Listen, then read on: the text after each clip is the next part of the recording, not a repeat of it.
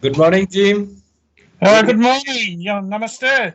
Namaste. How are you? I'm good, thank you. How are you? I'm good too. Namaste. Namaste.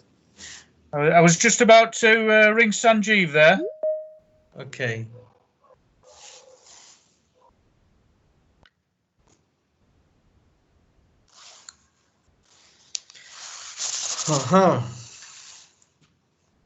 So that was a bit scary. Right. Yeah. Nobody You are there. right.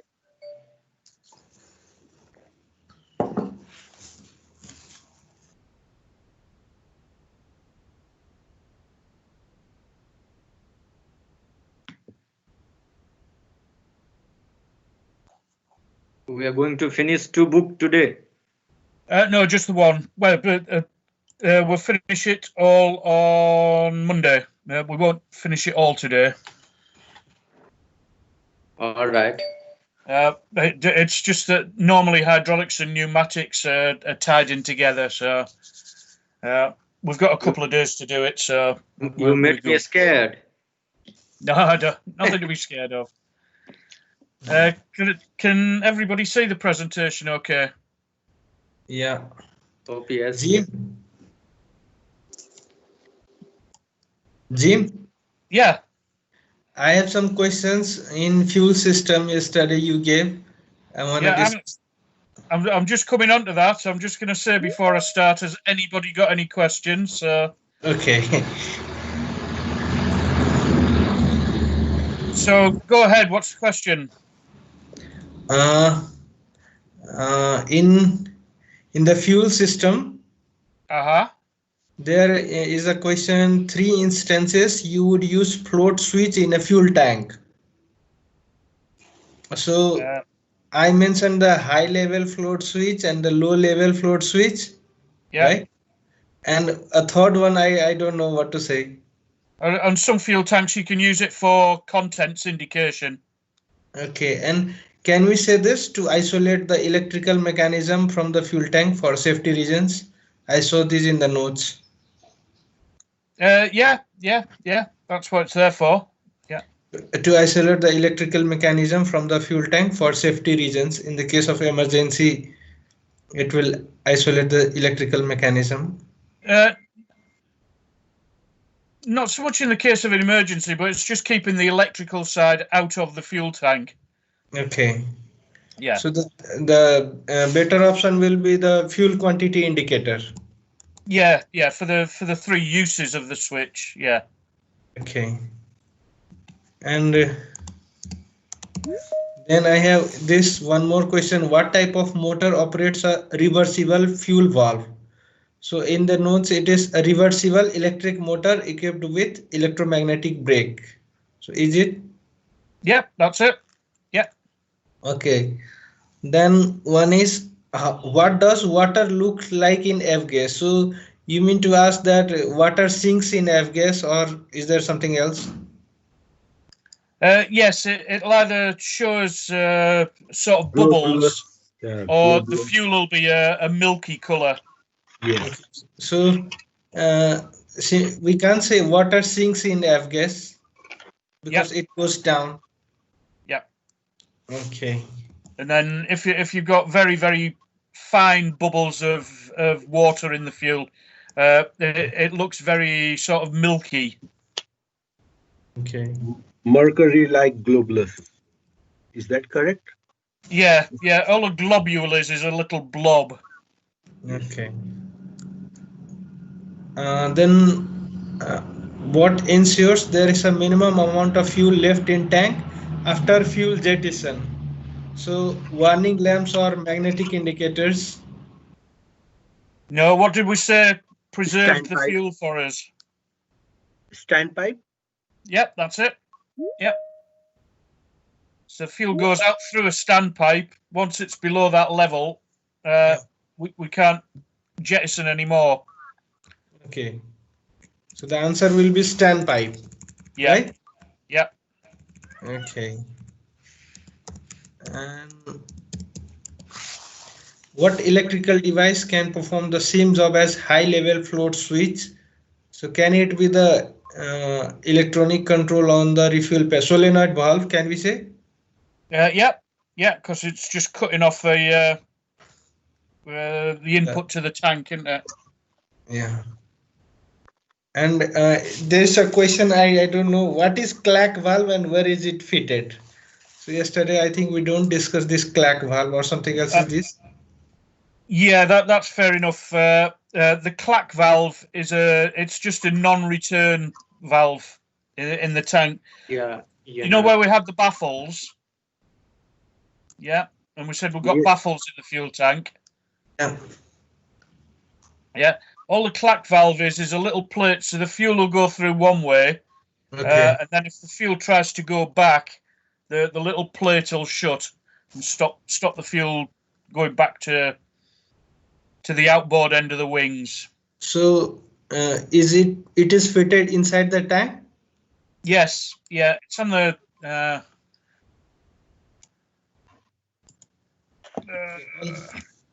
This jet pumps. If you think that's your wing, yeah, and inside the wing we've got ribs, haven't we? Yeah.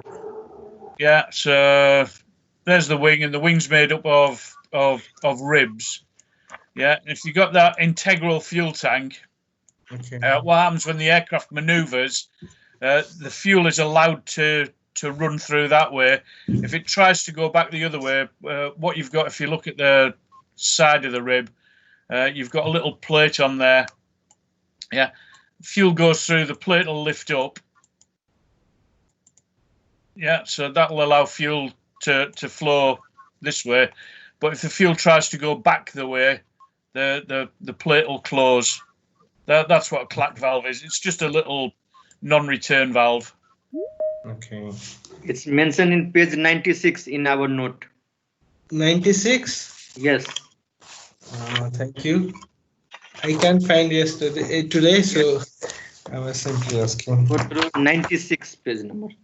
Yes. Last line of the second paragraph. Okay, clack valve.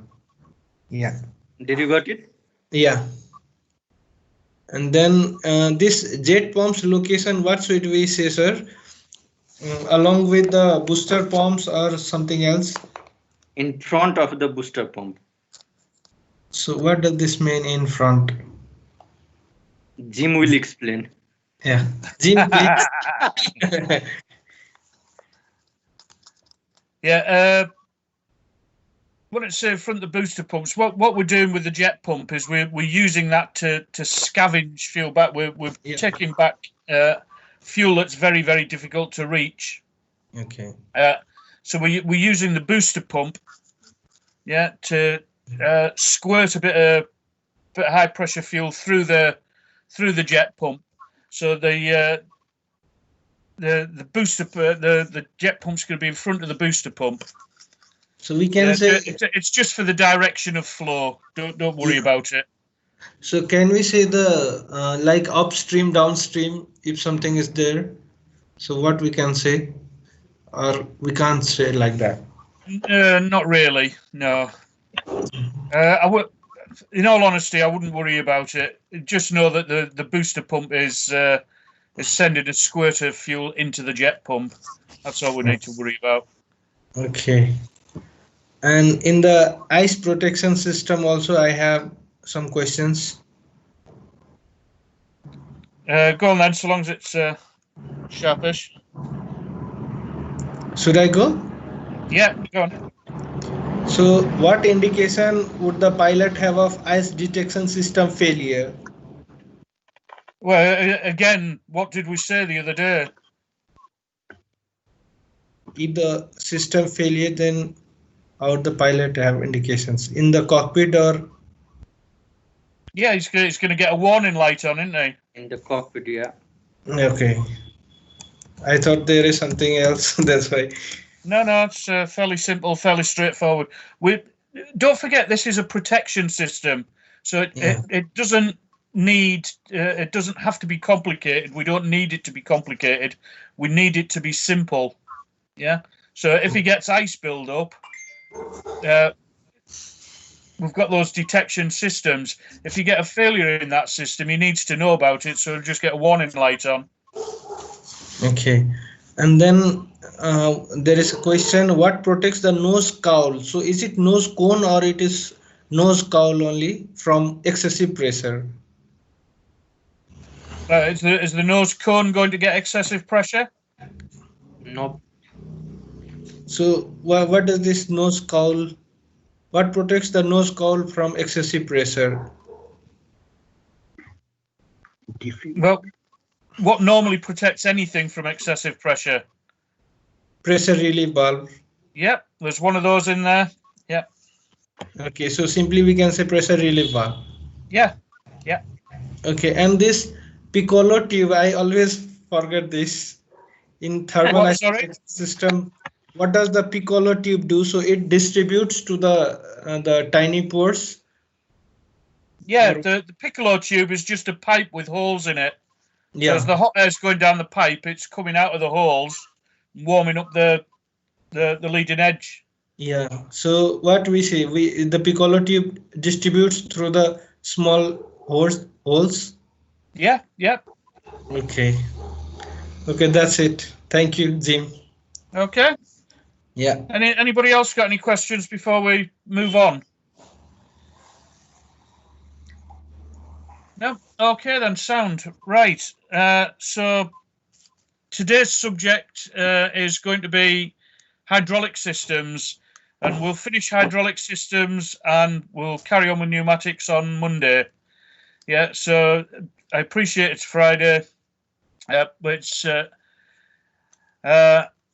something that we need to get through. So we'll just have to run with it. What I would say, in the book, there is a lot of stuff in there that we don't need to worry about. So don't worry about the size of the book.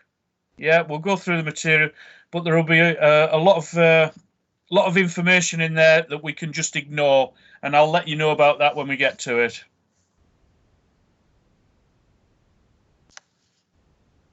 Okay. Got it. Right. Yeah. Okay.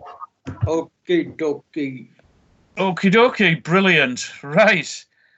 So hydraulic systems, yeah, they're common in fixed wing aircraft and in rotary wing aircraft. Yeah. What we're going to use hydraulic power for, yeah, to overcome aerodynamic loads, to move large bits of equipment. Hydraulics are very, very useful for us. Just out of interest, that was the Vulcan that I was telling you about the other day, the big aircraft that we found the milking stool in. But I only put that picture up because I think it's beautiful. Yes, it is beautiful. Yeah. So, right, what we're going to have a look at then are a build-up of a basic hydraulic power generation system. So we'll have a look at how the systems are laid out. We'll have a look at some of the components in those systems. We'll have a look at the fluids that we're going to use, and that's quite important to make sure that the right fluid is used in the right system. We'll have a look at reservoirs and accumulators, why we've got those in the system, the function of them, how we're going to generate that pressure to feed the various systems in the aircraft. And of course, because it's aviation, because it's an aeroplane, we're going to have backup. We're going to have emergency systems in case of failure. We'll also have a look at how we're going to control the pressure in the system, how we're going to distribute that power to the various subsystems, the indications and the warnings that we're going to get with our hydraulic system. And we'll just have a quick look at how it interacts with other systems, yeah, how the interactions there. So it looks to be quite a lot, but we're all right. We're on a winner. It's not too bad. Yeah. So the first sort of bit we need to look at is the principles of our our hydraulic systems. Yeah. And the advantages that we're gonna get from that. So we've got an aircraft. Yeah, we could put conventional mechanical, electrical systems in, but our hydraulic system gives us certain advantages in the operation of our controls. It'll give us smooth and steady movement. Yeah, nice and smooth. There's no jerkiness. The fluid is nice and responsive. And of course, that fluid is stuck in pipelines. It runs through pipes, run through components. So unlike your mechanical systems, we don't need to put in reinforcing into the structure. We don't need to strengthen various parts of the structure. For example, putting cable tensioners in, that sort of thing. So we've got an advantage there. The installation, take that with a pinch of salt. They say the installation's simpler than mechanical power systems. Trying to route cables as opposed to routing pipelines, yeah, it can be easier. We can get variations in speed and in power without the need for big, heavy, complex components. Yeah, so using the smaller components, not complex components, we can change the speed and the power of the output from the system. We can run it from different sources. So we can run it from the engines, we can run it from electrical pumps, we can run it from an emergency generation system. Yeah, so that we can take that power from different sources. And as I said before, we're going to have normal and emergency operation. So there's a lot of advantages to a hydraulic system. Right, first one for our highlighter. Yeah, we're talking about hydraulic pressure. And pressure is defined as the force per unit area. Yeah, so whack your highlighter through that one. Pressure, force per unit area. And that force, that pressure is normally measured in either pounds per square inch, PSI. We can measure it in kilograms per square centimetre, or we can measure it in bar. Throughout this, I'll be referring to PSI because I'm old and it's because that's what I'm used to. Yeah, I've always used PSI, pounds per square inch. I can't say I've ever come across kilograms per square centimetre, but bar is quite a common measurement of pressure now. And a lot of aircraft, when they're talking pressure, again, they refer to it in bar. Just for, again, info, 1 bar is equal to 1 atmosphere. 1 atmosphere is the equivalent of 14.5 PSI. So that is the pressure at sea level. Yeah, 14.5 PSI, 1 bar.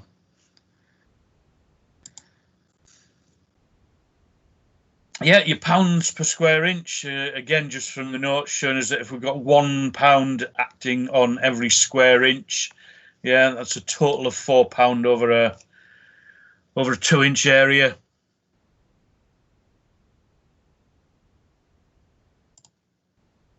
Yeah, 1 pound per square inch. And we can use that pressure.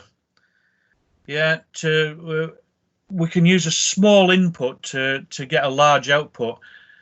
A chap called, I think it was Joseph Bramah, he invented what they call Bramah's press.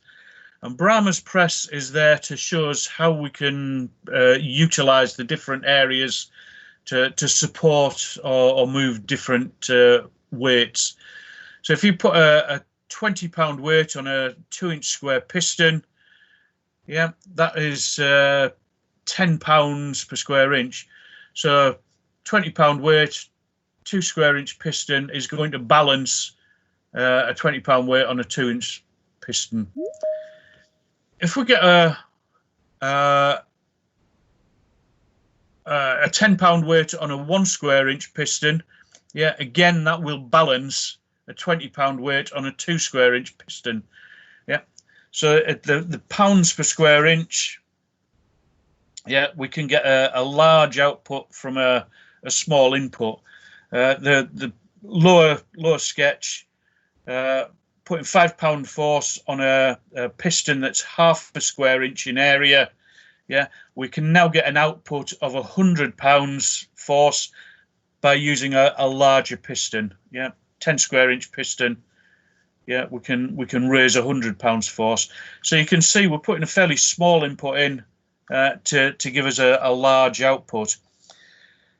Please remember Brahma's press. That one does come up, and that one is worth sticking your highlighter through. Yeah, and that principle comes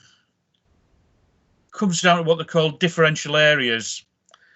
Yeah, so again, another apparatus that was designed to demonstrate that if I put a force onto a piston, force of £1 onto a piston, yeah, that piston area is 1 square inch. I am generating a force of 1 psi, £1 per square inch. Yeah, if I send that £1 per square inch up to a piston with an area of 10 square inches, now I can lift a weight of £10. All okay with that? So what we end up with is a very, very small input for a large output.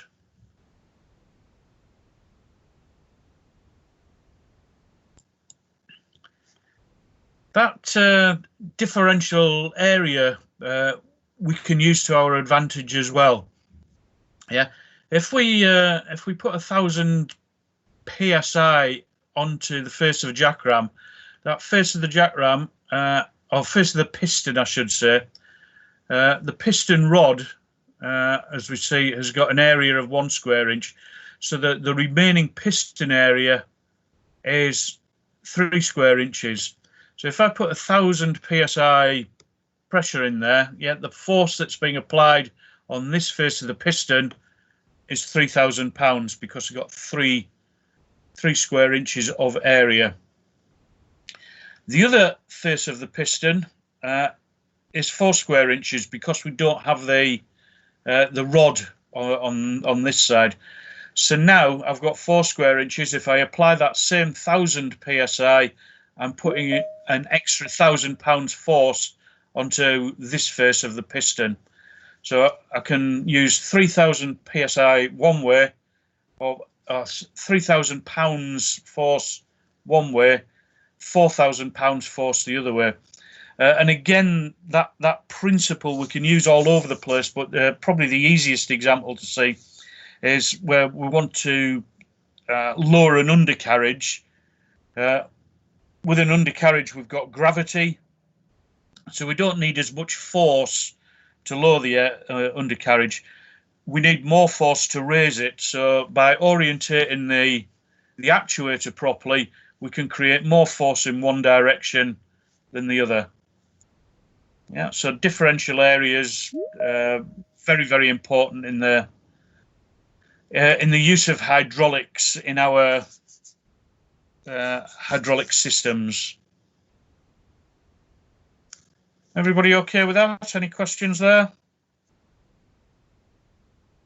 Nope. Okay. Force, yeah, the little diagram. Please remember that force is the pressure per unit area. See, force is your pressure times the area. Yeah, and the little logo there is just an easy way of seeing how the 3 areas interact. So your force is your pressure times your area. The area is the force divided by the pressure, and pressure is force divided by area. We're back to kind of module 1 stuff there, but just remember that the pressure is the force per unit area.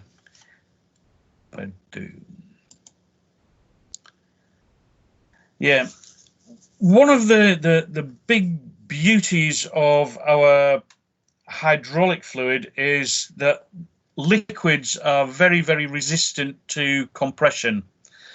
So for the pressures that we're using, it's although we're using a liquid and we've got flow in that liquid, it's kind of like using a solid medium to push the component that we're trying to move. So your liquid's resistant to compression.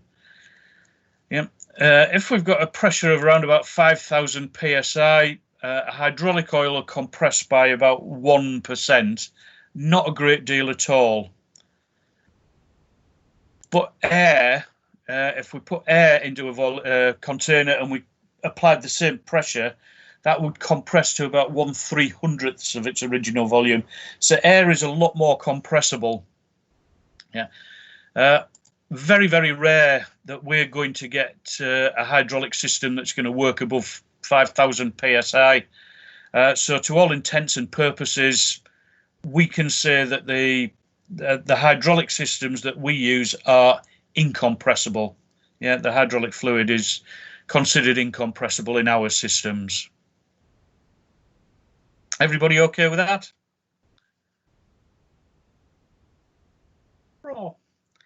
Right, again, another one for your highlighters, and we've come across this chap before, Pascal. Pascal, in the years gone by, did a lot of work with fluids, and he came up with what's now known as Pascal's law. And Pascal's law states that pressure in an enclosed container is transmitted equally and undiminished to all parts of the container and acts at 90 degrees to all the confining surfaces. Yeah. So if I've got an enclosed container, I apply a force to that liquid. Yeah. That force, that pressure is going to be felt at 90 degrees to all the confining surfaces. Yeah, it's going to act at 90 degrees and it's going to be equal and undiminished throughout. That's Pascal's law. Highlighter, please. Yeah. So if we're putting a fluid into a pipe and we block that pipe off at either end, put pressure in there, that pipe is going to feel that pressure throughout its whole length and 90 degrees to all the confining surfaces of the pipe. However, with our hydraulic system, yeah, we need flow. We need the fluid to flow to move the actuator or the component that we want to shift. So, along with Pascal's law, Bernoulli comes into play as well. And we all remember Bernoulli from aerodynamics, or I hope we do. And Bernoulli's theorem says that in a fluid flow, the sum of the kinetic and the pressure energy will remain constant. Yeah, so pretty much what goes in must come out.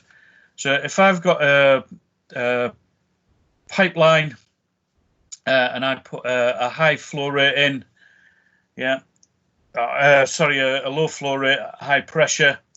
If I put that through a restriction, yeah, the pressure is going to drop, but the velocity is going to increase. As I come out of that restriction, the pressure is going to increase and the velocity is going to decrease. So Bernoulli, what goes in must come out. If I reduce the area, yeah, if I'm reducing the velocity or increasing the velocity, I should say, the pressure is going to drop, and the other way around. So when we come out, what goes in must come out.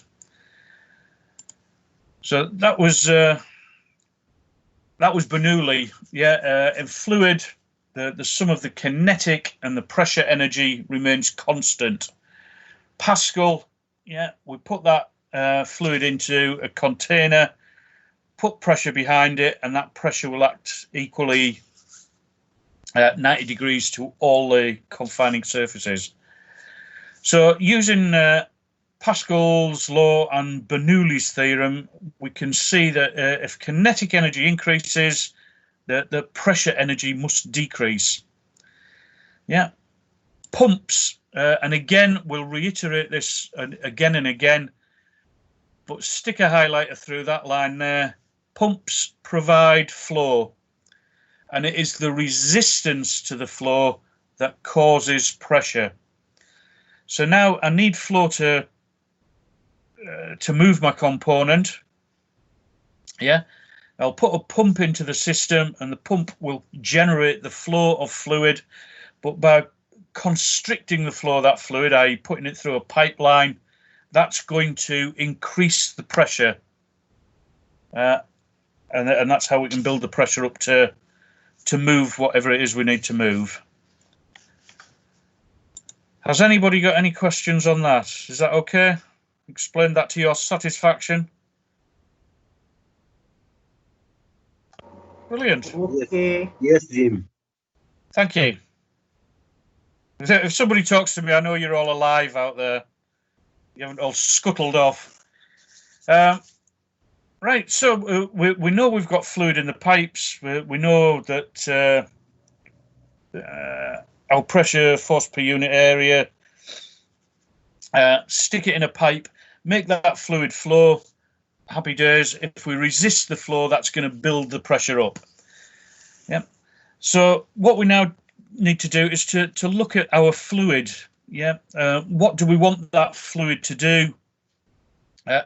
And what is going to be the best type of fluid for what we want?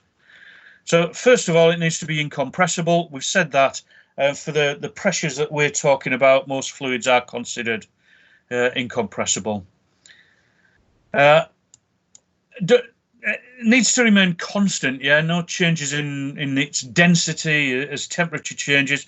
And don't forget, as this oil is running through the pipes, it's under pressure, temperature, yeah, so temperature is gonna rise. Again, the altitudes that the aircraft's flying at going to have an effect. So we need the fluid to remain constant. Yeah, and likewise, we want the viscosity to remain constant as well. Yeah, we want the fluid to remain viscous, flowable. To that end, a large working temperature range. Yeah, like we said with our fuel, it needs to lubricate as it's going through the system, so it's lubricating the internal workings of our valves. It says no significant health hazard, but there's not a hydraulic oil that I'm aware of that isn't. Yeah, it says an ideal fluid, but as with everything, it's going to be compromise. Need a high flash point. Yeah. Ideally, it wants to be non-flammable. When we talk about not foaming, if air's introduced into the system, air can be quite hazardous. And one of the ways we can get air in a system is if the temperature of that fluid rises too much, it'll start to boil and air will come out of solution. So ideally, we don't want the fluid foaming. Chemically stable, yeah, needs to be stable under all conditions. And it needs to be compatible with the system that it's going into. So it's not going to affect any of the components or the pipelines that it's running through. Good storage life, yeah, we've gone to the trouble of making this perfect ideal fluid. We need it to last, yeah, so we manufacture it, we need it to last. So those are the ideal the properties of the ideal fluid. In reality, and you're probably as aware as I am, that there's no such thing. There's always going to be compromises. Yeah. See, viscosity, when we talk about viscosity, yeah, something's got low viscosity, it's very flowable.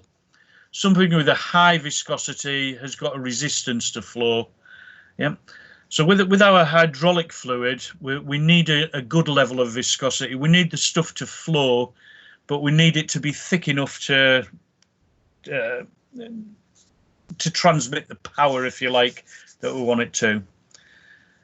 When it talks about a fire point, fire point is a sustained combustion. A flash point is where the ignition occurs. Again, don't worry too much about that. It's just explaining the words if you've not come across them. There are different types of fluid that we will come across. The three types, and I'm sure it mentions them in the notes as the three types, are natural fluids, natural oils. They are castor oils, normally yellow brown in colour. Just give me 2 ticks.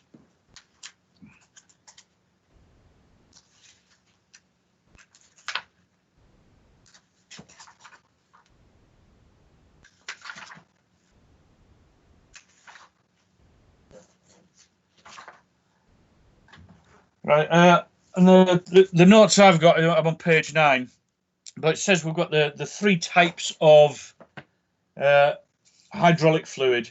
You've got natural fluid, you've got mineral fluid, and you've got synthetic fluids. Yeah, your natural fluids, and please stick a highlighter through these. If you've got the same chart, you should have. Your natural fluids are a yellow brown in colour, and they must be used with natural rubber seals.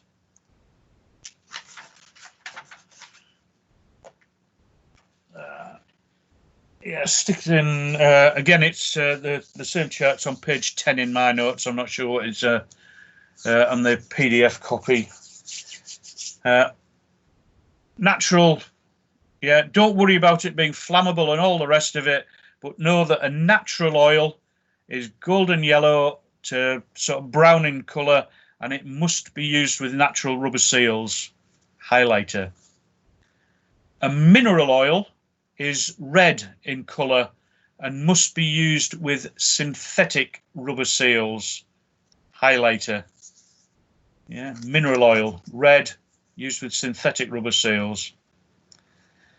Your synthetic oils, normally Skydrol, but your synthetic oils are purple in colour. Yeah. The seals that we use with synthetic oils are made from butyl, ethylene, propylene, and Teflon. Yeah. And those are the seals that we need to use with our synthetic oils. So please whack a highlighter through those and commit to memory. Natural oils, yellow brown, natural rubber seals. Mineral oil, red, synthetic rubber seals. Synthetic oil, purple, and the 4 butyl, ethylene, propylene, and Teflon seals. Everybody okay with that?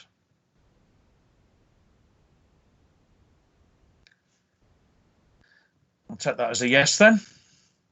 Yeah, it is essential that we put the right fluid in the right system. Yeah, if we don't, if we contaminate the system, if we put the wrong fluid in, then the seals will deteriorate. We'll end up with lots of leaks.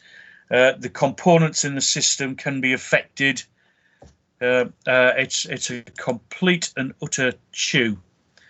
If you put the wrong fluid in the system, yeah, we've got to drain the system down. We've got to flush the system through. In a lot of cases, we've got to change all the seals in the system. Yeah, and again, that can take forever. The AMM will tell you which seals you need to change. Yeah, it really is a pain in the arse. So when you're out there working yourselves and when you're supervising, which you will be doing, supervising other guys and topping up systems, make sure that the right fluid goes into the system. Yeah. Over at your place, obviously, you're operating lots of different aircraft types. They're going to be using different hydraulic oils, so it's critical that you get the right one. Another problem we can get with our hydraulic fluid is air in the system. Yeah, and as we saw before, air is compressible. So if we get air in the system, we lose that air has got to be compressed before the system will move. So we end up with an awful lot of sluggishness, unresponsiveness in a system. So air can be in a lot. If I say fatal, I'm not too far away. Again, it's a pain in the ass for us because we've got to get rid of it. But that air can cause havoc if we allow it into a hydraulic fluid. Yeah. Unless it's in beer, of course. Yeah, so with the aeration in fluids, yeah, as I say, your gases are more easily compressed than the liquids, and if a gas is present in the hydraulic oil, when pressure's applied, it'll compress and really compromise, seriously affect the operation of the system. The other thing as well with air in the system, it's been carried at quite a high speed within the hydraulic fluid, and those little bubbles of gas will act like a sort of sandblasting medium, and they will erode components. They will wear them away. It says on the thing here they become little bullets. Yeah, and it's just like sandblasting something. Yeah, over a period of time, they're going to destroy components internally. With our gas, yeah, normally air. Sometimes you can get nitrogen mixed in if we've had a leak or whatever. But that gas within the fluid will be present in one of two ways, either in free bubbles or in solution with the oil in the system. Free bubbles are pretty good. We can see them. We know what we're doing with them. Gas in solution with the oil isn't a problem so long as it remains in solution. It's not going to affect anything. Yeah. It's when that gas that's in solution comes out of solution, when we bring it out of solution, that's when it becomes a problem, because it then becomes free bubbles. Yeah, and that's when you get your compressibility, all the rest of it. And that process of the oil being brought out of solution is normally caused by a negative pressure, a pressure drop, and it will suck the air out of the oil. The gas comes out of solution, and that process is known as cavitation. And I hate that slide. Sorry. Yeah. So the oil bubbles coming out of solution is caused by a negative pressure. Let's just see if I can reduce that down again. Yeah. So the oil bubbles come out of solution caused by negative pressure in the oil. Something like the pump, yeah, sucking oil from the pipelines and the reservoirs.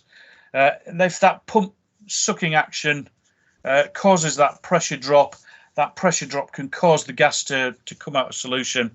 And that process is known as cavitation. Again, that's a word that you need to highlight. Yeah, gas coming out of solution, cavitation, caused by pressure drop. Probably the best description can come up with for that process of the gas coming out of solution. If you go down to the shops and you buy a bottle of Coca-Cola, yeah, that Coca-Cola is sitting in the bottle as a liquid. As soon as you take the lid off, yeah, all the bubbles come out of solution, and that's where you get all your foaming at the top of your drink. Yeah, same sort of principle. We're just releasing the gas from the liquid.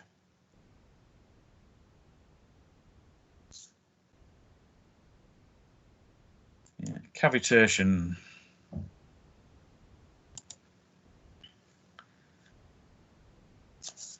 So what we're going to look at now is so how we're going to put a basic hydraulic system together. Jim, Yeah. Can you explain once more for cavitation and aeration? Yeah. Let's just go back. Right, aeration. Yep. I'll use the beer on the slide there. Imagine that's a hydraulic fluid and it's got all these little air bubbles in it. Okay. If I've got let's say an actuator, yeah, and I want that actuator to move a piston. If I've got air in the system, all those little air bubbles have got to compress before my hydraulic pressure can take over. So all those little bubbles will combine to make a big bubble. Because air is compressible, yeah, we've now got effectively it's like pressing on a sponge.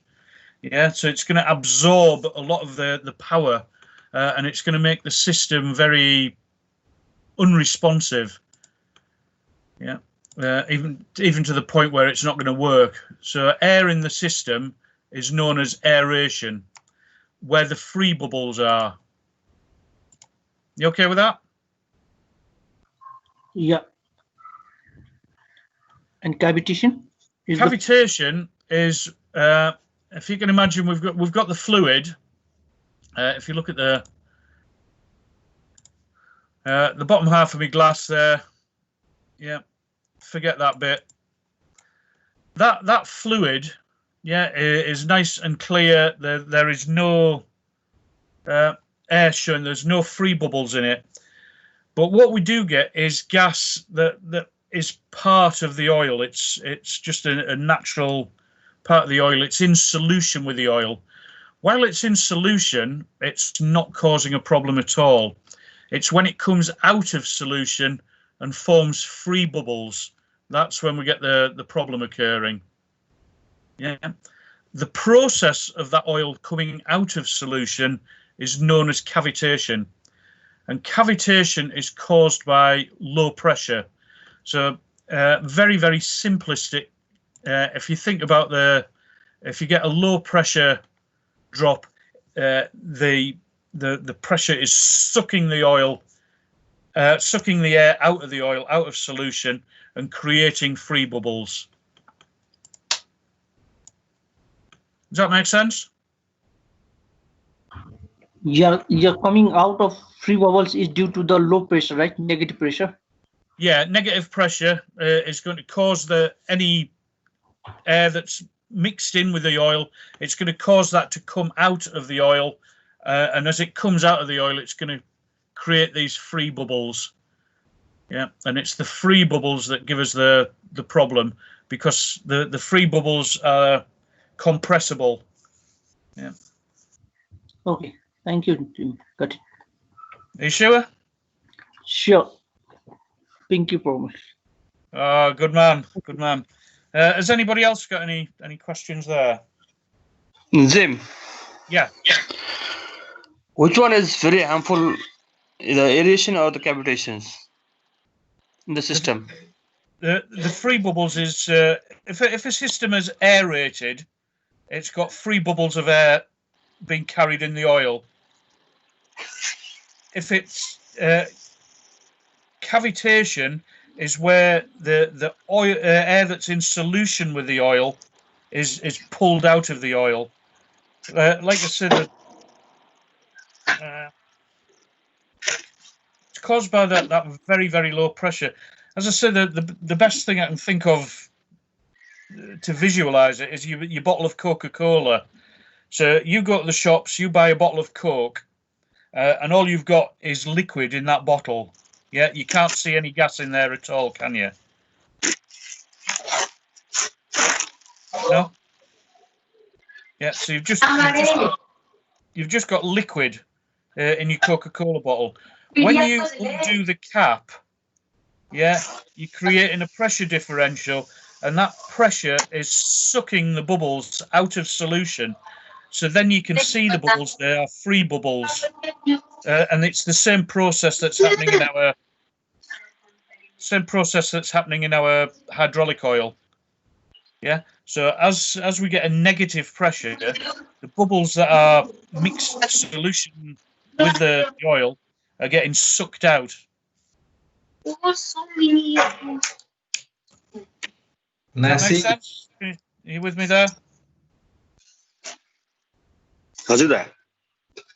Okay. Are you sure? Yeah. Anybody else? Okay, so I want that beer. aeration. Yeah, again for your highlighter, aeration is the free bubbles of air in the oil. Cavitation is the process of bringing air out of solution with the oil, and cavitation is caused by low pressure or down to a negative pressure.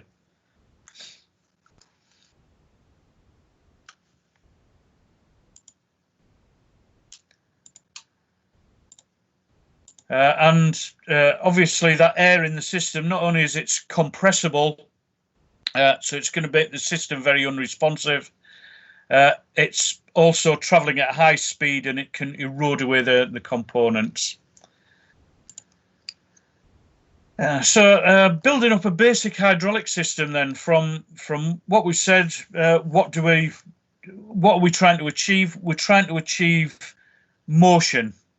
We are trying to move something with our hydraulic pressure. So what do we need? Yeah, we need a volume of oil. Yeah, and that volume of oil will be held in a reservoir, just a container for dispatching and receiving oil. We're going to need an actuator. We want to move a service. And the way we're going to move that service is with some form of actuator. Yeah, we need a selector so we can tell our actuator which way to go. We need a pump because we're going to generate flow. We need flow to move the actuator, but we're also going to put resistance to that flow, which is going to give us pressure. So the resistance to the flow giving us pressure. And that's normally generated within the pump and pipelines to carry our fluid. Yeah. So, sorry, I've just got the wrong page.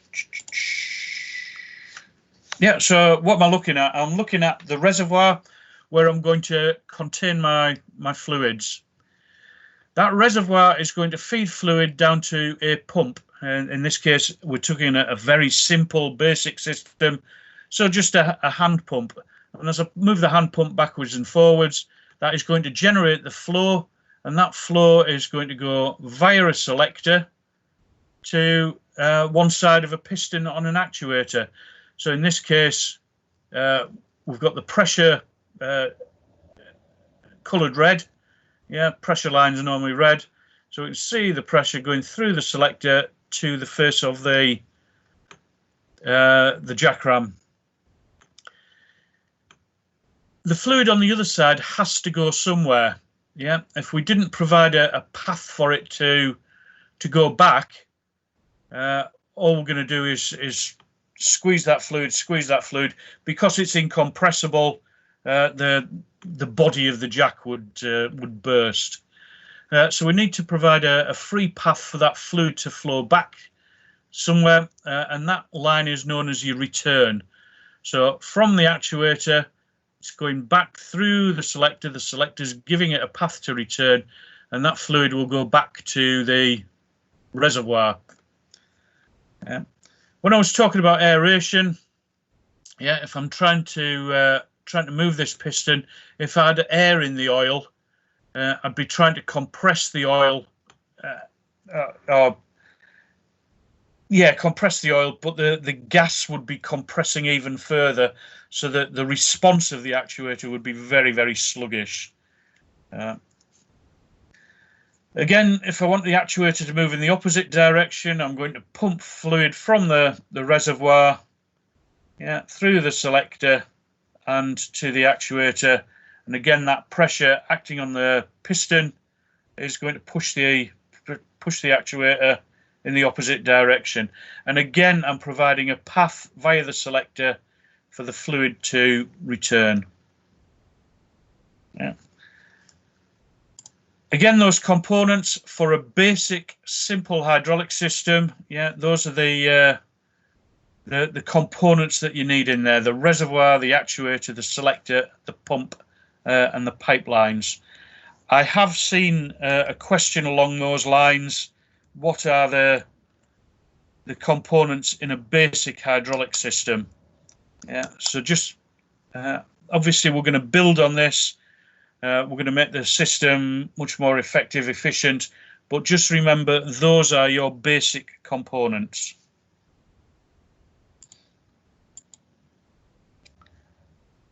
And again, just more for the ab initio guys, just to show them how we can build the system up from basics. So what we need to look at: how can we prevent cavitation in our system? Yeah. How can we generate additional flow so we can run more services? Yeah. How can we operate the system if a pump fails? Yeah.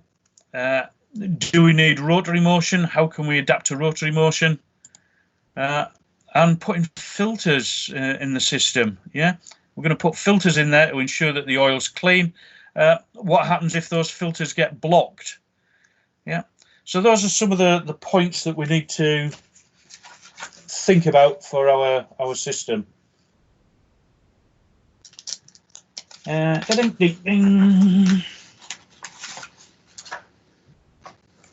Right, I think that's a good place to stop for a cup of tea. Yeah, we'll have a 20-minute tea break, and then we'll look at the some of the components that we're gonna build into that system. Okay.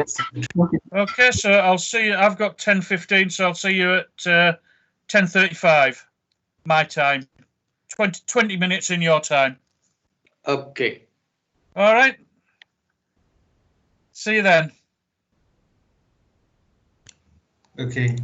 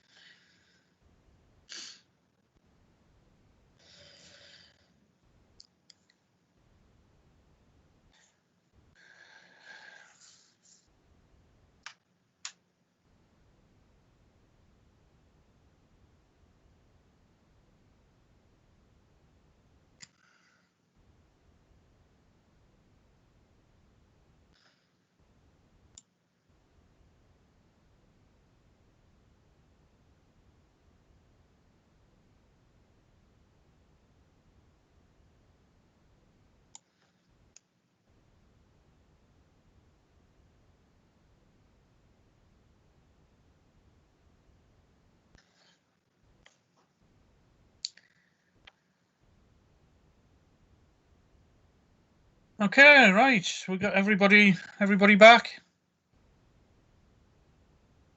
Yes. Super duper. Right. Before I kick on, has anybody got any questions? No. Okay.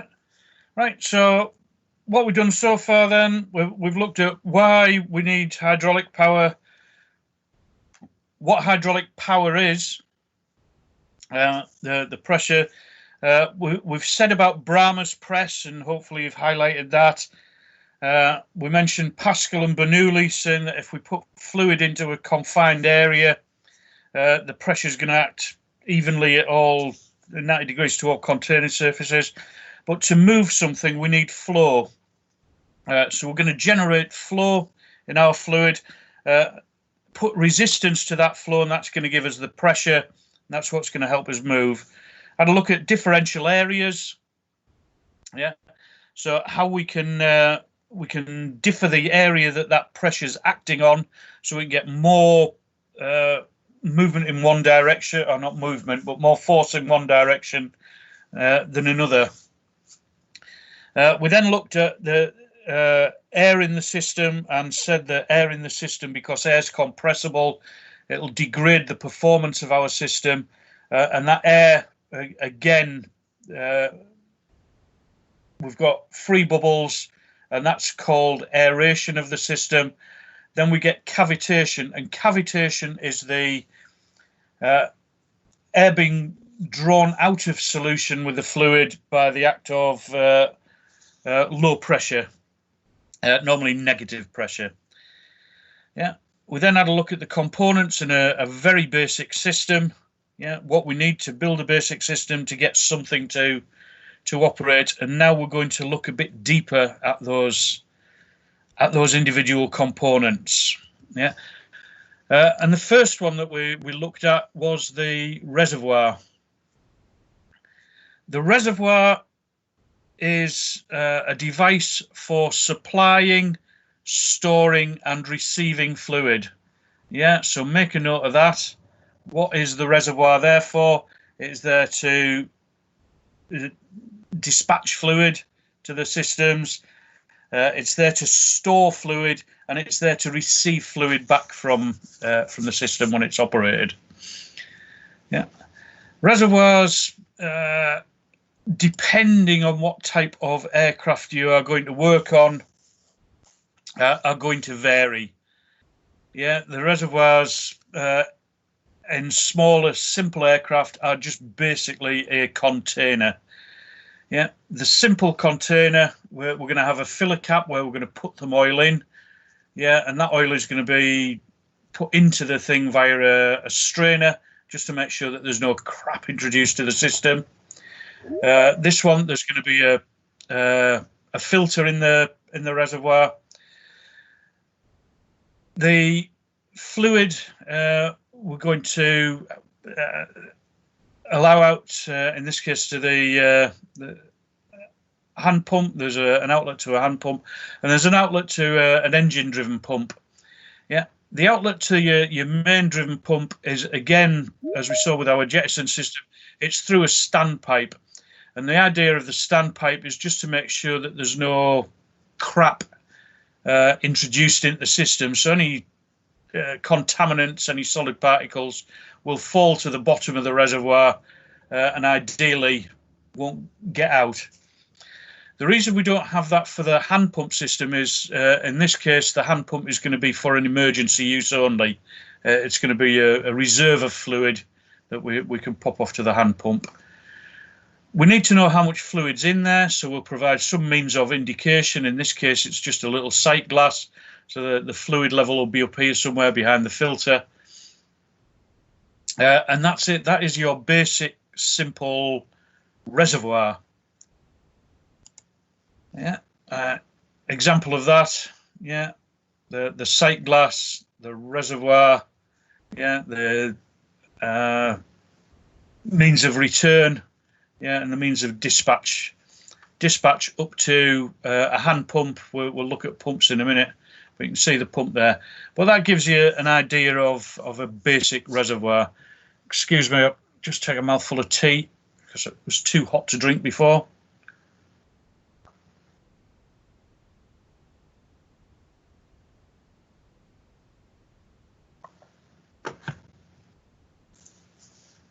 Sorry about that.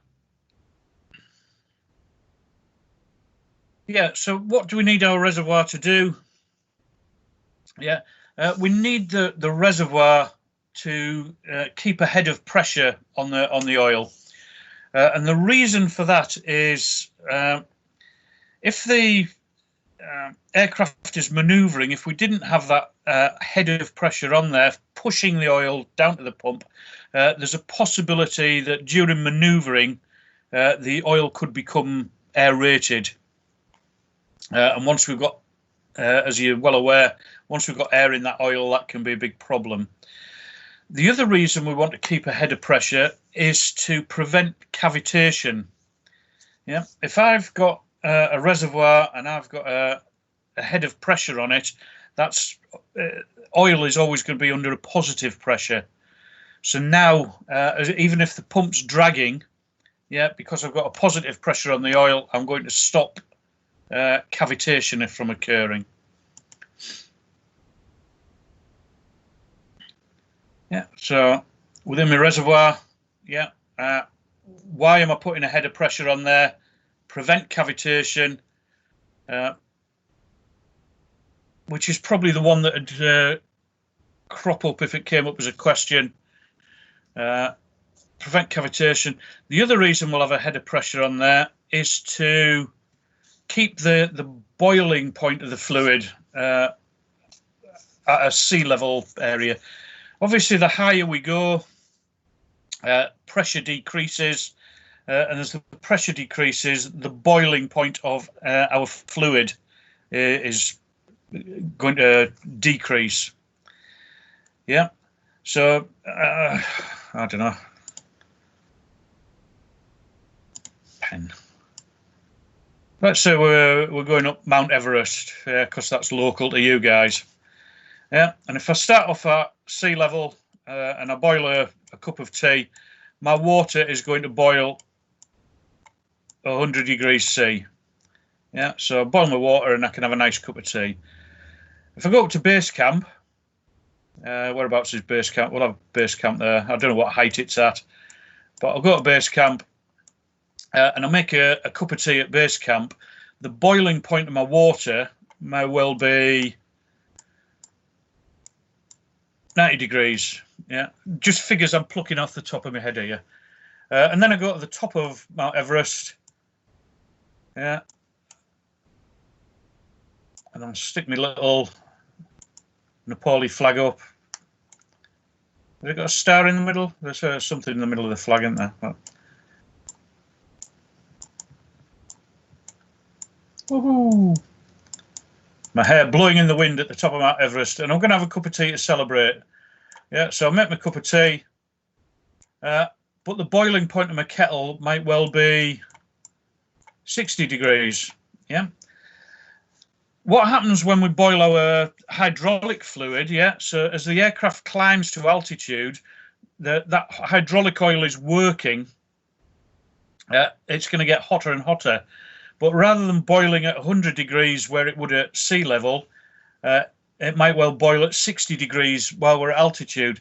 And that boiling is going to cause air to be released from the fluid. Yeah. So what we don't want is the oil to start boiling off. So by putting a head of pressure on there, yeah, we're simulating a much lower altitude. So it reduces the boiling point of the fluid at higher altitudes. Is everybody okay with that? Understand that? Okay. Yes, Jim. Yeah. So how we're going to maintain that head of pressure? Well, we can mount the reservoir above the height of the pump, so the fluid is coming down. Even if we don't do anything, we've got gravity there, and so long as we don't invert the aeroplane, we're going to have that head of pressure there.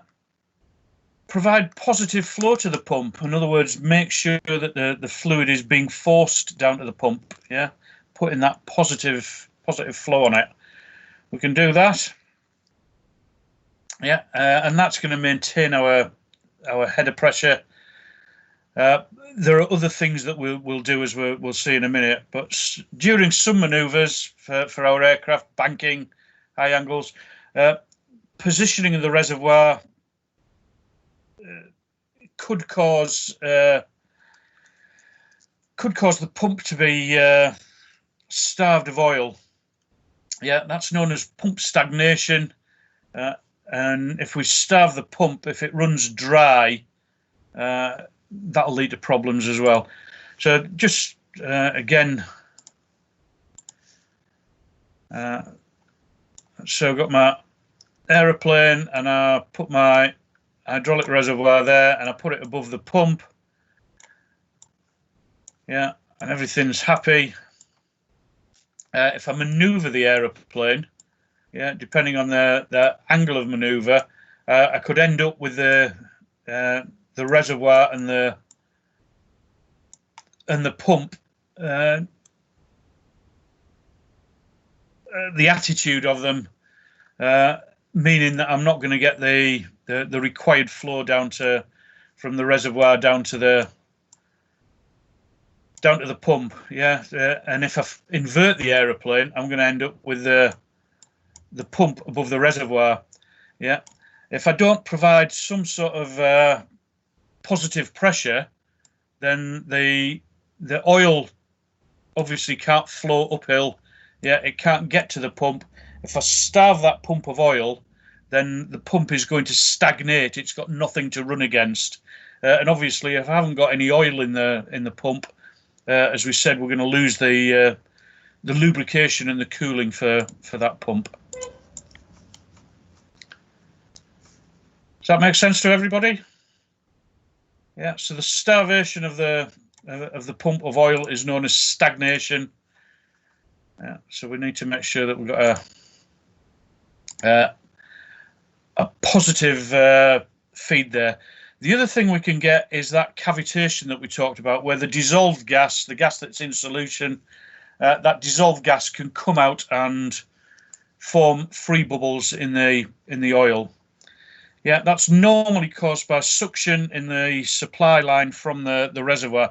So as the pump is trying to pull that oil down, yeah, if we get that negative pressure drop, then we're gonna end up with cavitation. Yeah. So again, yeah, that induces the gas to form large bubbles in the fluid to fill the area of reduced pressure. All we're doing is sucking the gas out, our cavitation. Hopefully we're happy with that. Yeah, the boiling point of the fluids, if it were allowed to boil at high altitude, that dissolved gas would come out just like steam from a kettle. Yeah, and again, that would aerate the system, something that we don't need. So if we put pressure on the liquid, yeah, we're going to make sure that that boiling point is maintained. That's the word I'm looking for. Yeah, so we want to keep the pressure on there to keep the boiling point at a higher level.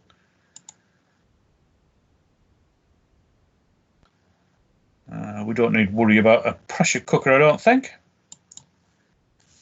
All right.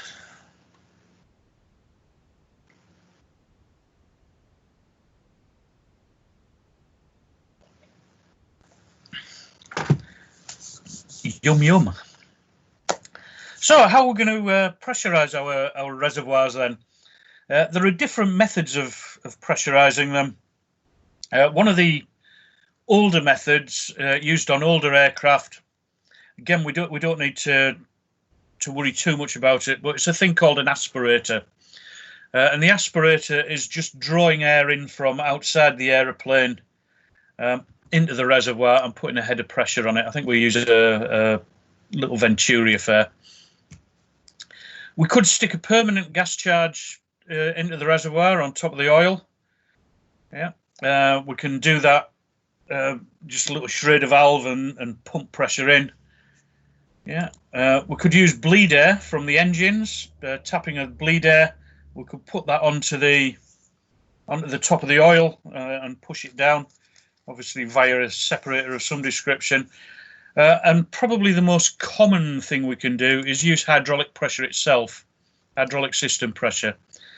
That is known as a bootstrapping system because we're bringing the oil into the required condition through its own action, as we'll see in a second. Yeah. So your most common type of reservoir. Again, as with them all, we're going to have a contents indicator. We need to know how much fluid's in there.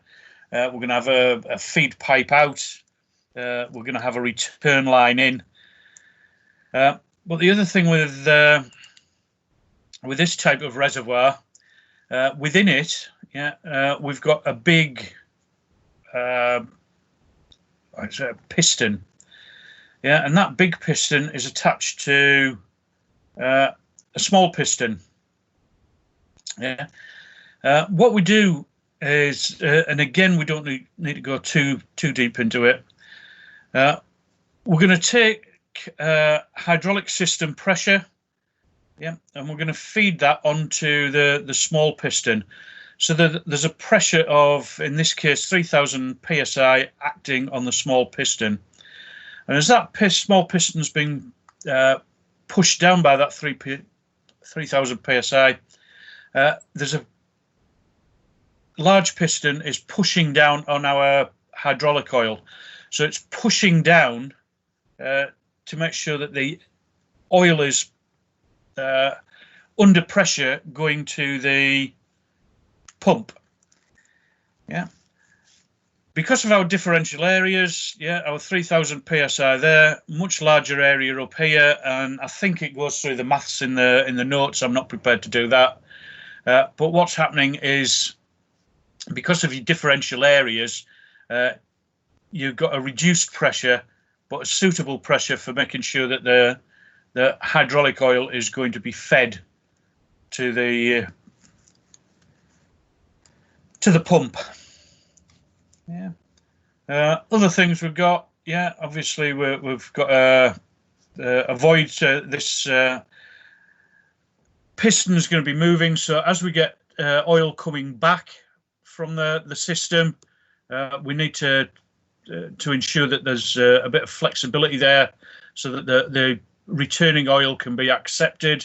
We need to make sure that the supplied oil is going to be fed.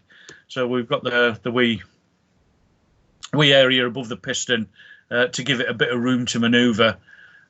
Quantity gauge, we've already mentioned all that. I don't think I need to say much else about that.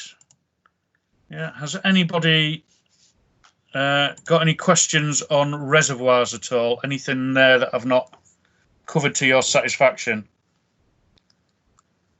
Yeah. So remember, for your highlighting the purpose of the reservoir to receive, store, and dispatch fluid into the system.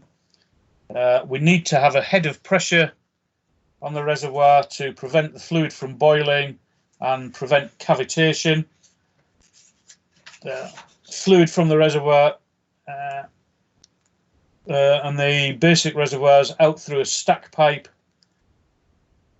And like I said, that there is a bit about the aspirator in the notes, but we don't need to worry about it.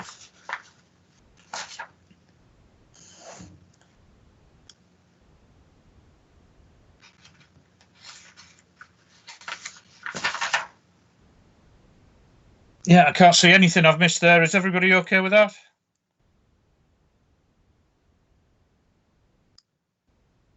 Yes, Jim? No, Jim? Yeah. Yeah. Okay, that's great. At least if one of you talks back to me, I know that my microphone's working.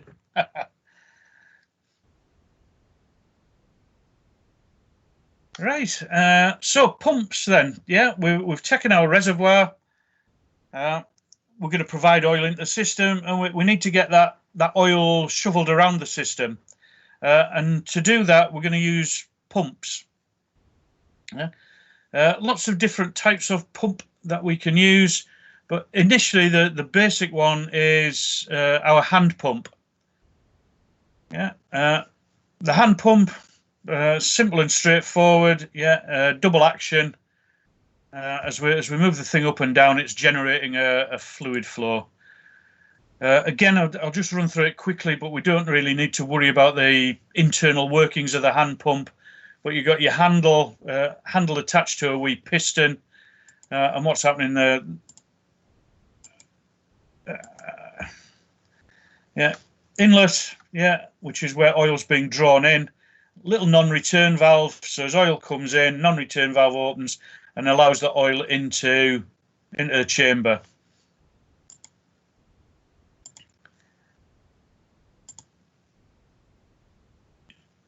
Ready to go off to the outlet. Yeah, so we've drawn air in. Yeah, as we push the handle forward, that piston is being pulled back. Oil that's already in the dispatch, I'll call it the dispatch chamber. I know that's the wrong term, but the oil in this chamber is being forced out to wherever it needs to be. Yeah, so oil being drawn in. Yeah, as the piston goes that way, being forced out. Handle move to left. Yeah, piston moves to left. Inlet check valve opens, draws fluid into the right chamber. Outlet check valve remains closed under spring pressure, but the fluid in the left chamber is forced out of the outlet. So left chamber, fluid forced out. Check valve remains closed. This one remains open, so it's pulling fluid into the right-hand chamber. Yeah, move the handle back. Yeah, pushes the piston to the right-hand side. As it does, it's pushing that fluid, which is opening the check valve, which in turn is filling the left-hand chamber. At the same time, as you're pressurizing that fluid, you're causing the check valve to close, so you're not pulling any oil in. Yeah, piston moves to the right, compresses the fluid in the right chamber. Yeah, inlet check valve closes, and and pressure buildup overcomes the outlet check valve. Outlet check valve opens, allows the fluid to flow through to the outlet. Yeah. Handle moved again to the left. Inlet check valve opens, pulls fluid in. Outlet check valve remains closed. Yada yada. So that's our basic hand pump. The most common type of hand pump is the double acting. Yeah.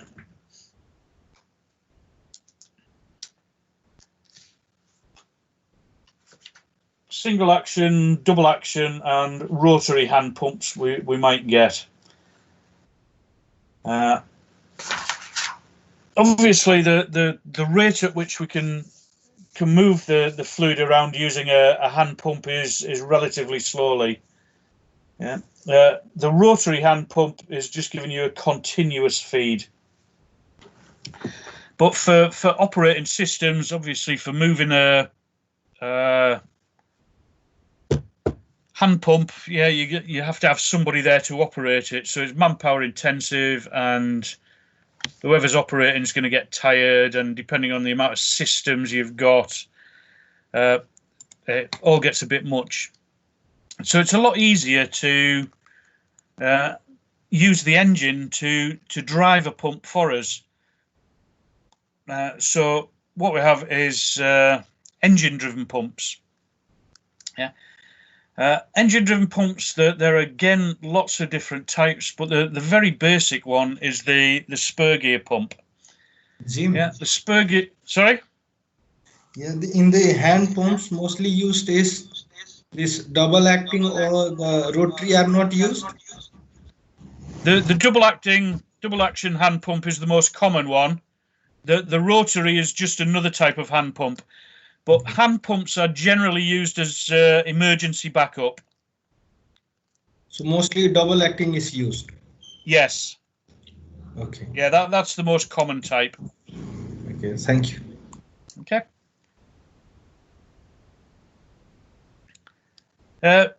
Yeah, so spur gear pumps, very simple pump, and as the name suggests, what we've got is just two gears that are rotating. One of the gears driven by the engine, a direct drive from the engine, and as that gear turns, it's moving another one around with it. Fluid is delivered into the pump, and as the gears turn, they are displacing that fluid and sending it out through the outlet. You can see in this case that the outlet is smaller than the inlet. So because we made the outlet smaller, we're introducing resistance to the flow. Because we're introducing that resistance, yeah, we're giving ourselves pressure. So the pump is providing flow. Yeah, it's the resistance to the flow that gives us the pressure, but we're combining the two. We're creating that resistance within the pump, so the pump has got a pressure output. Yeah. What else do we need to know about the spur gear pump? Yeah. Driving gear, a driven gear, engine drives that one round. As it turns, it displaces the fluid, pushes it off to the outlet. Within the pump,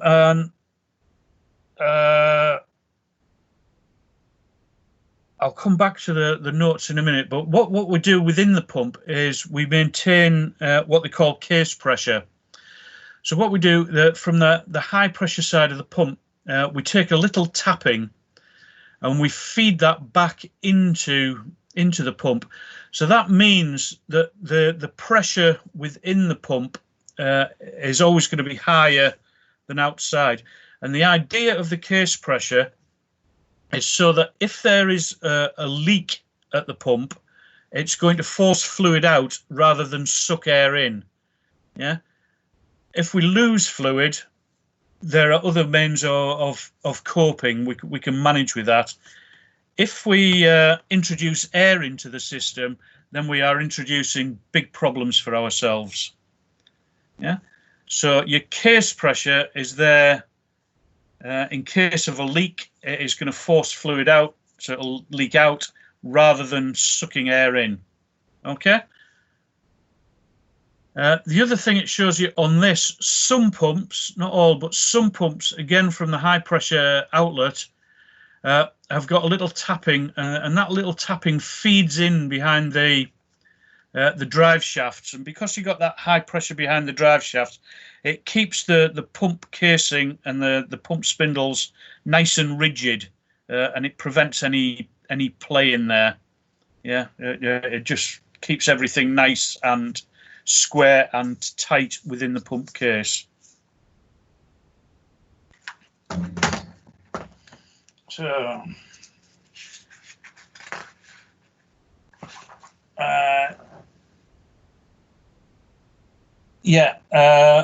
so your simple gear pump that we've talked about, shows you how it works. Fluid sucked in, trapped between the teeth, carried around the discharge side of the pump. We said that. Small amount of fluid is allowed to leak past the gears around the shafts for lubrication and cooling. Yeah, relief valve holds the oil in the shafts till you get a build up. Case pressure maintained, so stick a highlighter through that, please. Case pressure maintained, so if the shaft or the seal becomes scored, fluid will be forced out rather than air drawn into the pump. Yeah. Again, as pump output pressure increases, tendency for the case to distort. To prevent that, some pumps have a high pressure oil from the discharge side fed through to an area behind the bushing flanges. Just keeps everything nice and square and tight.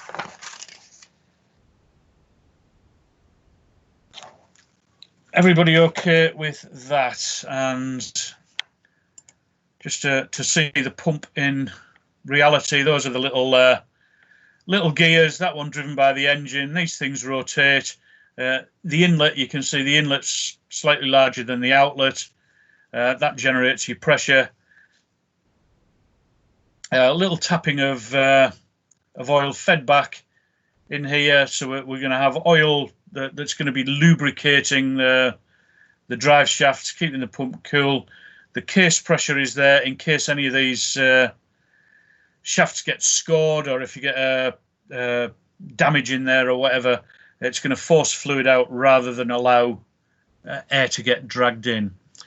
The other thing that's mentioned in the notes, and is probably worth sticking a highlighter through, is that the drive shaft is normally the quill type drive shaft. So what it is, there's a weak point built into the shaft. So if the pump seizes, the drive shaft will shear. Yeah, so it's not going to have any detriment effect on the engine. Yeah, it'll just the quill snaps and it'll just divorce the engine from the pump. That's a nice word, isn't it? Divorce. Yeah, the G-rotor pump or the Garota pump. Again, it's just another type of gear pump. It's an offset drive. Yeah. So as this thing rotates, oil is being taken into the cavities, and as the gear driven by the engine, as that rotates, it's displacing the oil and forcing it out of the outlet. Again, this was a YouTube vid, but I can't get the thing to run for some reason. Yeah, but all it is a little offset drive. Yeah, so this internal gear's rolling around. It's just displacing the fluid. There is a sketch of it in the notes. Don't worry too much about the internal workings. Know about the case pressure, yeah, and what that's for. That comes up. Know about the quill drive, the shear drive to protect in case the pump seizes. Other types of pump we might come across, the radial piston pump. Again, we've got an eccentric drive. As the drive is running, yeah, it's causing pistons to pull in and out. As they're pulling in and out, they're drawing fluid in. And as the pump rotates, then they're forcing it out through the outlet port. Yeah, so you've got an inlet and an outlet. The pump is withdrawing, it's pulling fluid in and then pushing it on out. just again a different type. The radial vane pump, similar sort of thing. We've got an inlet. As the pump's rotating, there's little vanes that are thrown out of the way by centrifugal force. As they're thrown out of the way, touching the outer case, fluid comes in. It's carried around by these vanes. And as the vanes travel around, the fluid is pushed on out to the outlet side. The body of the pump sort of reduces. So as the vanes come round again, they're withdrawing into a slot. Yeah, and then as the pump travels, they collect and scoop it, acting a bit like our water wheel that we talked about before.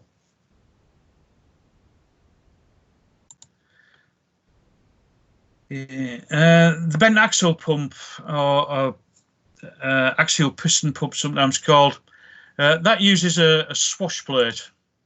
Oh, sorry. Why aren't you? Again, this should run. But as the drive shaft's turning, it's turning an angled plate, what they call a swash plate, and that angled plate is attached to pistons. Yeah. So as the plate rotates, it's drawing the piston out, and as the piston withdraws into the cylinder, it's pulling fluid in. Yeah. It pulls that fluid in, and as it rotates, because of the angle of the swash plate, the piston is forced forward, and it pushes the oil out through the outlet. Yeah. Again, very, very efficient little type of pump. That's the thing there. You can see the drive shaft that's turning. As the drive shaft turns, these pistons are being pulled in and out, and again, they're pulling fluid in. As they pull the fluid in, as the thing rotates, then it's forcing it out the outlet side.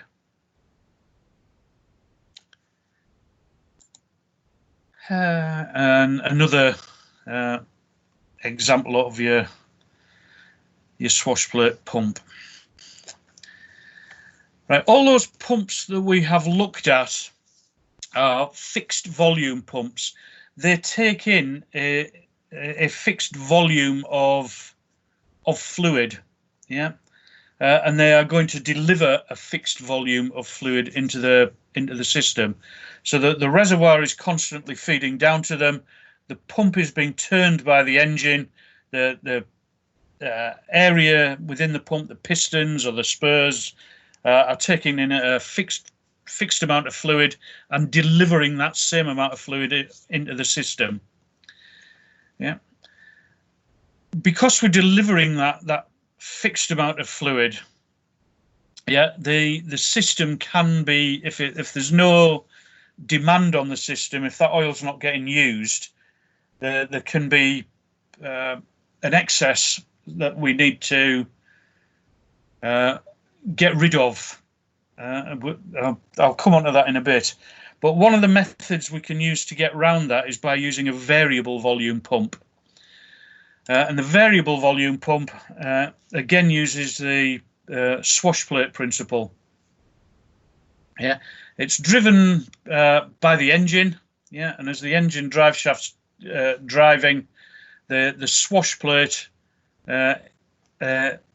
is movable. It swivels on a pivot. That's the word I'm looking for. Yeah. So long as there's demand on the system, as that swash plate is backed off, as it's sitting at its angle, it's drawing in fluid into its pistons, those pistons pulling in a fixed amount of fluid, and as the swash plate rotates, the piston extends and it pushes that fluid out into the system. Yeah, so that there's what's the word? Sufficient fluid for the systems that are operating. As the systems operated, if there's no demand on the system, we're going to get a pressure build up downstream. That pressure is then felt at a little, what they're calling here, the control piston. That pressure felt back at that piston, pushing on the piston against a spring, and that's causing the swash plate to move to a more 90-degree position. Yeah. Because it's moved, yeah, there's less volume for the oil to go into when the piston moves. So what we're doing by altering the position of that swash plate, yeah, we're adjusting the volume of fluid that the pump can take in, hence the variable volume.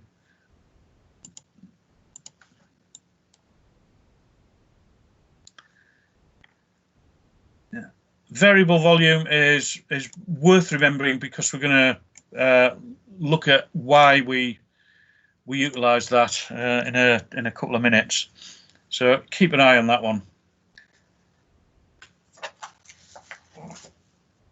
Six. Make sure there's nothing else I need to mention on those pumps.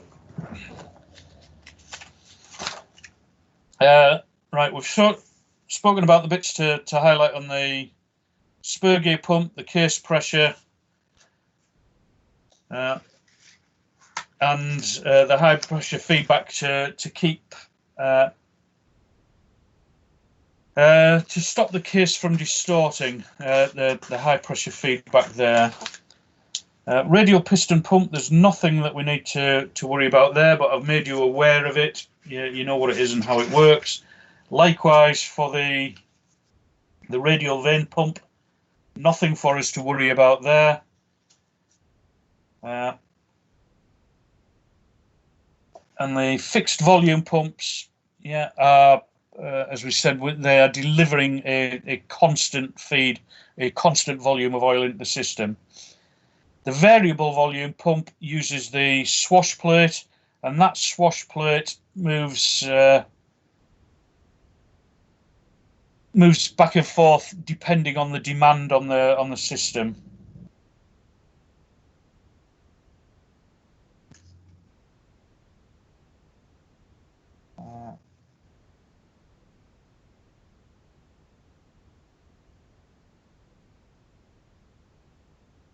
Yeah, the only other bit I can see on there that might crop up, a lot of variable volume pumps have an offload facility.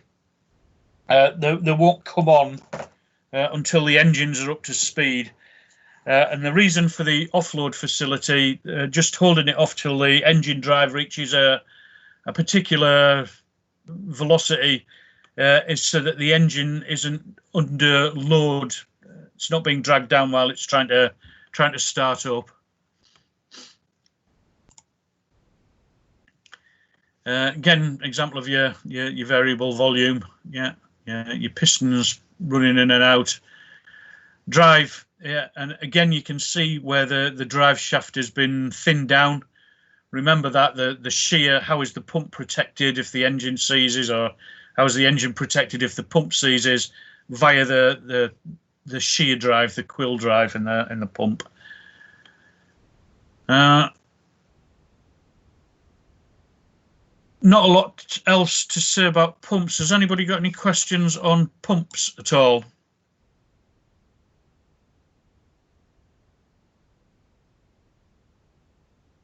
Nothing on pumps? Okay. So I think hello. Hello. Jim sir, can you please again describe this case pressure in typical spur gear pump? Yeah, I'll do that. Because this is important, so I want to be clear about this. Yeah, no worries. Just give me 2 ticks. I just need to know where I'm going to next. I've got 14. That if the starter seal becomes short. Right. Spur gear pump.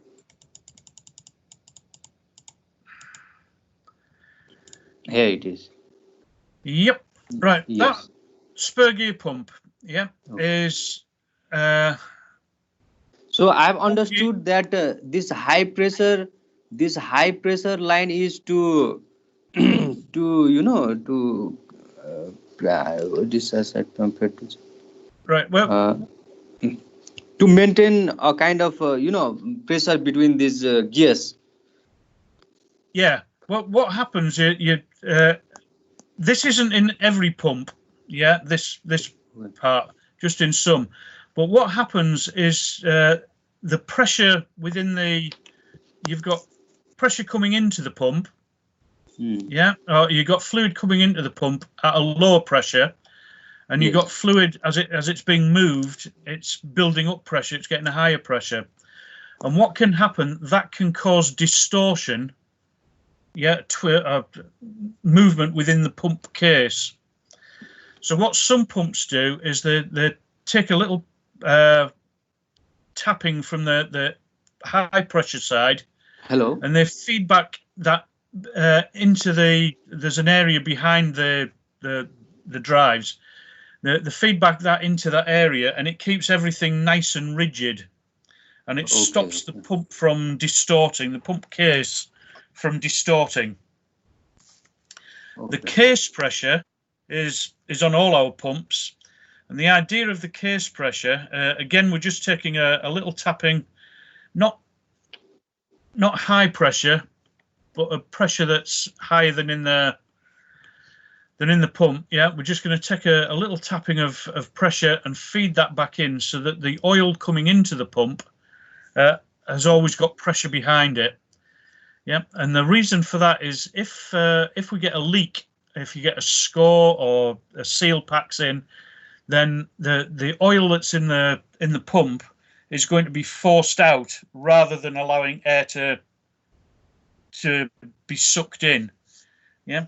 So if you didn't have that positive pressure in the pump and it had a leak, then it could suck air in.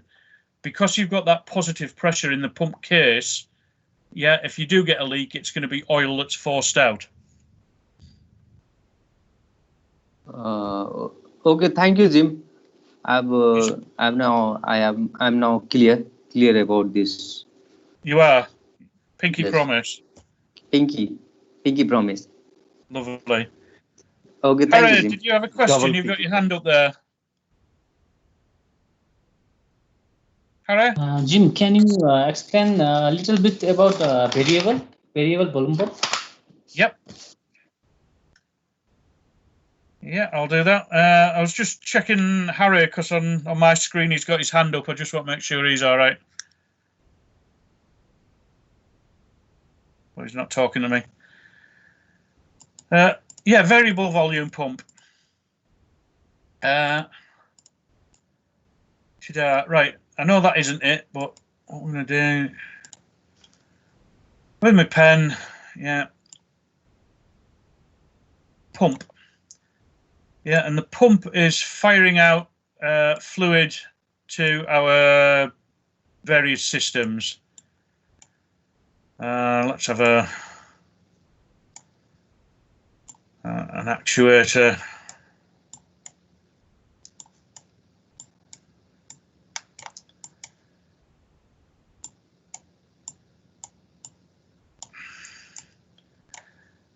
Right, so the pump is throwing out a constant amount of fluid, yeah, and it's waiting for that actuator to move. Don't forget to move a component, we need flow, yeah.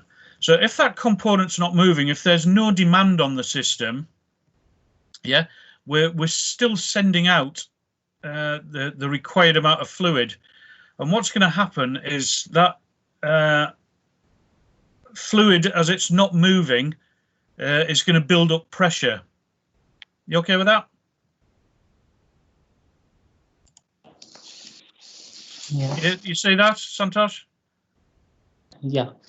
Yeah. So the pump constantly producing flow. That oil's got to go somewhere, and if you've got a system with no demand on it, yeah, the pressure in the system's just gonna build up. So one of the ways we can get around that, and I'll come on to the other methods in a wee while, But one of the ways we could get around that is by having a variable volume pump. And the variable volume pump is there, so when there's no demand on the system, it's not producing the same amount of fluid. Yeah, and it does that by using a movable swash plate. That swash plate is on a pivot, so the engine drive shaft is rotating round and round and round. Yeah, driving the cylinder block. And as that cylinder block's rotating, the swash plate's rotating. As the swash plate rotates, it's pulling pistons in and out of the cylinder. Yeah. So Yeah. with the swash plate at this angle, it's pulling in fluid and it's filling the cylinder. As that rotates, yeah, it gets to the bottom of its stroke. The piston is being pushed right the way into the cylinder and it's pushing the fluid out into the system. You with me there? Yeah, Jim. Okay, good. Right. What happens, as I was trying to describe before, if there's no demand on the system, if nothing's operating, yeah, we're providing all that flow and it's just going to build up. With the variable volume pump, yeah, what happens is that the pressure in the system is being felt at what they call the control piston. So as that pressure in the system's building up, yeah, it's going to push this piston back against a spring, which is going to straighten the swash plate up. Because the swash plate now has moved angle, so rather than being at 45 degrees, it's going to be at what's that, 90 degrees, 0 degrees.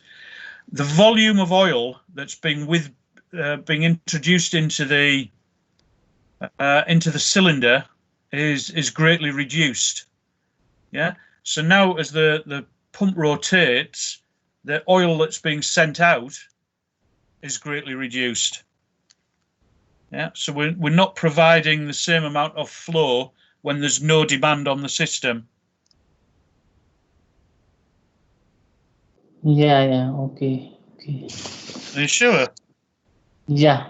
You don't sound convinced. Convinced.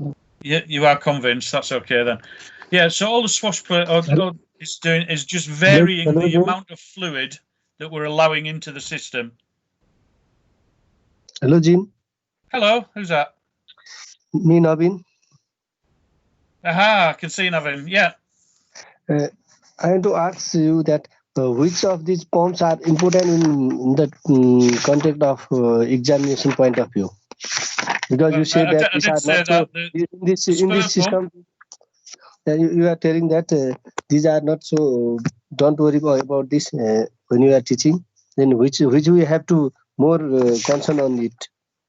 Yeah, I said the spur pump we need to know about, and the case pressure. I said highlight the case pressure, and the spur pump is the simplest form of engine-driven pump. Okay, spur gear pump. Yeah, and then the variable volume pump. Variable volume pump, and then those are the ones that you need to worry about for the exam. Yeah. The other ones, I've just got to make you aware that they exist because you might come across that type of pump on your aircraft or on an aircraft you work on in the future. Okay. We have to more concern on these two variable and spur gear pump. Okay. Yeah. Okay. Thank you.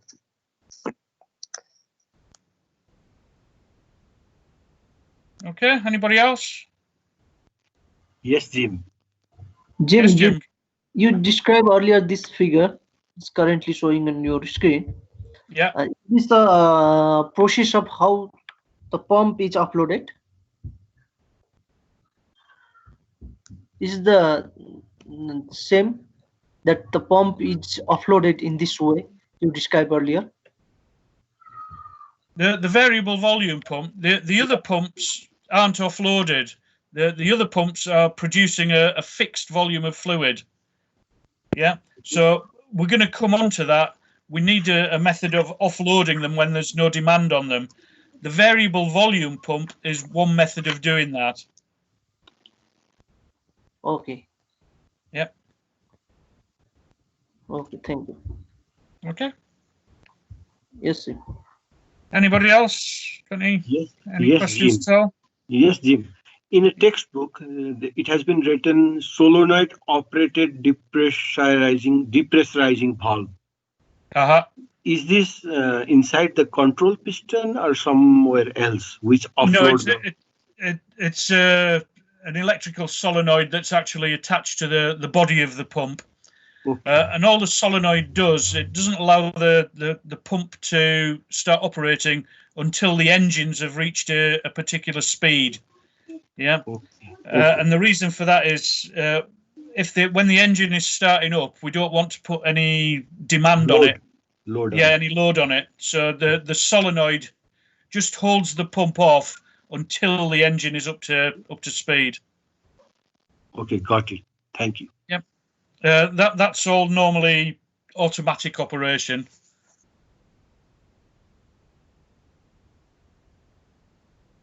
Anybody else got any questions there? Right, what we'll do, we'll just have 10 minutes there because that's been a good push. Yeah, if everybody's happy with pumps, we'll just take 10 minutes, stretch of the legs, stretch of the eyes, and then we'll run up with the other stuff up to lunchtime. Yeah, okay. Okay. Right. Okay.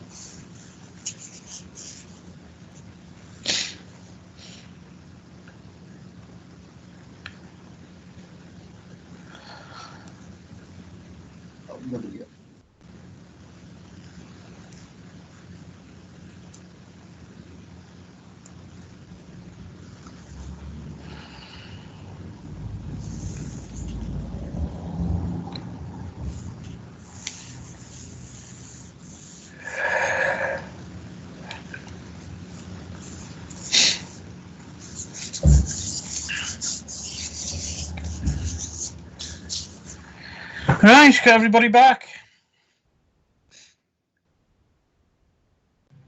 Yeah.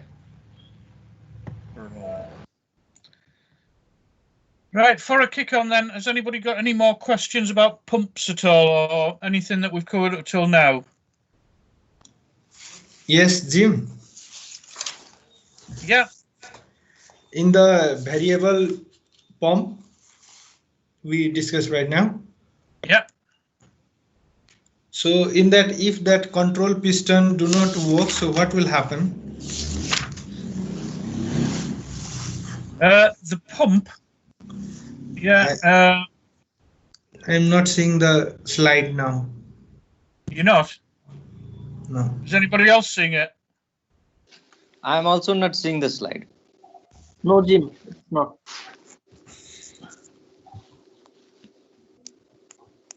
Yeah, okay. Yes, now we can see the slide. Now is it?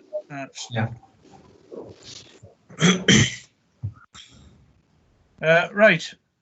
What was the question? If we had a failure in this piston, or the spring breaks, maybe. Yeah. In the control piston.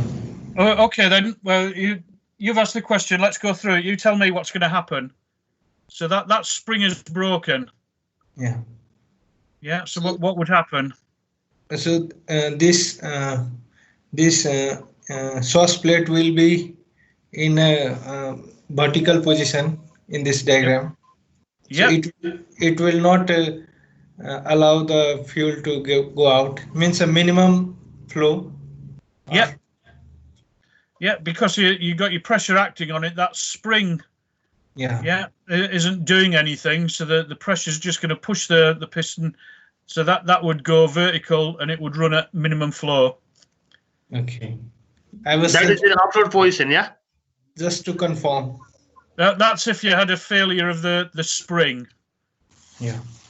At the failure condition, it will be in upward position, yes? Sorry? In failure condition, it will be in upward position? In failed condition, yeah. Well, it depends how it fails. Yeah, if the spring broke, then yes, because the pressure would just push the piston and the thing would go to its minimum delivery. Okay, thanks, Jim. Okay, no worries. Jim, can we? Jim, What about if you had a leak down here? A leak at the outlet somewhere, what would happen? Maximum flow. Maximum flow, yeah, because the spring had pushed the piston. There's nothing acting against the piston, so the spring would push it fully home. Yeah, so the pump would run to maximum flow.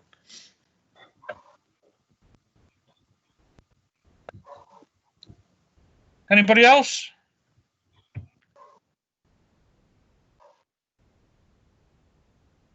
Jim. Yeah. Hello. Hello. These constant displacement pumps and positive displacement pumps, these are the same one? Because Yes. in the fuel chapter we read that these pumps are not positive displacement pump. No, these ones, the hydraulic ones are, because they are actually pushing the fluid into the system. Yeah, under pressure. With the fuel system, it's just an impeller that's running. Okay. So this constant and positive, these are the same terminal. These are telling about that these are same thing, constant displacement pump and positive displacement pumps.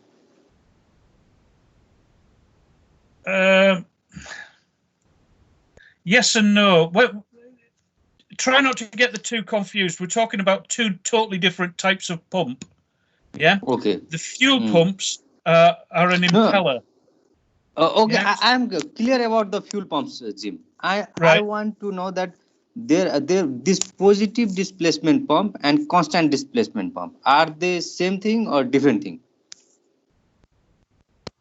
Different. The constant displacement, it's a fixed volume of fluid that's being delivered to the system all the time. Yeah. Okay. It is being delivered under positive pressure, so it is positive displacement, but the constant displacement means that there is a fixed volume of fluid. The variable volume means we can change that amount of fluid. Yeah, so the variable volume pump is positive displacement as well.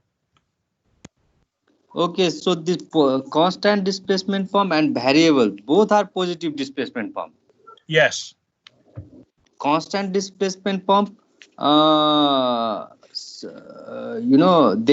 supplying the fluid in the constant volume.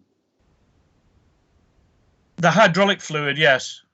And then variable, it can vary the fluid, vary the volume of fluid as per the requirements.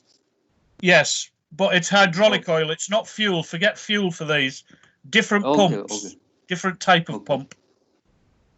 Fuel pump, those are not positive displacement pump. Hydraulic pump, these are positive displacement pump. Yes. Okay, thank you, Jim.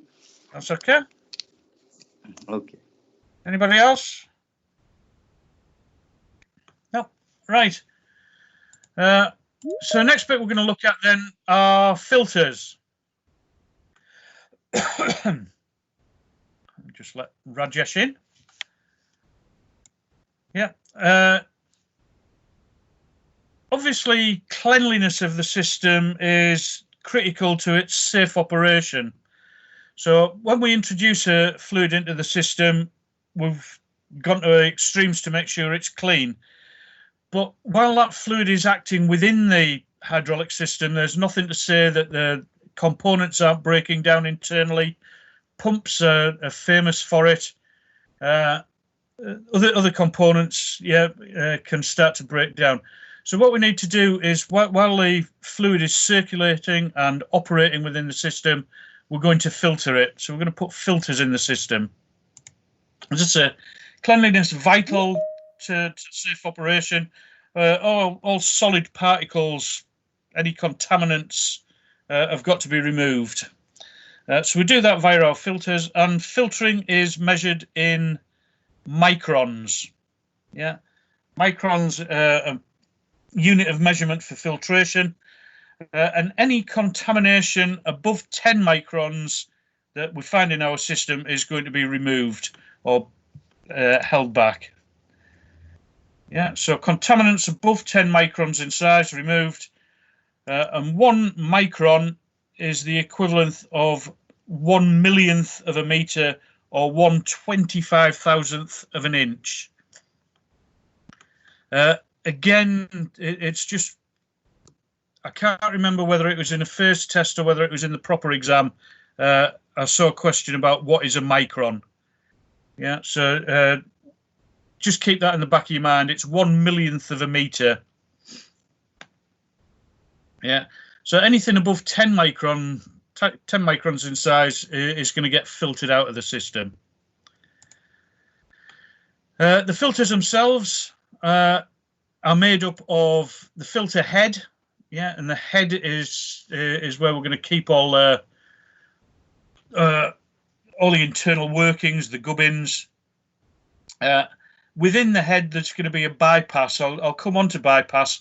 But if that filter gets clogged for any reason, if it gets blocked, we don't want to prevent the flow of fluid. So what we can do is bypass the filter if necessary. We need to know that the filter's blocked, so we're going to have some sort of blockage indicator, yeah, to tell us. And again, within the filter, where we're going to filter it, we're going to have an element, a filter element. And that element held within what they call the filter bowl. So the filter bowl with the element inside it, attached to the filter head. Within the filter head is a bypass mechanism, and there is also an indication to tell us if that filter is clogged up. The elements are made out of different materials, and it depends on whether they are in the high pressure or the low pressure side. Yeah. The low pressure side, the filters can be made of paper, can be made of cloth, glass fiber cloth. And the high pressure side tends to be metallic mesh or wire wound filters. Yeah, some filtration more for the oxygen system, but some components contain sintered bronze filters. But if you remember that paper is used on the low pressure side of the system, yeah, and cloth normally. If we use cloth or paper in the high pressure side, the high pressure would tear it and rip it and introduce more contamination into the system.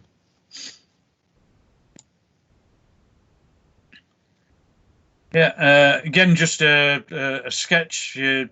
Filter element, in this case the metallic element, sitting in the filter bowl. Yeah, the filter bowl screwed into the filter head, so we get fluid coming in, it'd be passed through the filter, yeah, gets cleaned, and then off out through the outlet side of things. Yeah, and this it's just showing you the paper element there for the low pressure side of things. If we get a blockage in the filter, we need to know about it. So most filters have got a blockage indicator on them. Yeah, and the blockage indicator is just a little red popper that protrudes if the filter is blocked. Yeah, once it's popped, it has to be manually reset. Yeah. The popper, I'll go through the workings of it. But it's the actual two elements of the filter are held together by, or elements of the popper, I should say, are held together by magnetic attraction. Yeah, and the design of the thing is there to reduce the possibility of any leakage. Yeah, as I say, it's a little red button. If the filter gets blocked, the little red button will pop. It'll protrude from its housing. And the only way we can reset it is manually on the ground. Yeah, if that popper pops is an indication that the filter is clogged. Yeah, so we need to monitor it. Now, different companies, different organizations have different methods of dealing with popped filters. Some companies will say if that thing is popped, then you've got to replace the filter element regardless. Others will say, right, we're allowed to maybe 2 resets, yeah, before we have to replace the filter. So it all depends on your company's procedures and the AMM for the aircraft type you're working on. Our aeroplanes used to have this, but because they were fighter aircraft, when they were maneuvering, they were pulling a lot of G. And because the filter element, the 2 halves of the popper are held together by magnets, yeah, the myth was that if the aircraft pulled a lot of G, it'd overcome that magnetic attraction and cause the popper to pop, which was all well and good until I wasn't involved, but there was an aircraft. The button kept popping, and the guys just kept resetting it. They didn't do any checks at all. And then one day, the aircraft tried to land, and he couldn't lower the undercarriage. The aircraft landed wheels up, got down safely, but there was a lot of damage to the aeroplane. And when they carried out the investigation, they found out that this filter was so clogged, yeah, the bypass had become blocked as well because nothing had happened, and that fluid couldn't get down to the undercarriage selector, so they couldn't lower the undercarriage, and that's why I had to do a belly up landing. So it is very, very important that if we do get the clogged indication, the popped indication, that we carry out some sort of investigation to find out why. Yeah, and that can be what's going on. Yeah, the filter's so contaminated that nothing can get through. That's what it should look like in normal life. The way the indicator works is through differential pressure. Stick a highlighter through differential pressure. Yeah. What happens is we've got the indicator button, indicator cap, and below that is a little piston. Underneath that is a larger piston, and the 2 pistons are held together by magnetic attraction. On one side of the thing, we've got unfiltered pressure. On the other side, filtered pressure. So long as the unfiltered and the filtered remain the same, yeah, everything's going to remain sweet. If we get a difference in pressure, so you're going to get a higher pressure, unfiltered pressure at the top than filtered pressure at the bottom, we're going to get a difference in pressure, a differential pressure, and that's going to push down on the lower piston, which is going to pull it away from the upper one, which is going to break the magnetic attraction. As that magnetic attraction is broken, the upper piston is going to push the little red indicator cap out, assisted by spring pressure. Yeah, so the magnetic attraction is broken, but it's broken by differential pressure. Has everybody stuck a highlighter through that one? Highlighted. Good. Yeah, because that one, I'm not saying it's a banker, but it comes up fairly frequently. Is everybody happy with that? Understand that? Yes, Jim. Excellent. That is example of your filter popper. Yeah, so the cap protrudes.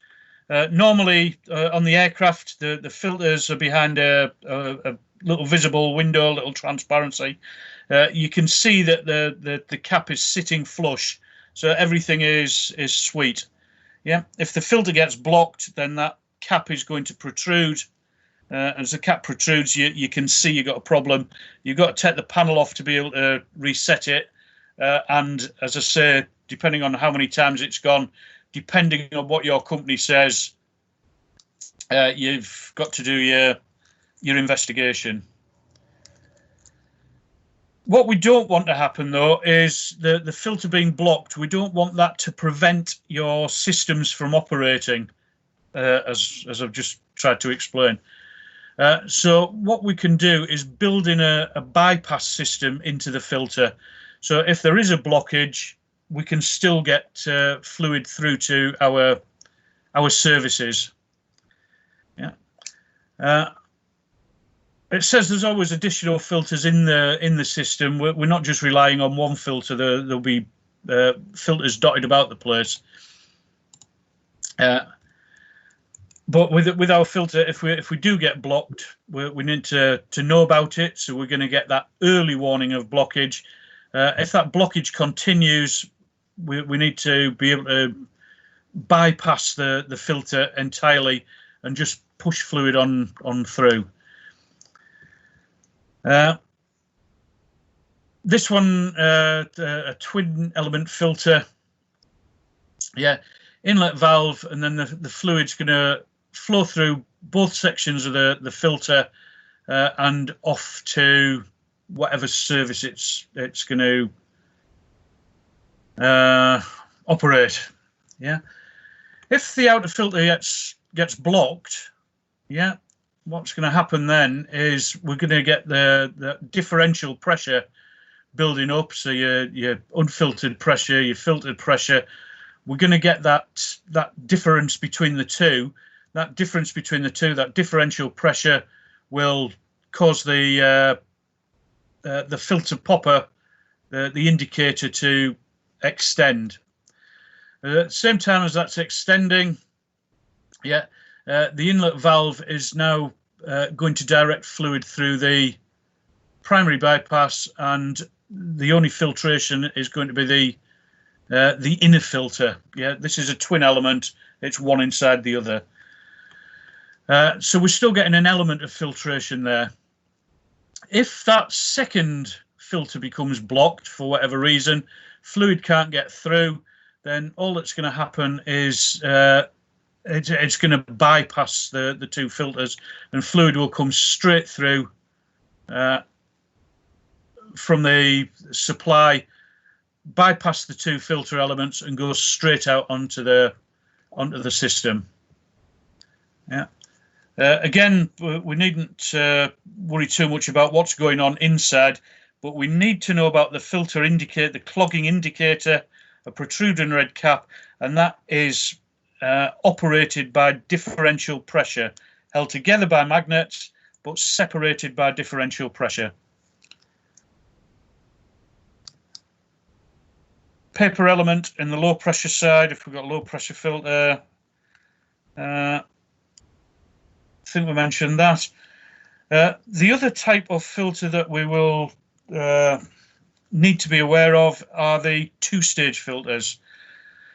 When the aircraft's flying along, let's say we are slowing down, we are getting prepared to land. So as we are slowing the aircraft down, we're going to lower the flaps, yeah, and then we're going to lower the undercarriage. And that means there is an awful lot of demand on the system. There's an awful lot of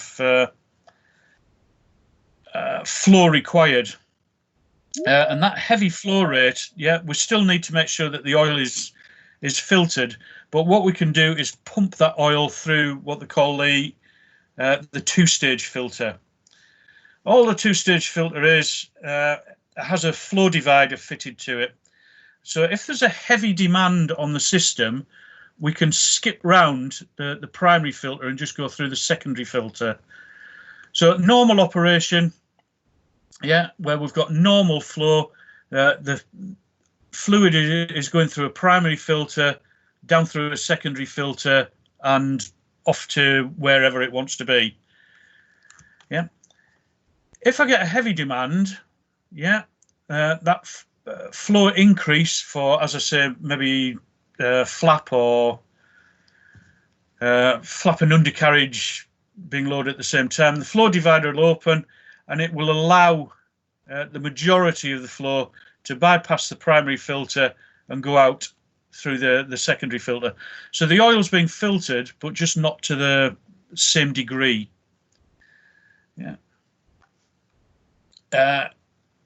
Should your primary filter become blocked? Yeah, again, we've got that differential pressure. The popper indicator will go. Primary filter gets blocked, then the flow divider will allow us to bypass that primary filter. Secondary filter gets blocked for whatever reason. Again, we've got the indicator, the popper indicator, but there's a bypass valve. So as the pressure increases, as the oil's trying to get through the clogged filters, the pressure is going to build up. It'll open the bypass valve and it'll allow fluid again out to the outlet. Yeah. So our filters, are there. They're going to clean the oil. They're going to take out any particles. We've filtered in microns. We mentioned that. The element in there is the cleaning thing. The clogged indicator, separated by differential pressure.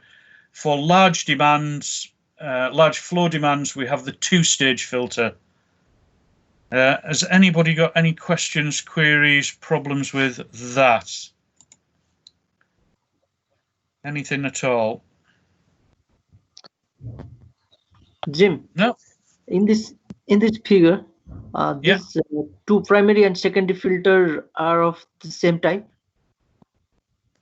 Generally, but the mesh isn't as tight. So the secondary filter will, let's say the primary filter filters at 10 microns.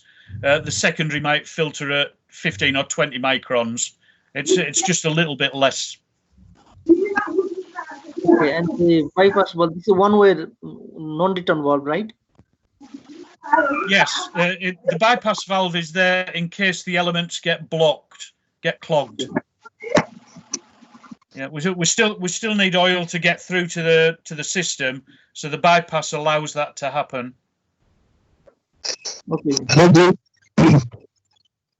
Okay. Anybody else? Hello. Hello. Jim, when in this type of filter, if primary filter filter the oil, then secondary filter will work or it will not work in that time, or they have to filter both in same time. Yeah, on a normal operation, yeah, you're going to get flow coming in, and that flow will go through the primary and the secondary filter. If you get a heavy demand on the system where the flow has increased, yeah, the flow divider will send the flow. It'll bypass the primary, or the bulk of it will bypass the primary and just go through the secondary filter.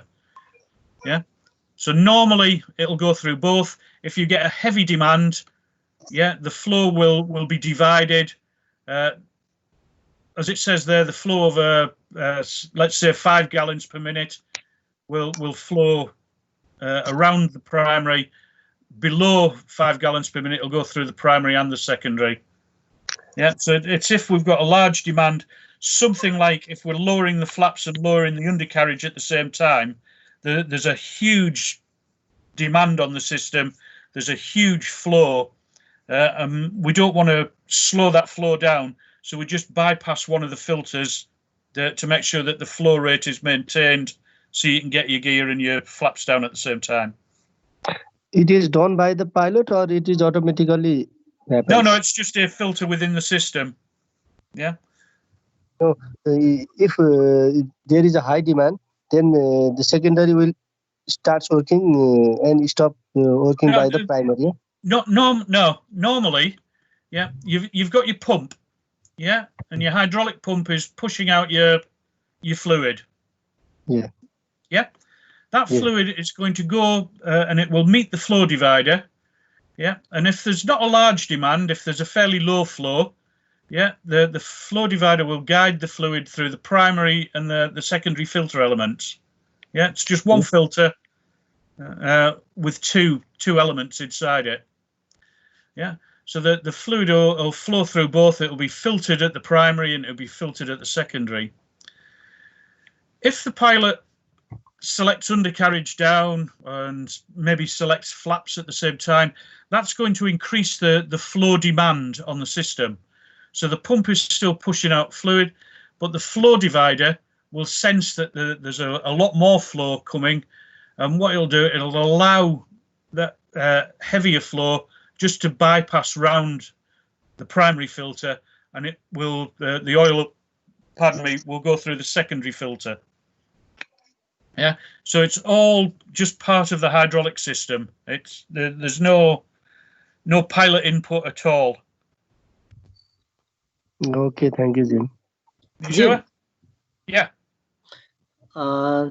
This like when the both filters being clogged out, okay, it's rare. Maybe is there any provision to bypass these two filters simultaneously?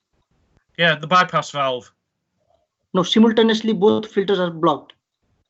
Yes. Or clogged out. Because you've got a heavy flow. Yeah. Yeah. The flow divider is going to differential pressure switch will tell you that primary filter's clogged. Yeah. Because that primary filter's clogged, the flow will go around. It'll bypass that primary element. If the secondary filter's clogged, again, you're going to, because the filter's blocked, you're going to get a pressure buildup, aren't you?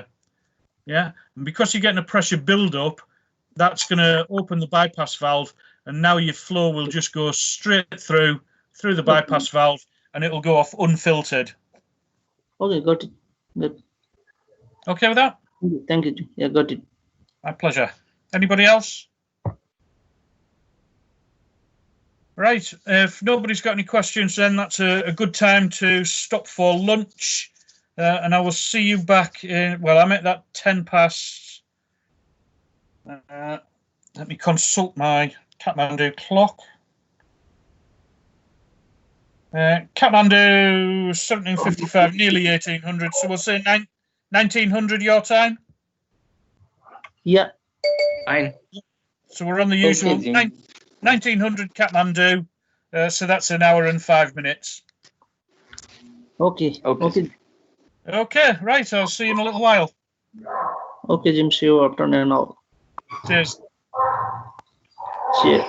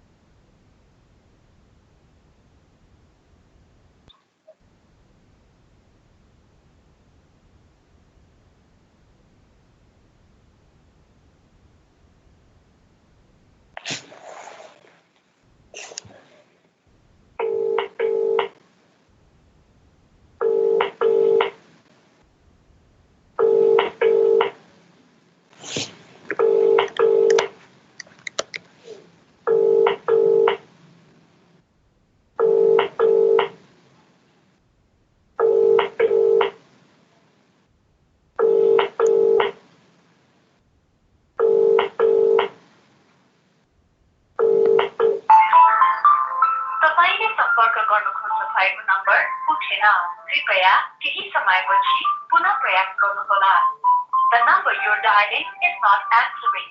Please call back later.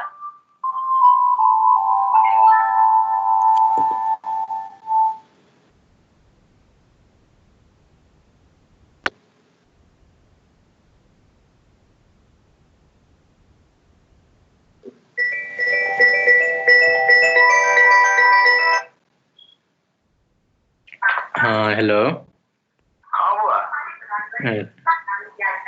कल वो थी नहीं मिल रही पापा CRN number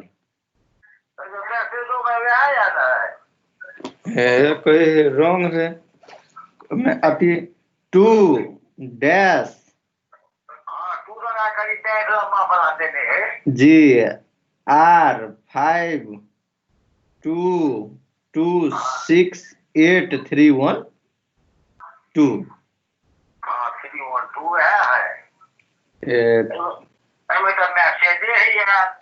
Khagendra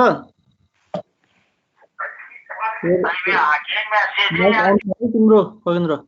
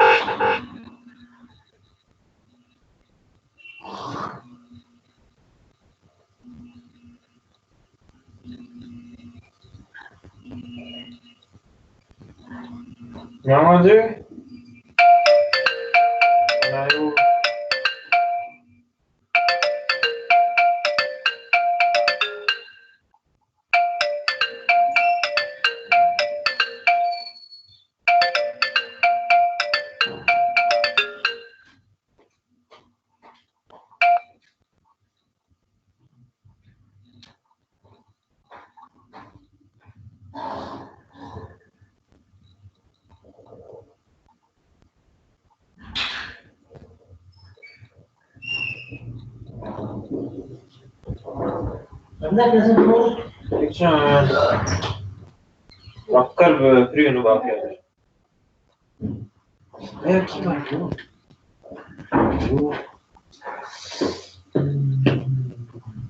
भर्खर free हुनुभयो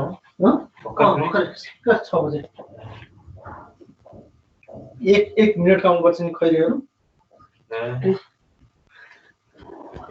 अभिबाट आयो ठ्याक्कै त्यो पेन्ट सेन्ट खोले बसिगयो त्यही त लागिरहेको थियो मैले पनि दिएँ हजुरलाई दिँदा भने आजकल अफिसमा पनि त्यस्तै बिजी सँगसँगै भइरहेछ जे पनि खाना बनाउनु पर्छ खाना अब यस्तै छ भन्दा बनाउनु पर्यो यो 1 घन्टा हो समय के छ राम दाई आजकल खाना आफै बनाउनुहुन्छ अरे यार तिमीलाई सम्झाएको मैले आफ्नो जो माइक अफ गर्न बिर्सेछु यार हुन्छ अब के गर्नुहुन्छ दाइ यस्तै हुन्छ क्या इट ह्यापेन्स समटाइम्स राम के हो मासु भात पकाउँछु भनेर उठ्ने यार हामीलाई नबोलाउने त्यही त अब आउनु पर्यो कि के हो दाइ टु अल कन्सर्न है हामीले सुनिहाल्यौँ के रे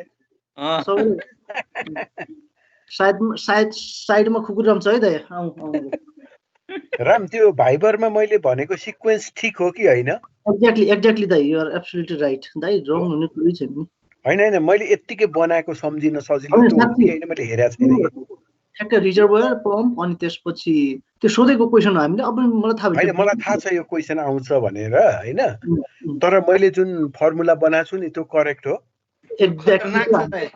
एकदमै कडा फर्मुला बनाउनु भएको छ हामीलाई पनि सम्झिन सजिलो भयो कि त्यही त हो ल एनिवे अब यसो लाग्यो 1 घन्टापछि भेटौँला दाइ है त हस् ओके ल सरी है यो डिस्टर्ब भयो होला म थाहै थिएन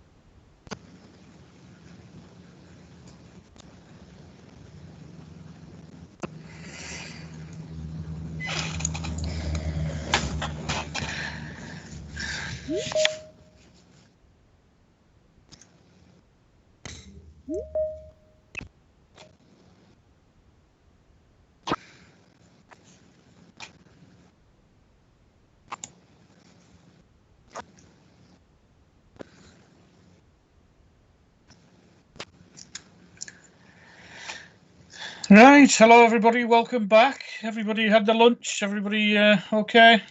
Yeah, yes, okay. Hello.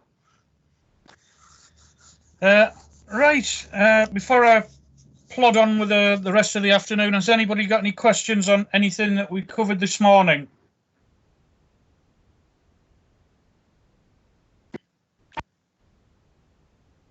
No.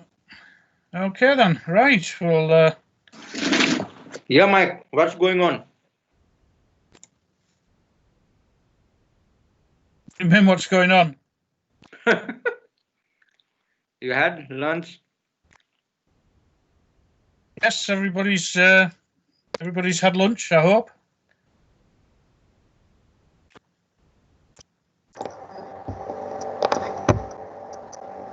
Jim, let's start now.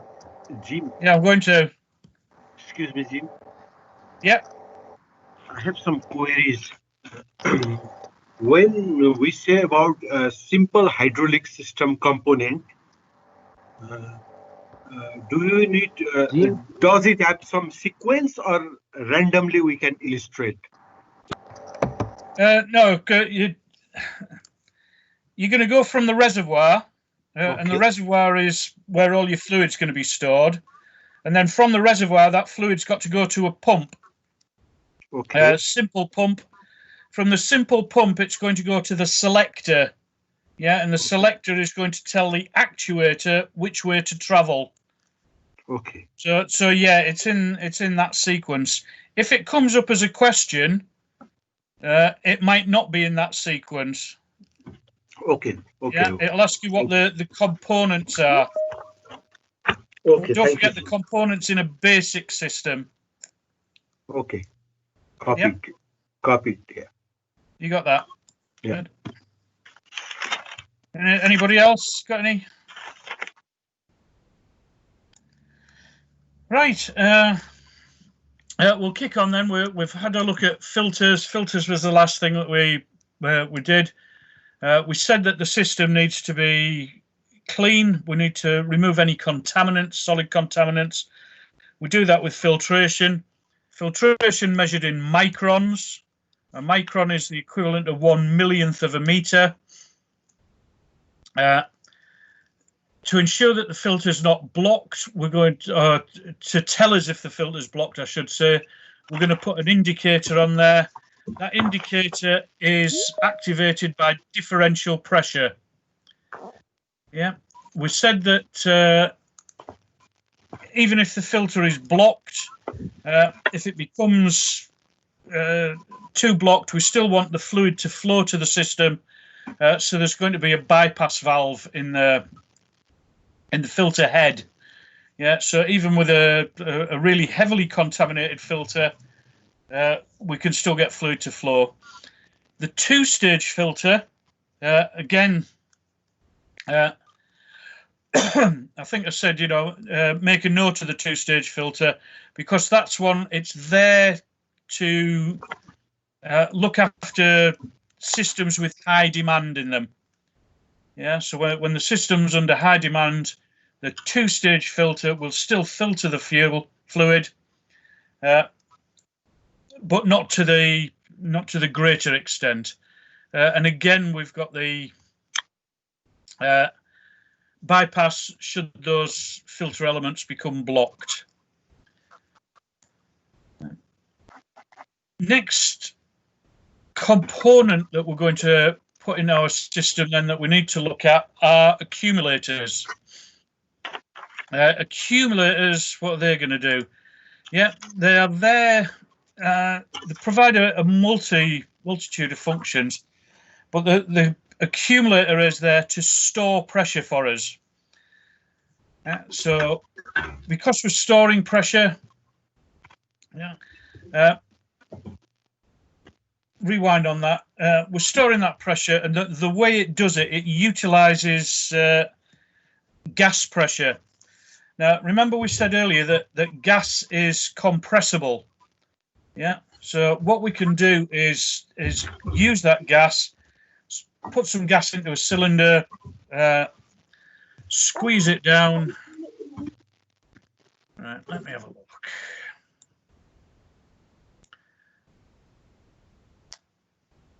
Right, so the accumulator that we're seeing, yeah. Accumulator uses the compressibility of gas. So in the accumulator,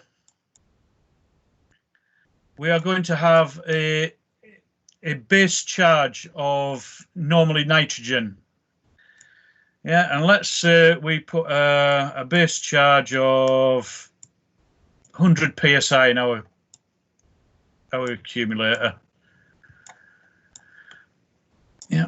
When I turn within the accumulator, there is a piston, separator piston, and in this end we've got our gas.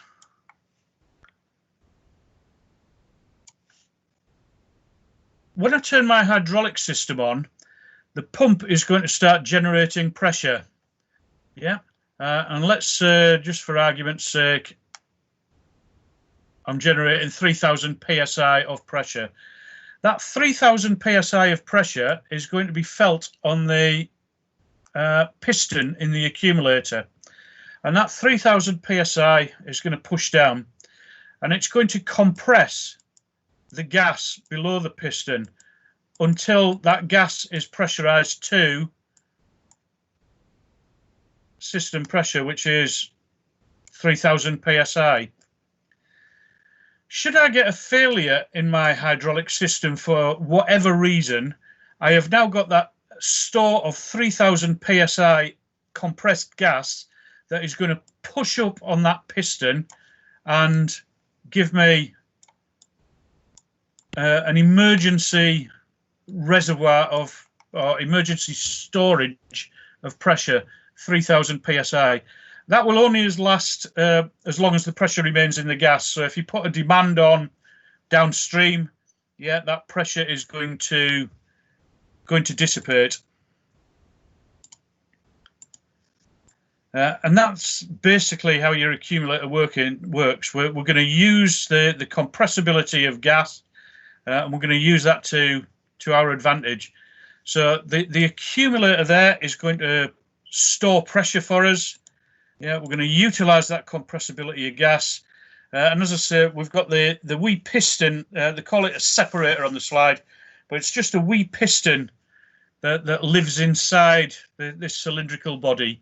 Gas at this end, a base charge of gas, hydraulic pressure at the other end. Hydraulic pressure pushes the piston down.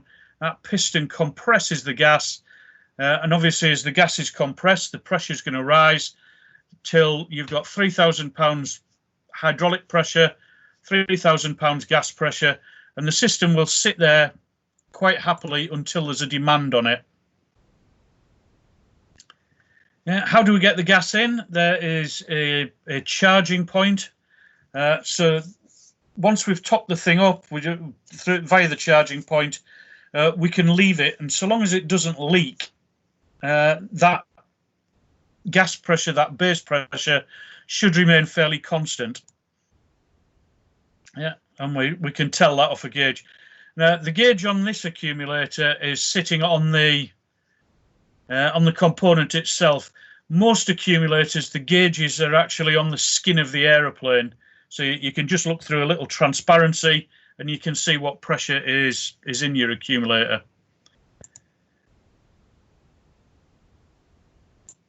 Yeah, there are different types, but they all operate on the same principle.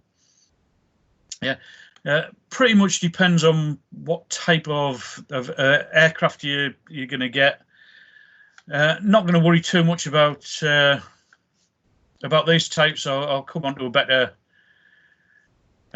slide, which just happens to be this one. Yeah, the different types of accumulator. Yeah, they're all going to have gas pressure put in them, that base gas pressure. The cylindrical type, I've got to confess, is the type that I've come across most often. On some older aircraft, I've come across the ball type, but mostly it's been the cylindrical ones that I've come across. Within all of them, yeah, we've got a separator. This case, it's a piston. This case, it's a diaphragm, and like this one, a diaphragm. They've all got a charging valve on for putting gas pressure into the thing, and they're all connected to the main hydraulic system. So as I turn hydraulics on, yeah, that piston is pushed down, compresses the gas underneath it until the gas is at the same pressure as the hydraulic system.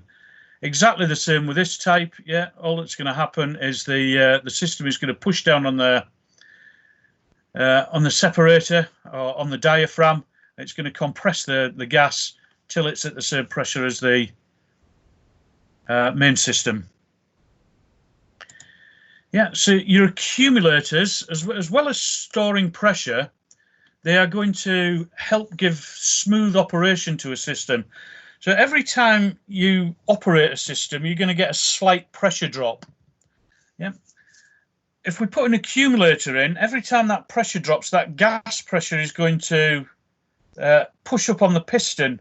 So it's going to maintain that 3000 psi or whatever figure it is, that 3000 psi throughout the hydraulic system.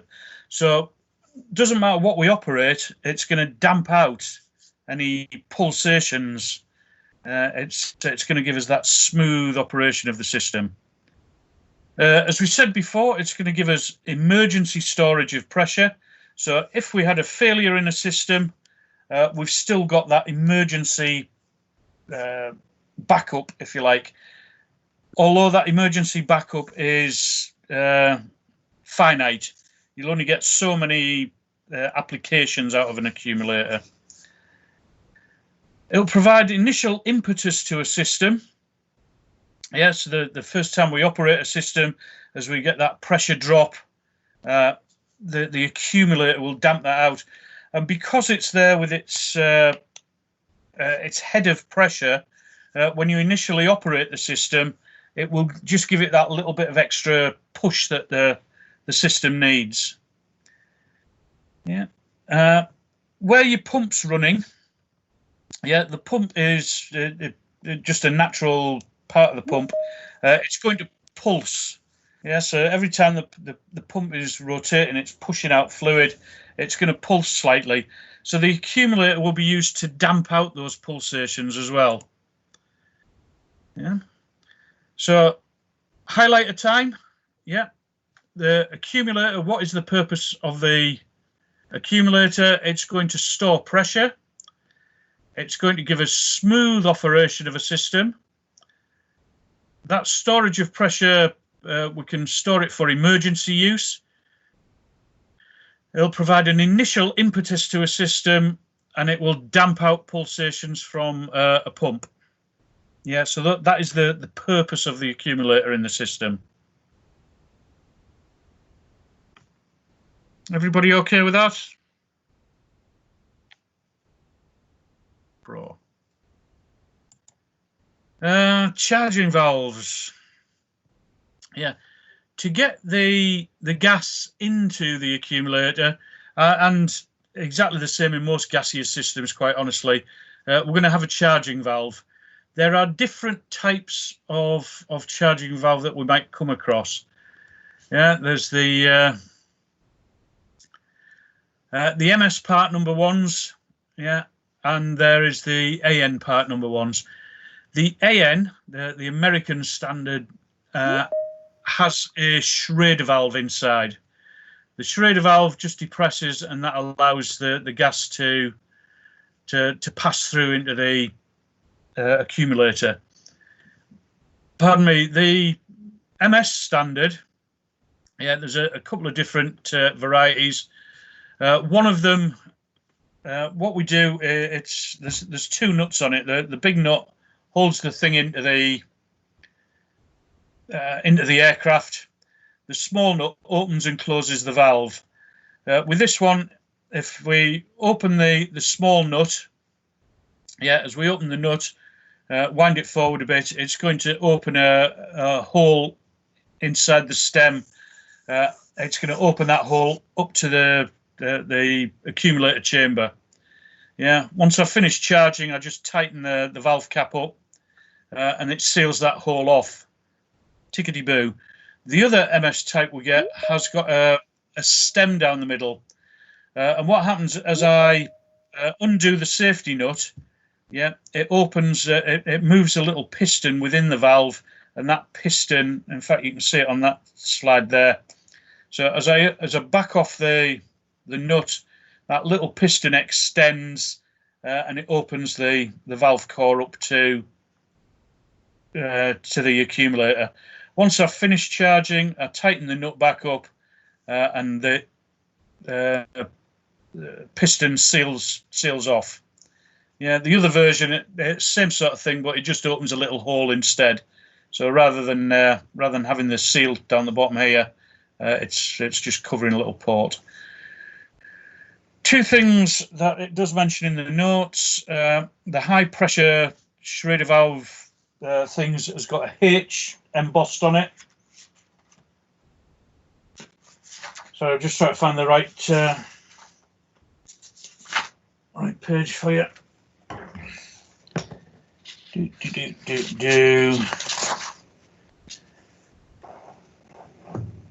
Yeah, gas charging valves, one of three types. The 812, yeah, high pressure valve core, exactly the same as you get in your car wheels. The Schrader valve, the little core in there, and the ones that are designed to cope with high pressure will have a H stamped on them. The other ones, yeah, the swiveling nuts that we've just mentioned, but they don't have valve cores in them. Again, I think it was on a first test rather than the proper exam, but just be aware that the AN standard has the valve core, the MS standards don't. So it's probably worth just sticking a highlighter through that just to be on the safe side. Yeah, so if a question came up, what type of charging valve has a valve core in it? Is it a MS whatever? Is it an AN whatever? Or is it a XY whatever?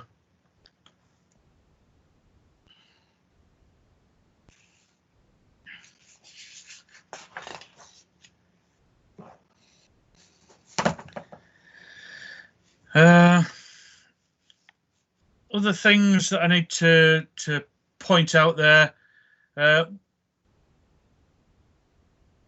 When the valve isn't being charged, it needs to have the dust cap fitted. The dust cap there for twofold, it's going to keep crap out, and if you do get a slight leak past the seals within the Schrader valve, it'll keep that pressure in. So it's quite often you'll take a valve cap off and you hear a tss, and it's just a little bit of trap pressure that's in there. So the valve cap is actually quite useful. We'll cover it again later, but while it's on my mind, the other thing, because that accumulator is storing pressure, yeah, you might turn your hydraulic system off, but you've still got that store of pressure in the accumulator pushing up on that piston. If you disconnect something further down the line without relieving that pressure, yeah, you're going to get a face full of hydraulic oil, face full of oil under pressure. So before you carry out any maintenance on a hydraulic system, make sure that the accumulators have been discharged, and that way you're not going to end up with a face full of oil. You're not going to end up hurting yourself, and you're not going to end up embarrassed.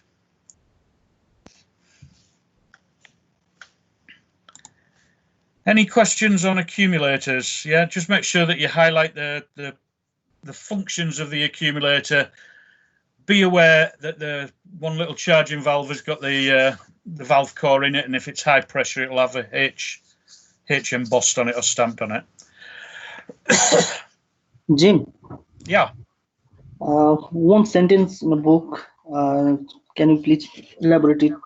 It's mentioned here, where an automatic cutout valve is used in conjunction with pump, the accumulator ensures smooth operation. Yes. This cutout valve with pump. What's the purpose of this in conjunction? Yeah, the automatic cutout valve, I'm going to come on to that. Okay. Yeah. That is a separate valve, and when you use that valve, you've got to have an accumulator. But I'm going to come on to that and go through it as to why we need it. Okay. Okay, Jim. Okay.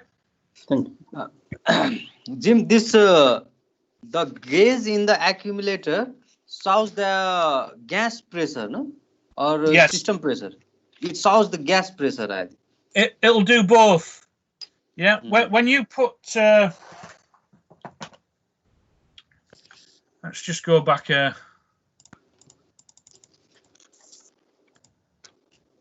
That's your accumulator. What you're going to do is you're going to put gas pressure in there. And let's say you put 100 psi gas pressure in. That gauge will read 100 psi. Yeah? Okay. When you turn your hydraulic system on, that hydraulic system is going to run at, just for argument's sake, 3000 psi.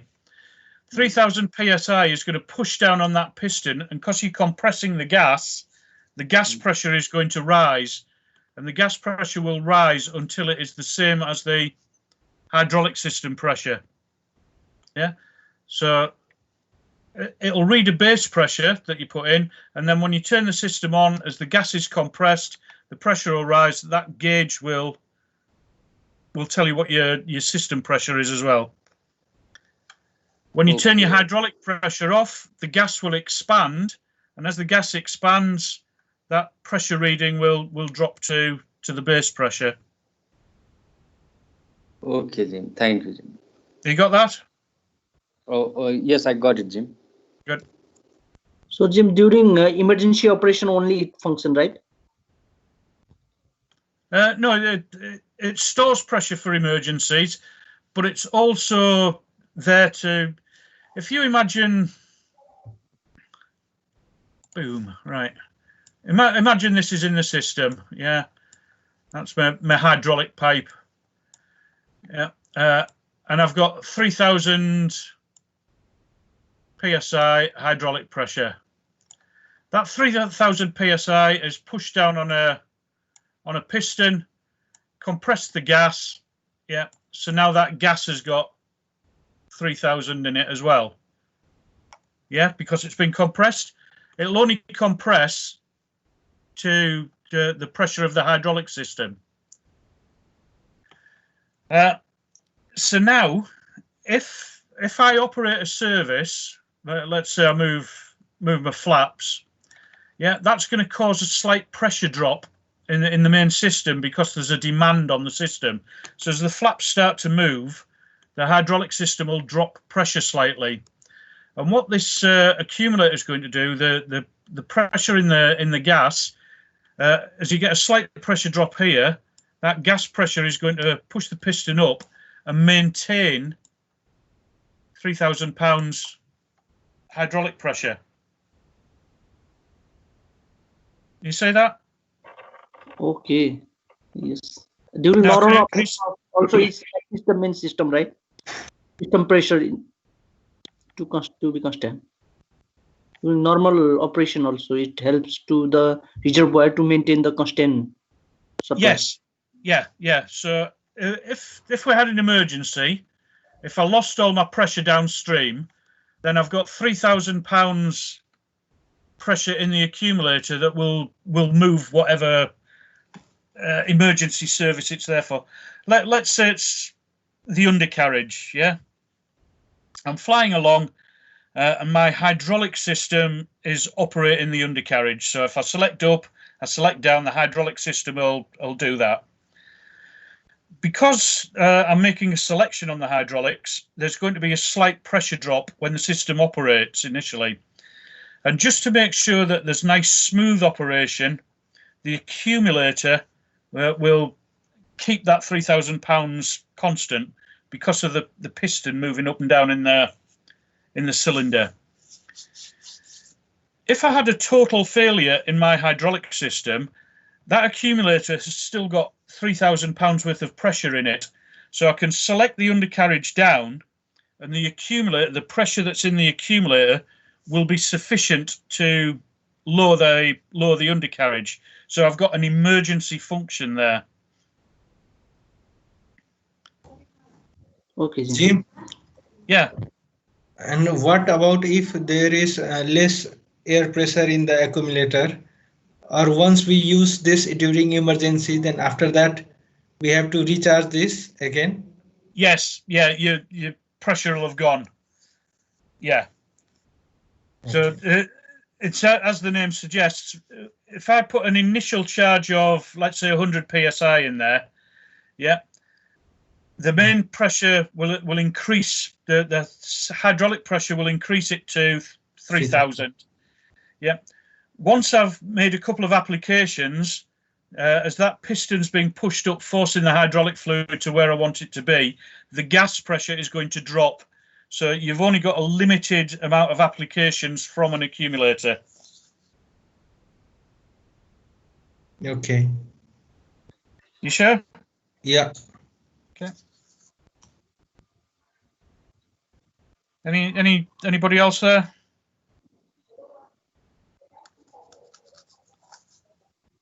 No, right. Well, clock on then. Yeah, just don't forget those bits that I've mentioned. Yeah, like I said, that's probably the most common type, but they're all carrying out the same function. Smooth operation, emergency storage of pressure, initial impetus, and damp out any pulsations from the pump. What do we want our fluid to do now? We need to operate a service with it. That's the whole reason for having a hydraulic system, is to operate some sort of service. And the way we're going to do that is via actuators and motors. Yeah. Actuators provide linear motion and motors provide rotary motion. Yeah. Pushing fluid in at one end of the actuator onto a piston, yeah, the piston will extend, and that will move whatever surface we want.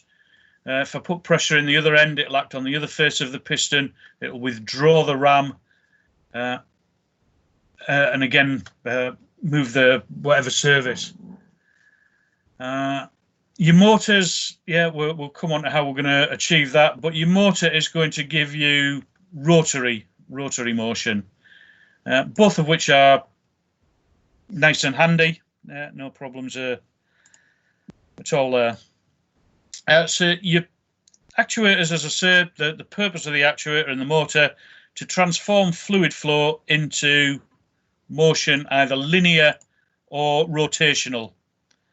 Yeah, so we'll either go in and out or we'll go round and round, a bit like the wheels on the bus. Anybody got children? I know one or two of you got children. You might have come across the tune, The Wheels on the Bus. Wheels on the bus go round and round, round and round, round and round. And the kids love that, but it drives the adults absolutely insane. Yes, Jim. Yeah, for our linear actuators then, yeah, we're going to have a straightforward in and out, but we can also build in additional features into the actuator, such as internal locks. Yeah, so when the actuator is fully extended or fully retracted, there can be locks internally to make sure that the thing doesn't move. We can put additional pistons in the actuator to operate different aspects of the service that we're operating. So when it says auxiliary pistons, we're just talking additional pistons. The locks, the best example I can think of off the top of my head is the spoilers on an aircraft. When the spoilers are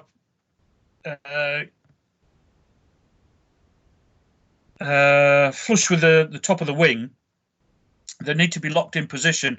Otherwise, the airflow over the top of the wing will create a low pressure, and it will cause the spoiler to rise. And as the spoiler rises, obviously that's going to spoil your lift on your wing. So what they do, they build a little lock into the actuator, so when it's in its stored position, the spoiler can't lift. The locks are undone hydraulically. Pistons, again, aircraft dependent, don't worry about them. But restrictors we can put in the actuators as well. And the restrictors, as we'll see in a wee while, are just there to, as the name suggests, restrict the speed of operation. So they'll slow the flow down, so we're slowing down the speed of operation of a system. There are different types of actuator that we might come across. The first one, the single acting actuator. It will be operated hydraulically in one direction. It'll be returned to its original position by a spring. So if I put hydraulic pressure in, the ram will retract, it'll compress the spring. So long as I've got hydraulic pressure there, everything is happy. As soon as that pressure is released, the spring will push the ram back to its original position. So it's only acting hydraulically in one direction. Your single acting actuator.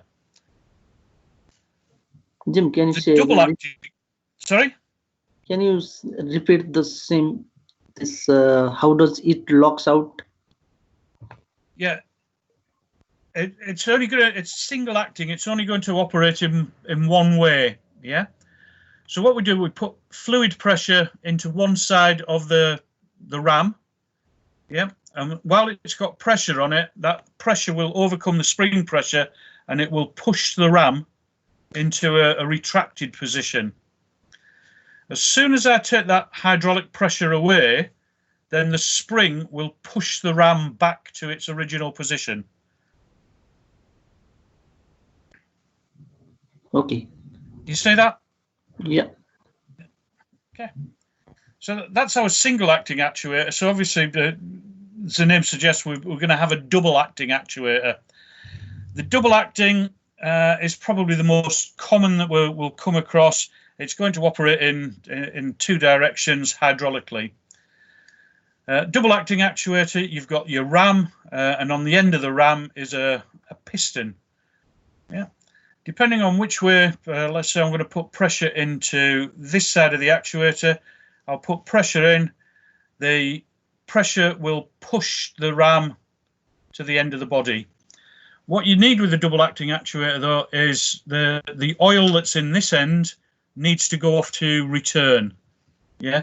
Otherwise, if we didn't have an escape passage for that oil, because it's incompressible, all that would happen would the thing would burst. Yeah. So this end's opened up to return. Put pressure in this side, and the actuator will retract.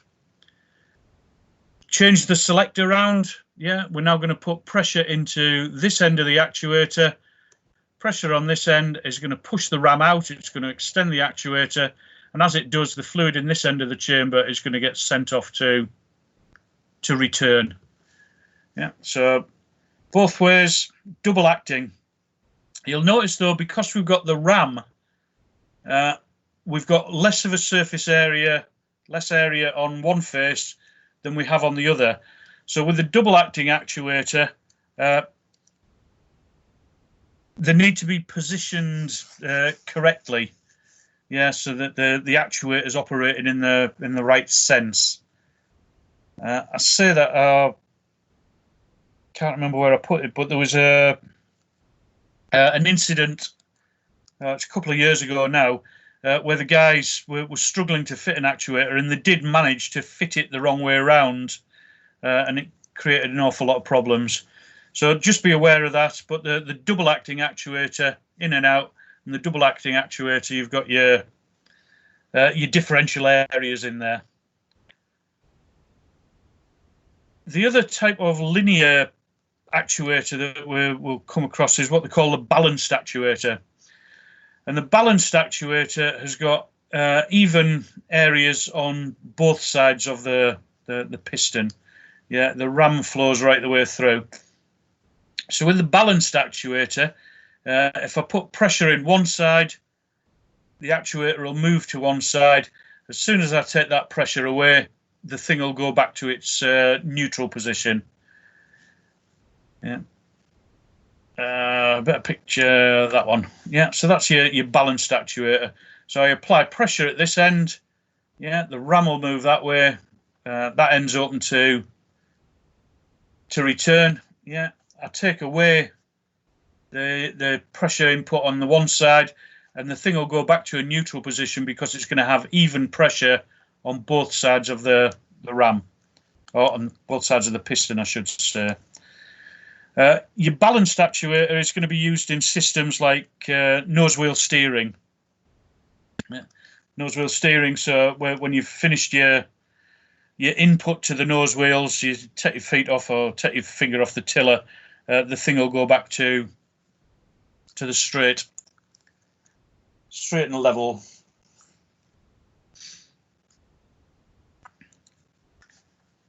Everybody okay with that? The three types of linear actuator, and your linear actuator, yeah, just giving you back and forth motion. If we want rotary motion, we need to use a motor, a hydraulic motor. And the sort of instances where we might use a hydraulic motor, we could use one as an emergency pump. We'll come across how we're going to achieve that. But we can use a motor as a pump if we need to. We can use motors as fuel proportioners. Again, I personally have never come across fuel proportioners, so I'm not 100% what the full ins and outs of them are. But using the motor, I think what we're going to do is just open a valve and just make sure that fuel is flowing evenly to where it needs to be. As I say, I've not come across them personally. We can use motors for flap drives. Yeah, your flaps driven by the drive rods. Those drive rods going round and round, and we're going to get that drive motion via our hydraulic motors. Yeah, so as the motor's rotating, it's going to rotate the drive shafts for the flaps, and then the flaps can extend and retract. Yeah, so out of that little lot, yeah, we know that we've got actuators and we've got motors. We know that actuators are going to give us linear motion. We know that motors are going to give us rotary motion. Three types of linear actuator: single acting, double acting, and balanced. Yeah, please make a note of those three types of actuators so you know what function they're going to perform. So if you had something like which actuator will return to its neutral position when pressure is removed, that's going to be your balanced actuator. Yeah. If you had which actuator is only operated by hydraulic pressure in one direction, that would be your single actuator. Single. Yeah, you might have all three for the A, B, and C, but you need to know which one's doing which. Okay with that? Okay, Yes, Jim, in thank double you very acting, much. Jim, Yeah. in double acting actuator, which way is the more force applied? You tell me. On the way which piston extend? Yeah, because you've got the greater area, haven't you? So if you're putting, let's say, 1,000 pounds force, yeah, onto, let's say that's 3 square inch piston, yeah. So 1,000 pounds force, 3 square inches, you're going to get 3,000 pounds force pushing it that way. If that ram is 1 inch square, this side you're only going to get an area of 2 square inches. So you put 1,000 pounds force in, yeah, you've only got 2,000 moving the actuator now. Yeah, so you're going to get greater movement on the large side of the piston face. All right.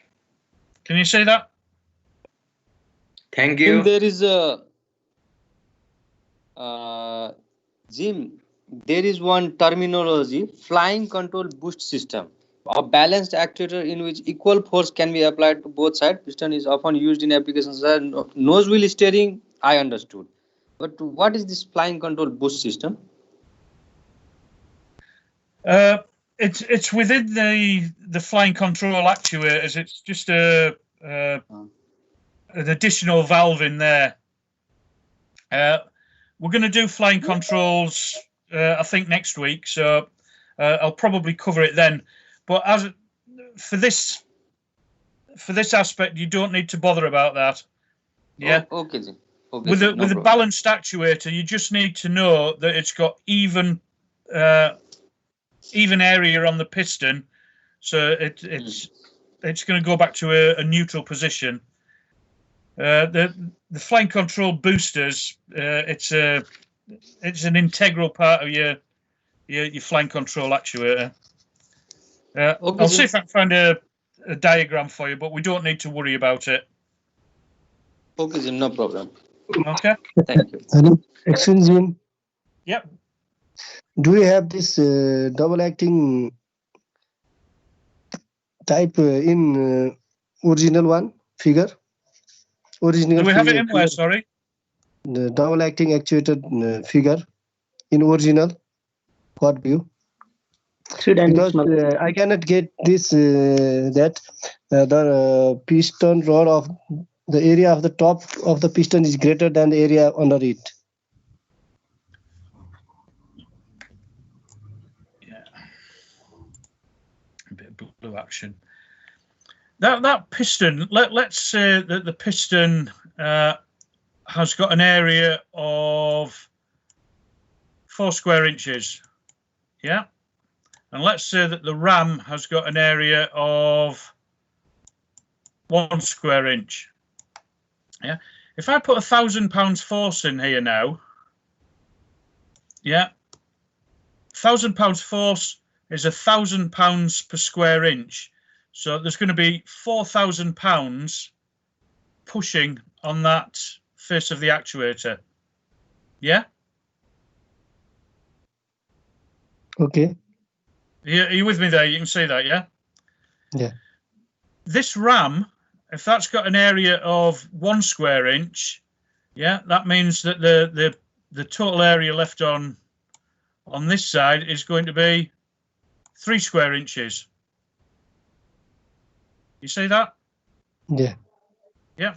So now if I put a force of 1,000 pounds in this end, the 1,000 pounds acting on 3 square inches, you're going to get 3,000 pounds per square inch. Whereas on this side, you're going to get 4,000 pounds per square inch.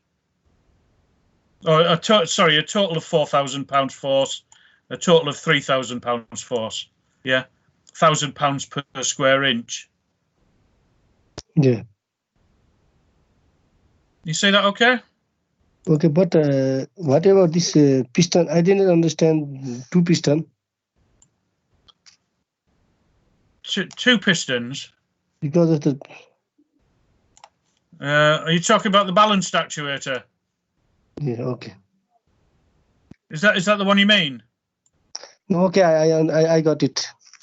Thank you. So now you've got that square inch that side, and square inch that side. So both areas of ram are going to be exactly the same. So now if I put 1,000 pounds in there, I'm going to get 3,000 pounds on this face. If I put 1,000 pounds in there, I'm going to get 3,000 pounds on this face. So it's balanced. If I put an input into this side, it's going to move the actuator that way.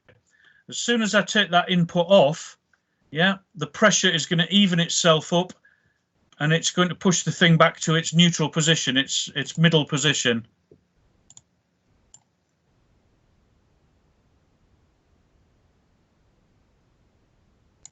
Have I explained that okay for you? Okay, thank you, Jim. I understand. I got it. That's good. Anybody else before we move on?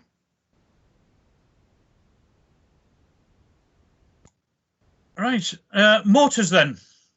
Yeah, we said motors are, we're going to use them. We can use them as emergency pumps, fuel proportioners, flat drives.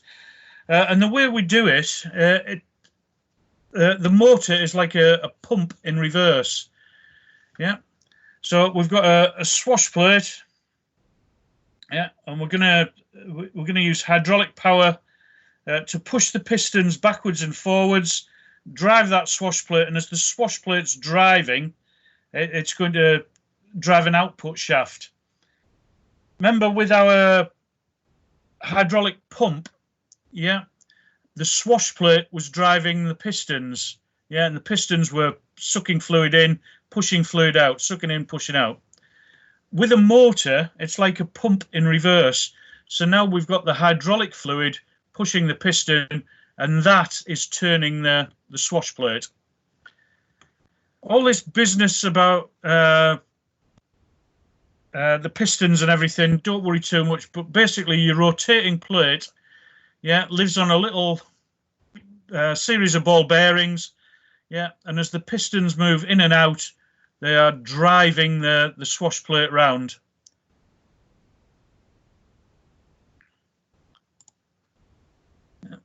So your piston, you know, that example just had 2 pistons there just for clarity. But in reality, you're going to have a series of them. You could have 8, 10 pistons, each pumping up and down onto a pressure plate.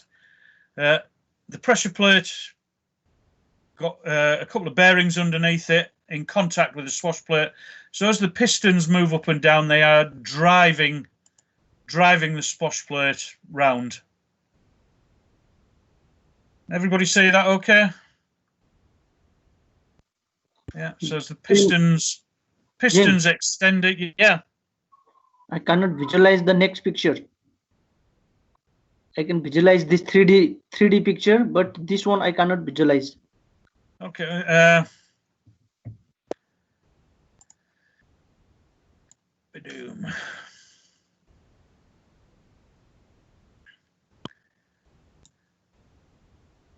If you imagine that's the pressure plate, yeah, and on the pressure plate there's a lot of little pistons in contact with it. So as the pistons are moving in and out, they're pushing down on the on the pressure plate. At the bottom of this pressure plate, yeah, there's a swash plate, and because the pistons are moving in and out, pushing down on the pressure plate, that is causing the swash plate to rotate. That is an awful drawing. I apologise. I don't know how to draw it any better, really.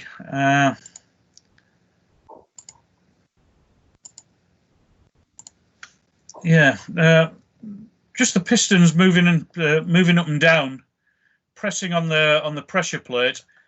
It's causing the pressure plate to, in turn, to press down on the swash plate. But because you've got the bearings and the pistons going in and out, it's causing that swash plate to rotate. So if I go back to that one, yeah, if you imagine the pressure plate is between the swash plate and the piston, so as the piston's moving in and out, yeah, it's just causing the swash plate to rotate. Okay, pressure plate is below the piston, above the piston, and below the swash plate, right?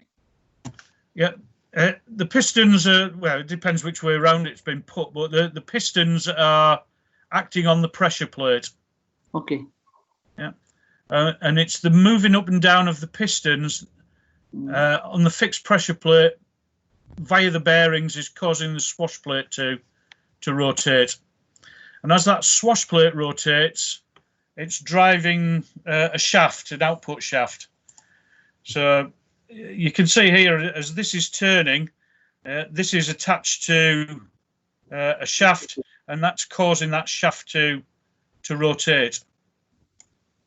Yeah.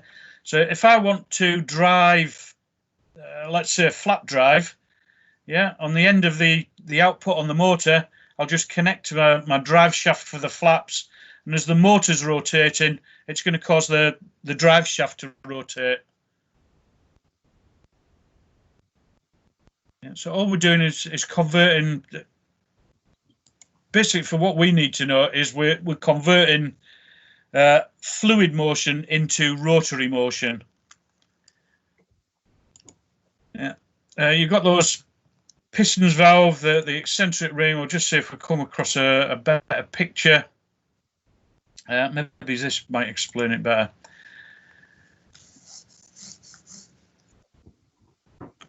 Hydraulic fluid going into the motor. Yeah, and that hydraulic fluid via what they call a spool valve, yeah, it's been directed into pistons. So in this instance, we've got hydraulic pressure coming in. Yeah, that hydraulic pressure going in into the piston. Yeah, as the piston fills up, as it extends, it's pressing down on the pressure plate, and as it presses down on the pressure plate, it's causing the swash plate to rotate. As that swash plate is rotating, it's turning the drive shaft, and the drive shaft is going to be connected to whatever it is we're trying to move. Yeah. So as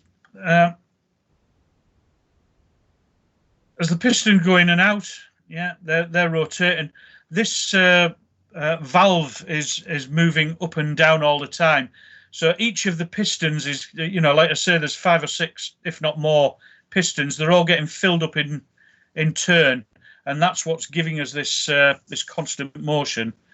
The valve is allowed to move because the drive from the swash plate into the valve is offset. So as the swash plate's rotating, that drive ring is slightly offset, and that's causing the valve to move up and down. Also being pushed back into its normal place by these springs. So this thing's backwards and forwards, up and down all the time. Yeah, the pistons are filling and emptying.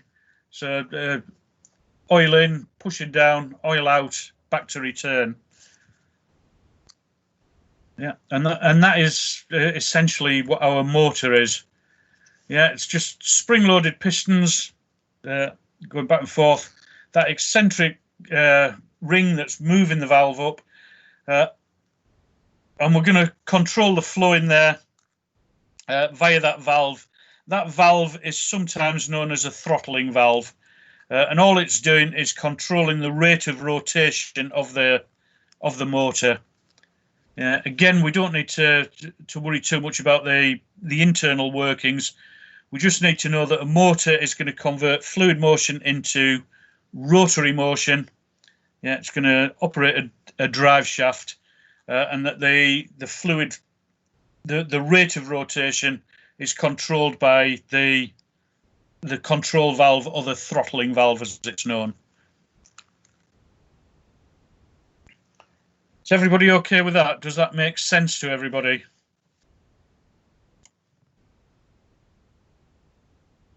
It's all gone quiet. Excuse me. Very much. Can you go to the schematic diagram? Schematic. That one? No. No. That one? Yeah. Yeah. Which one is the pressure plate in this diagram? Where is that one with the hatching on it? Okay, hatching is a pressure plate. Yeah. So the pistons are pushing down on the now on the pressure plate, yeah, and that's causing the thing to rotate. Can you again explain that how this works, how this valve assembly works? Yeah, like I say, for exam purposes, though, we don't need to know the ins and outs.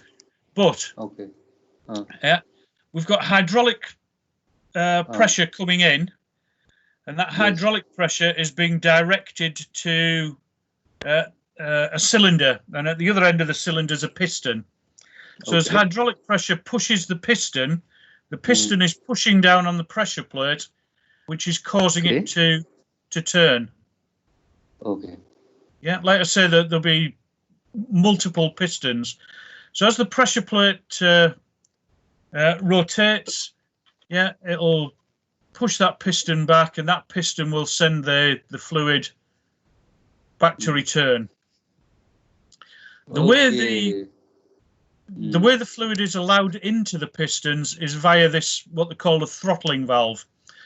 And the throttling valve moves up and down because the drive ring, the drive ring is eccentrically mounted on the end of that shaft. When we talk about eccentrically mounted, we just mean offset. Yeah, so it'll be drive shaft will be offset like that. So as this plate is rotating, yeah, it's causing the valve to move up and down. Yeah, as the valve moves up and down, that is what's allowing fluid into each one of the pistons in turn, and that is what's giving you your rotary motion. To make sure that the thing doesn't jam, there's a spring at either end. So as this is moving up and down all the time, yeah, the spring's in there just to make sure that it doesn't stick, it doesn't get caught in its housing. Jim, this valve assembly is the flow control valve? That valve is the throttling valve, flow control valve, yes. Okay. Thank you. Sounds it.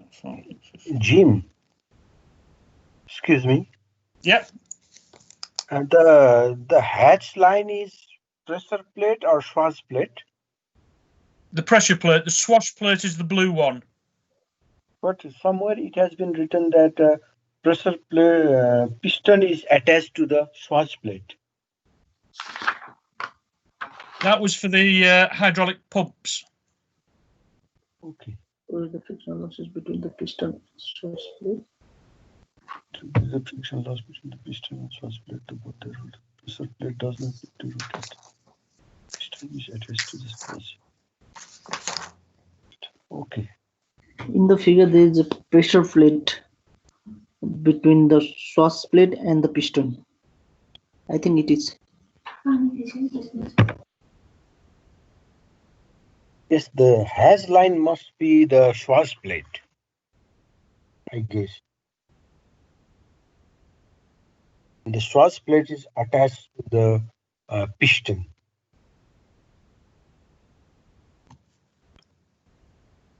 That piston is hitting the pressure plate, yeah, and the pressure plate is connected to the swash plate by these bearings.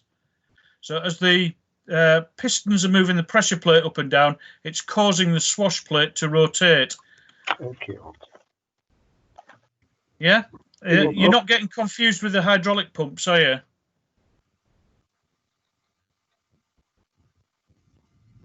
Yeah. With a hydraulic pump, yeah, if it's basically a motor in reverse. So with a hydraulic pump, the drive shaft from the engine would be rotating a swash plate. You wouldn't have a pressure plate on there. It'd just be rotating the swash plate, and the swash plate would be in direct contact with the pistons. That's in the hydraulic pump.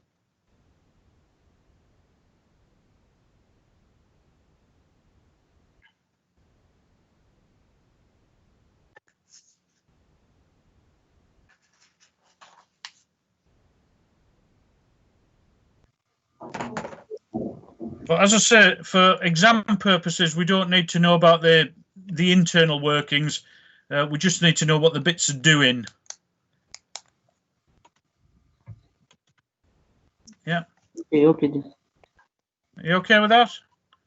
Okay. And having said that, I can guess that there will be designs of pump where it does connect straight to the swash plate, but this example we're using the pressure plate, yeah, and it's the movement of the pressure plate via the bearings that's causing the swash plate to rotate. But I'm sure there's pumps out there in the industry that'll make a liar out of me somewhere.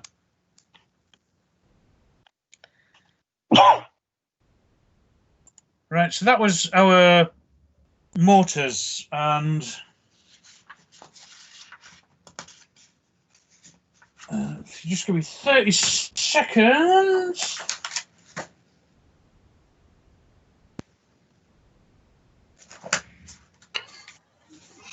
Mr. Jim? Yeah. Yeah, sorry, I just want to make sure that I'm at the right point. As you said that the valve assembly and the control valve are same. Say that again, sorry. Valve assembly and control valve are same. Sorry, I can't hear you. Very broken. Say it slowly. Valve assembly and control valve are same or different? Yes, no, they're the same thing.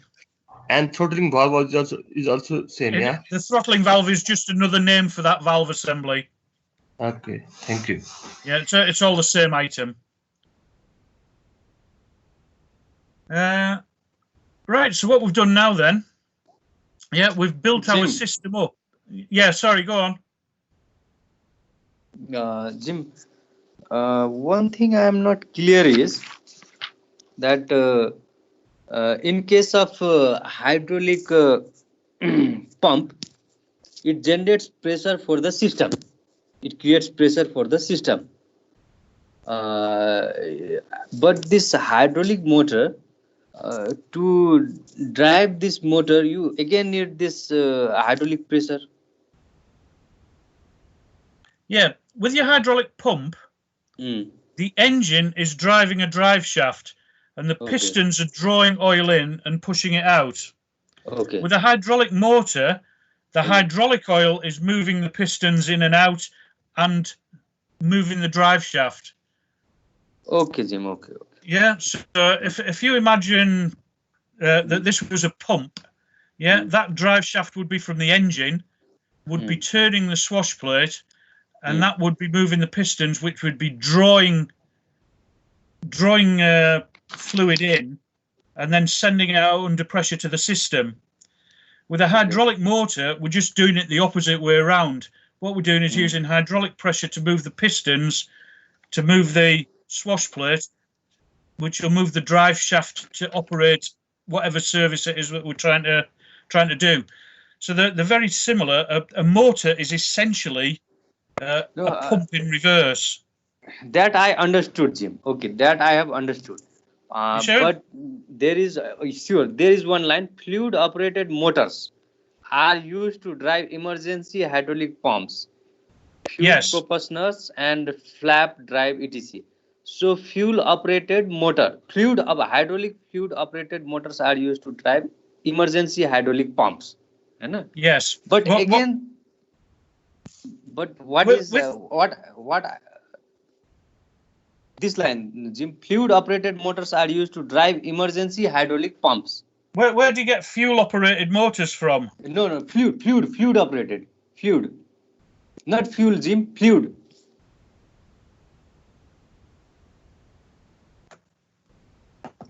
Sorry, I'm page number 48.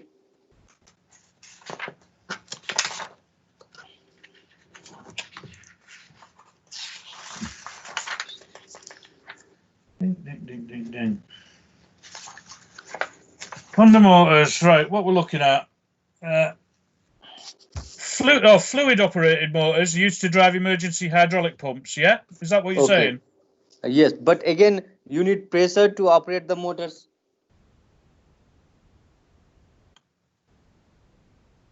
Yes. Suppose, for example, your pump failed. Yeah. Your pump failed, and then you need to use to drive emergency fuel. You need to operate your flap drives. Suppose. Yeah. So you can use fluid operated motors for emergency. That's what it says. Yes, we haven't done the emergency side of things yet. You're jumping the gun a bit, but what's happening? Yeah, if you're going to use a motor as a pump, yeah, you're going to be driving from one system to another.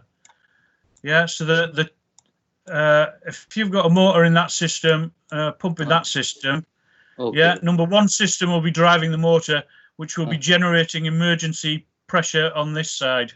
Okay. Yeah,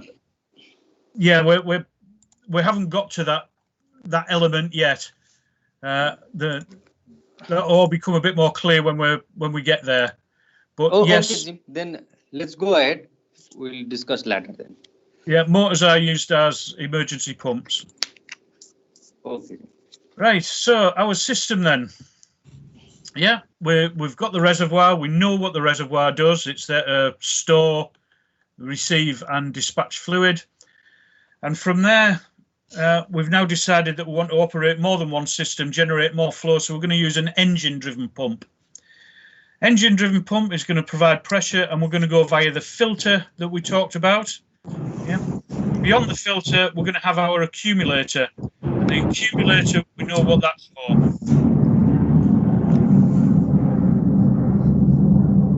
From there, through our selector, yeah, and to our actuator. And the actuator, depending on the type, in this case, the double-acting actuator, yeah, pressure in one side, and via the selector, the fluid is going to return. You'll notice that there's another filter in the system. So if we get a breakdown in the pump or any of the components before the system, hopefully the high pressure filter will be catching it. Yeah. If we get a breakdown beyond that, any of the system components, then the low pressure filter will be catching any debris as it comes down the return line. If I get a failure in my engine-driven pump, yeah, I've got a hand pump as an emergency backup. I can use the hand pump, and again, that's going to generate pressure and flow to my actuator. Yeah, so we've now built the system up a little bit, but we need to think about how we're going to control that pressure. Yeah, what we're going to do with that pressure. How we're going to manage it, should we say. So I make that just about 14:25 my time. Do you want to have a wee break there? Kathmandu, 2008, call it 2010, 2020. Yeah, we'll have a 10-minute break there, just stretch legs. Okay. Okay, Jim. Okay, so 10 minutes. So what is 2010, 2020 your time? Okay. Okay. Okay, Jim. See you. Yeah, see you in a minute. Okay, Jim. Jim. Yeah. There are 3 questions in the book. We will discuss after this break. Okay. There are what undesirable feature may likely to occur when the ram is fully extended and the pump continues to produce flow. And then there are 3 questions here given in the notes. This book. We will discuss after this break. Will that be okay? It is, but we haven't covered that bit yet. Okay then. Okay. Don't try and jump ahead. Yeah. Okay. If you go at my pace and we go with what I'm trying to teach. This is in the middle of the book. In page 51.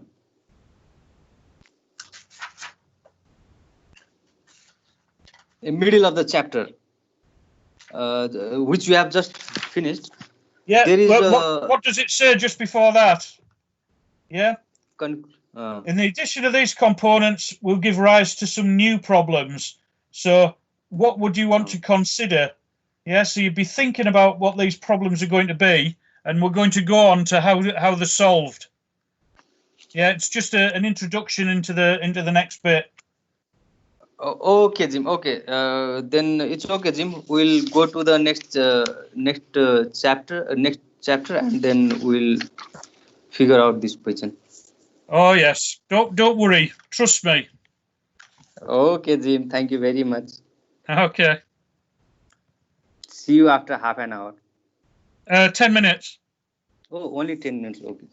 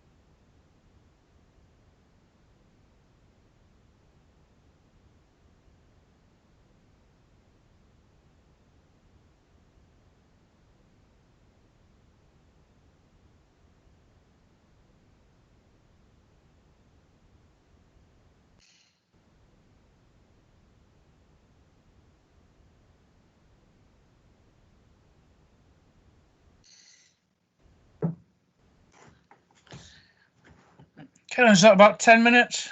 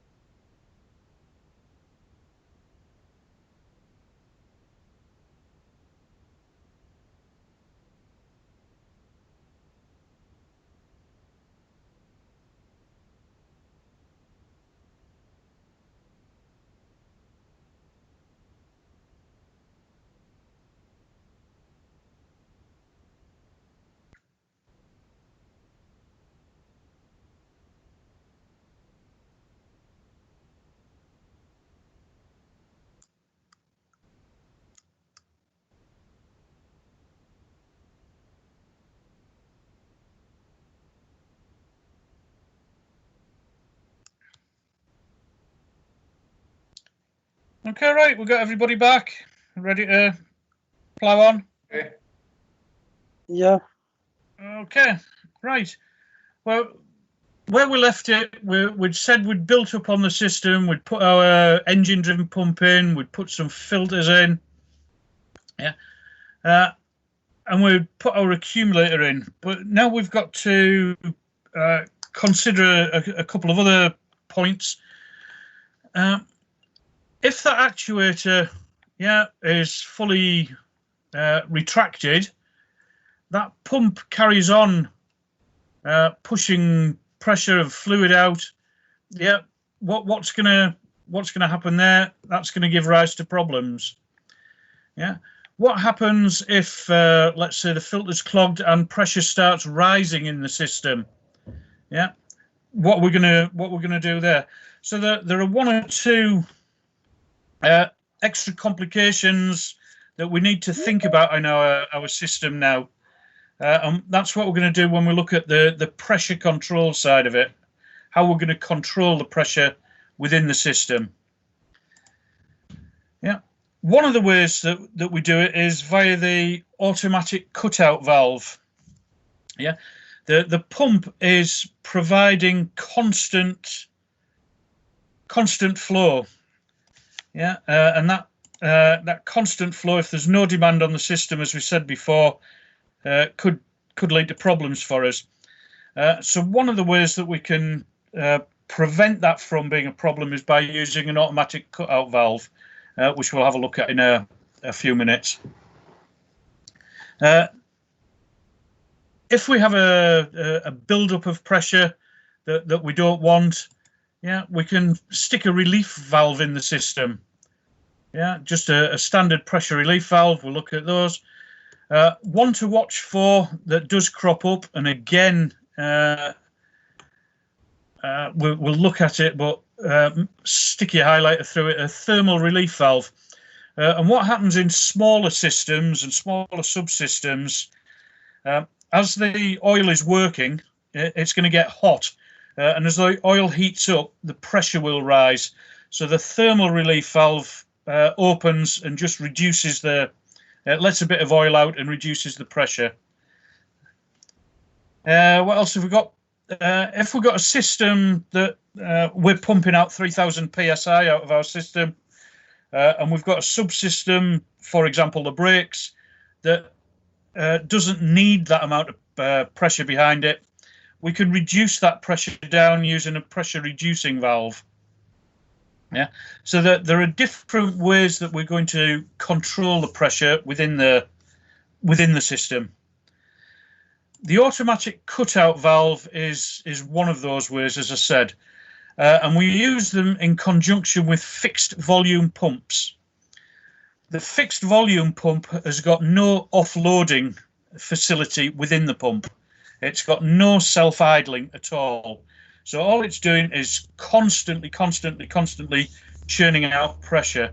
So we've got to offload that when there's no demand on the system. The ACOV, they say, is better than a pressure relief valve, because a pressure relief valve would just be open, big pressure dump, close, build up, big pressure dump, close. With the automatic cutout valve, it's a nice steady opening and closing. Yeah. So we can allow fluid back to return with no pressure behind it, which is better for the system.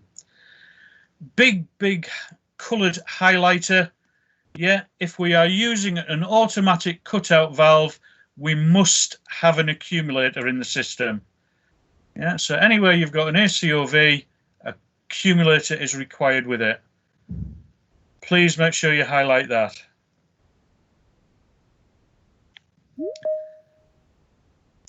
Ding ding. Yeah, the ACOV, it's a simple enough valve. Yeah. As the pump is running, it's sending pressure through a non-return valve into the main system. At the same time, there's a little tapping from the main supply into the top chamber of the automatic cutout valve. Within the valve itself, there's a piston with a large area at the bottom, and it's held in place by a spring. Yeah. Where it's held in place by a spring, what they call the poppet valve on the slide is in the closed position. While your system's running, if there's a demand on the system, yeah, everything's fine. We'll get pressure drop. If we get no demand on the system, there's a build-up of pressure. Yeah, that excess pressure is felt on the bottom of the wee piston. Yeah, as that pressure builds up, it acts on the bottom of the piston, pushes the valve up against the spring, and that allows the pressure from the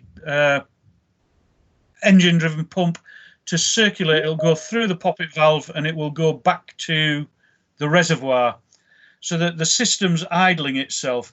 So all the while, well, there's no demand on the system, so long as the pressure remains above a certain level, that little poppet valve will be held open, and the system will idle through the cutout valve. If we put a demand on the system, yeah, we're going to get a pressure drop at this side. That pressure drop is going to be felt on the bottom of the piston, and the spring will push the piston down. That will then close off the poppet valve. Yeah, so now your offload has been closed off, and all the supply from the engine pump will go off to the system where it's required. The reason we need an accumulator in the system is to prevent this valve from going into what they call ACOV hammer. What happens is, as the pump's running, as the system's running, yeah, you're going to get pulsations, and those pulsations are going to be sensed and demands on the system.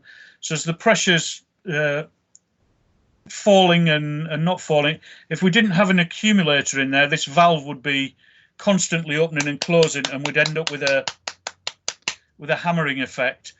By putting an accumulator in the system, yeah, that's just going to damp out any fluctuations.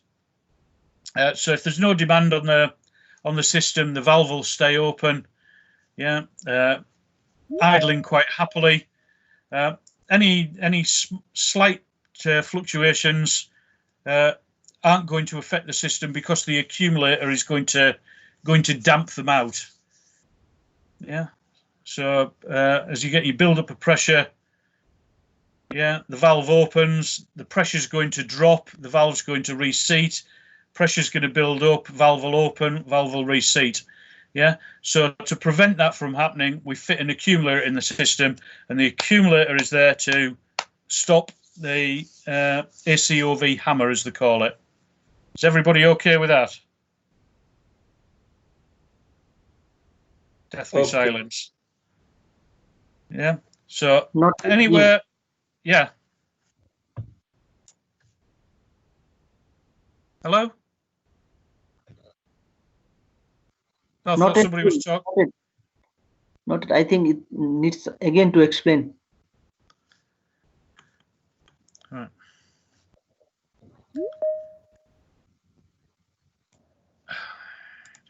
Ding, ding, ding. Right. In our system, yeah, we said we've got an actuator.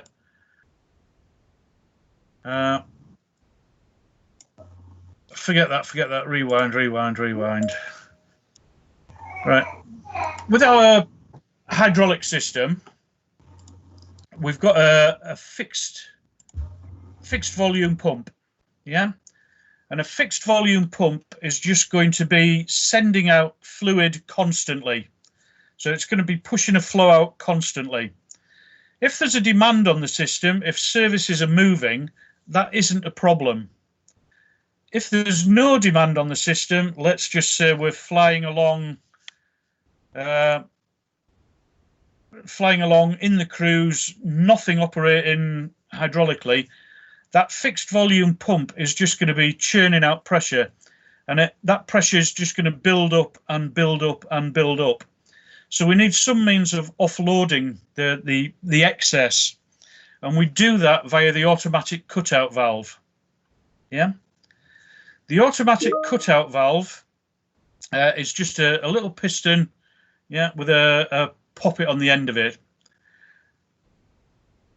held closed normally by spring pressure. So under normal circumstances, when the systems are operating, this would be in the closed position. Obviously, if there's no demand on the system, we need to get rid of that excess, as I say. So what happens is the supply from the pump, yeah, as the pressure in the system builds up, that pressure rise is felt on the bottom of this piston. The pressure pushes up on the piston, yeah, and it opens that poppet valve. So now the fluid from the engine supply is going to go straight through the poppet valve and back to return. So we're offloading the excess pressure. Yeah, I've got more people now, 30. If there's a demand put on the system, yeah, what's going to happen is that that pressure is going to drop, and that pressure drop is going to be felt on the bottom of the valve, on the bottom of the piston, and assisted by the spring, that valve is going to close.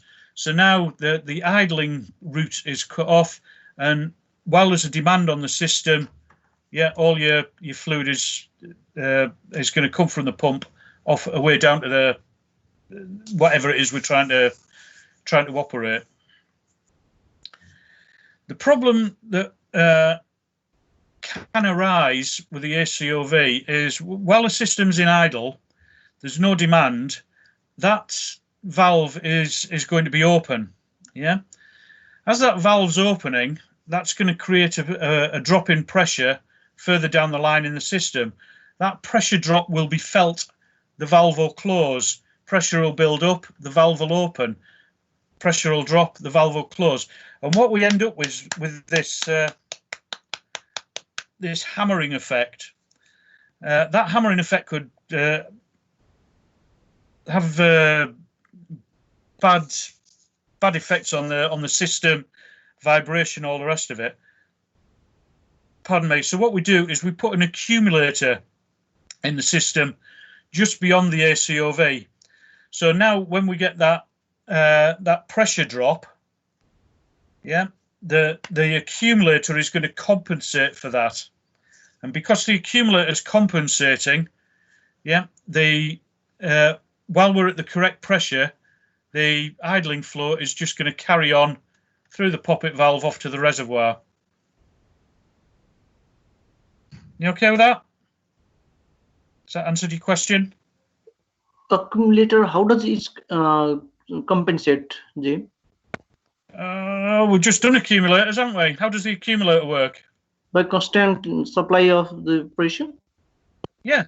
Where you've put your accumulator in, yeah, you've got your 3000 psi in there, and we said that every time there's a fluctuation, yeah, that 3000 psi is going to damp out those fluctuations, so that the accumulator is maintaining the pressure in the system line and preventing this valve from constantly opening and closing.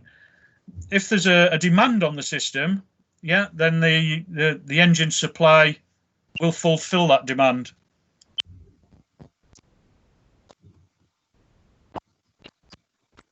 Okay. And Jim, what this poppet valve and this cutoff valve? Slight confusion. Is it a part of cutoff valve? The poppet valve is just a stem on the end of that piston. Yeah, the poppet valve is what's inside. This whole thing is the automatic cutout valve. The poppet valve is just a little valve inside it. Okay. Thank you, Jim. Yeah. That's okay. My pleasure. Thank you. Anybody else? Nope. Okay. So the ACOV, yeah, used with a constant volume pump, and it is essential that we have an accumulator fitted in any system where the ACOV is. Please whack your highlighter through that.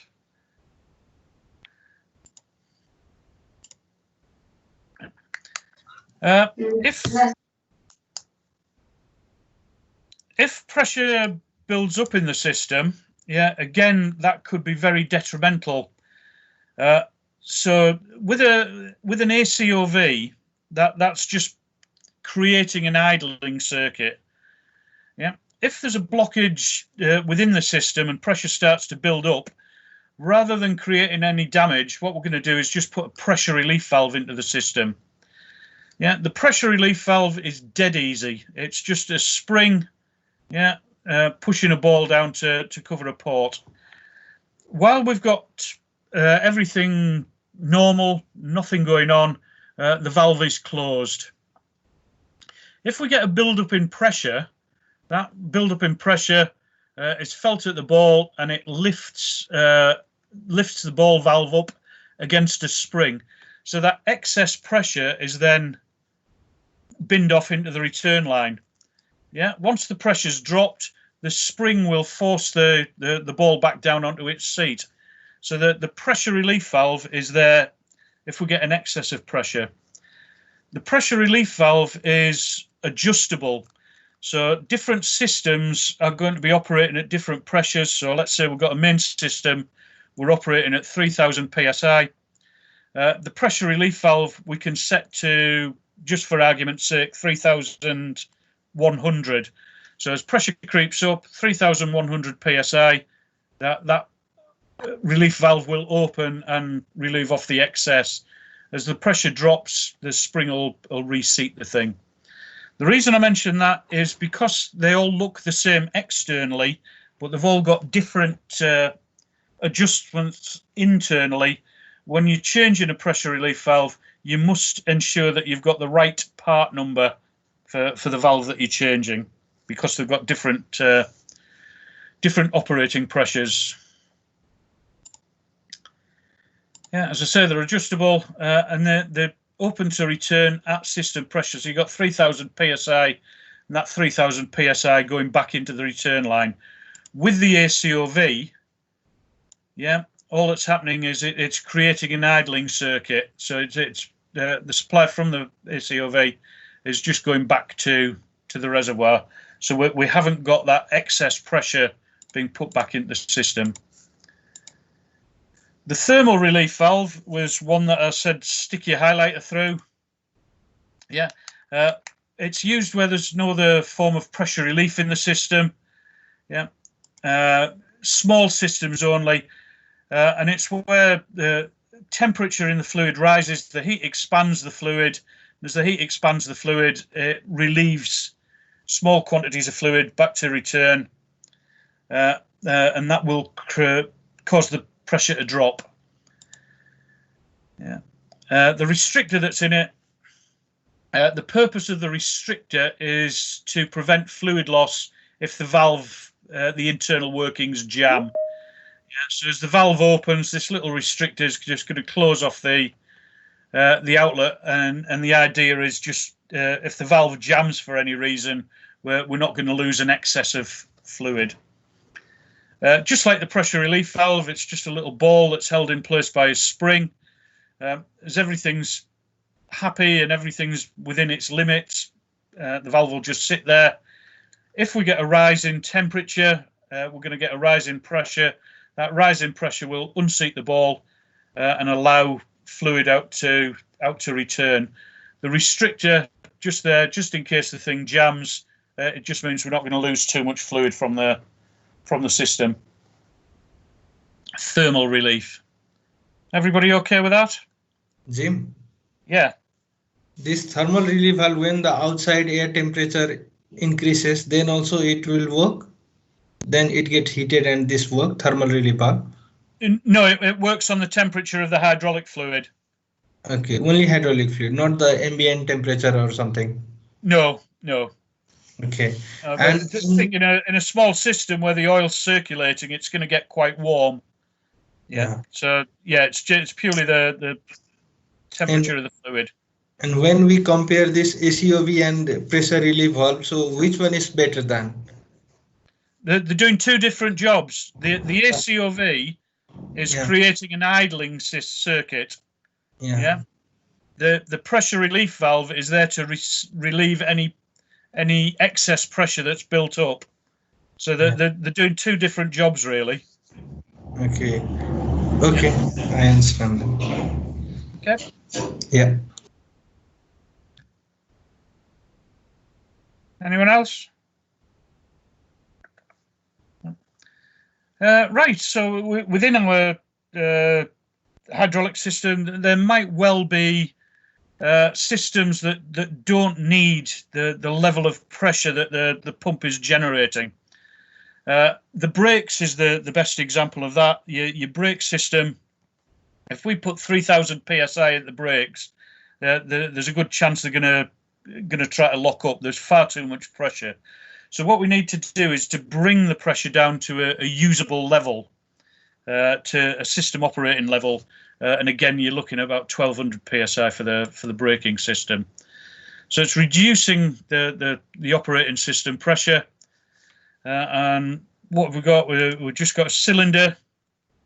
Yeah, 3 ports in the cylinder. The pressure inlet.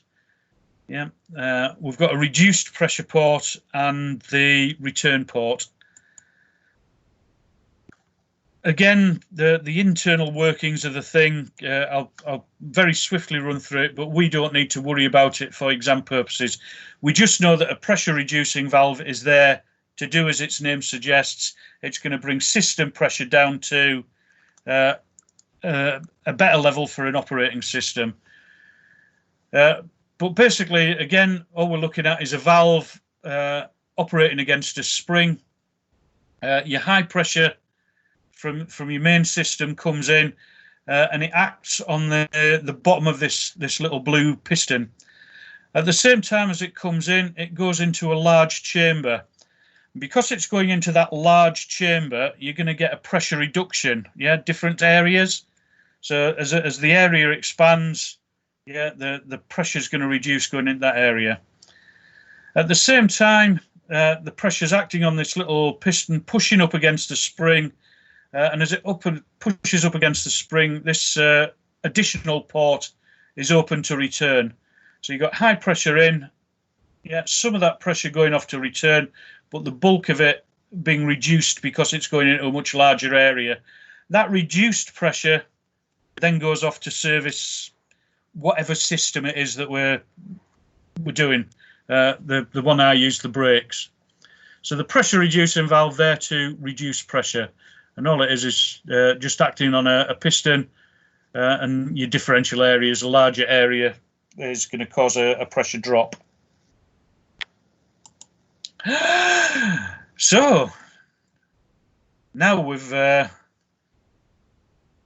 put these extra bits in. We've got our reservoir, we've got our engine driven pump, that pump churning out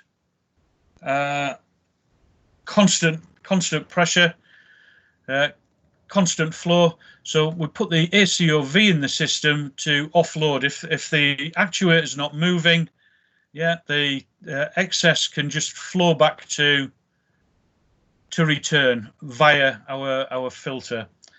Because we've got the ACOV in the system, we've got the accumulator. So any movements, any pulsations of this is going to be damped out by the accumulator. We've stuck a pressure relief valve in the system, so if pressure builds up, yeah, the valve will open and it'll allow that excess pressure back to return. And likewise, yeah, we've got a pressure relief valve in the system down the bottom here. Everybody okay with that? Any questions there? There are 4 questions. Sorry? There are 4 questions. 4 questions. Yeah. You're reading the book, aren't you? Yeah. So your 4 questions.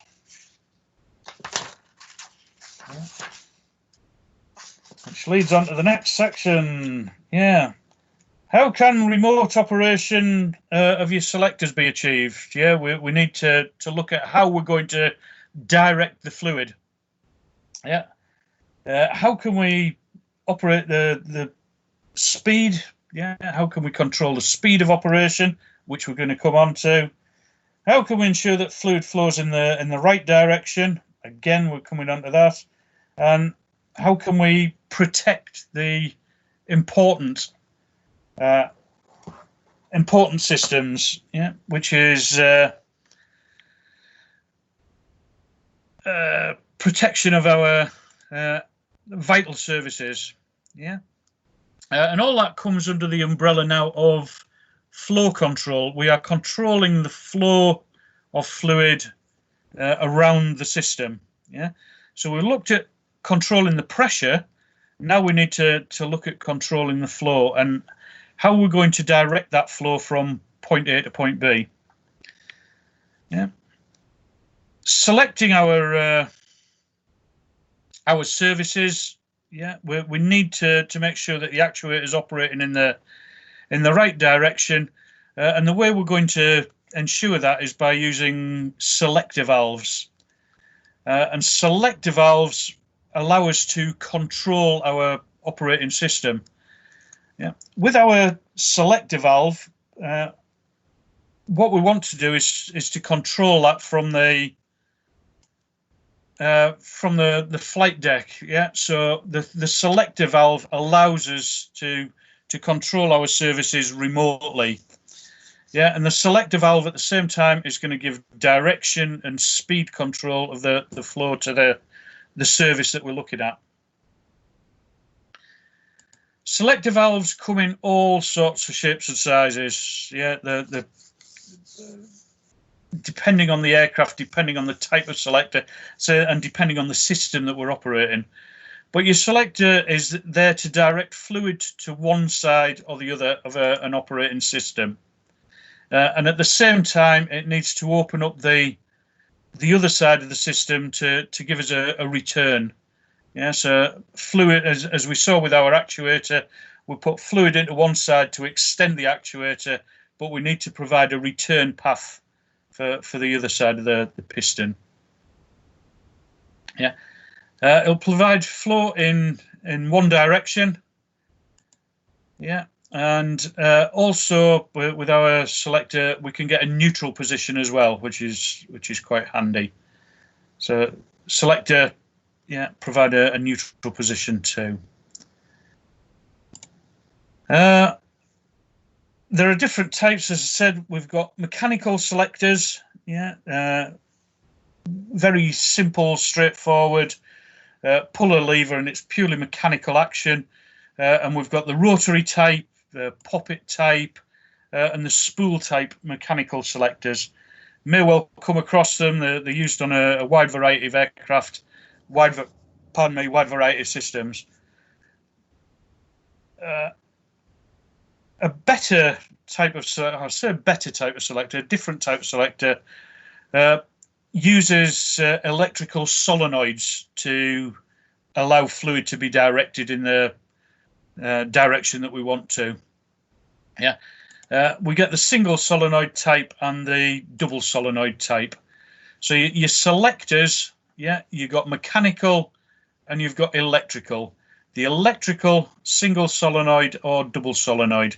I'll come on to the difference between them in just a minute.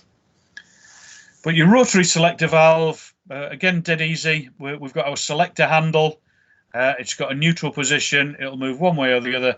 And all it's doing is turning a plate.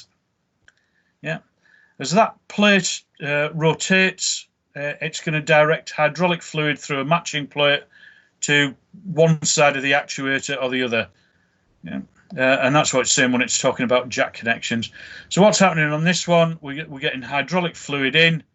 That fluid is sitting there waiting.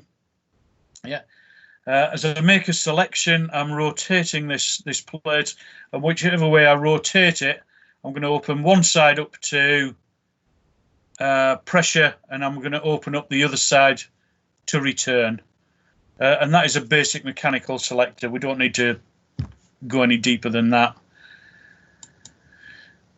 Two steel plates, one stationary, one rotates, and it directs system pressure to one side or the other, and opens the other to return. Another variation on a theme is what they call the poppet selector, and what we've got on a raised shaft, there's a row of poppets, just little valves, open and close valves. That's all they are. As I move my selector valve, I'm going to move the shaft within the selector. As the shaft moves, the raised portions will open or close the poppet valves. And depending on which way I've gone, if I'm opening up to pressure, that's going to allow pressure to this side of the actuator. Ram will retract. This side will be open to return, so that the return fluid can go off to where it wants. If I go in the opposite direction, if I move the selector, the shaft will move. It'll open this side to return and open this side to pressure, and that essentially is what your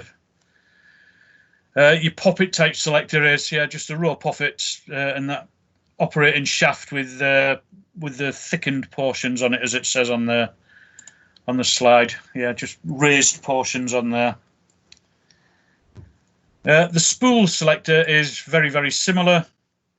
Again, that's just a shaft, but it's got milled out bits, so that the fluid, the shaft will either block a port or allow a port to open.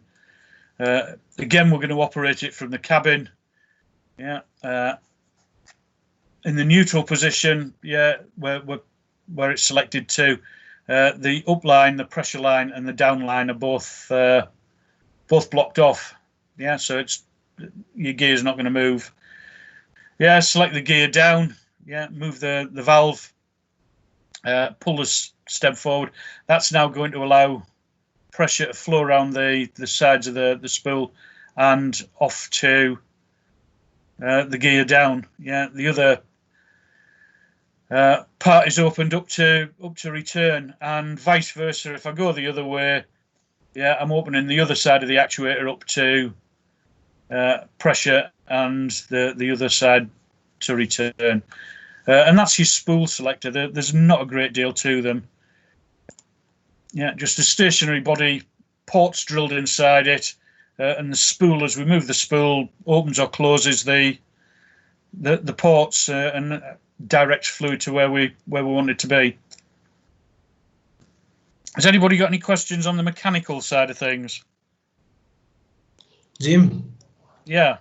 Is this internal mechanism of these valves necessary? No. Okay.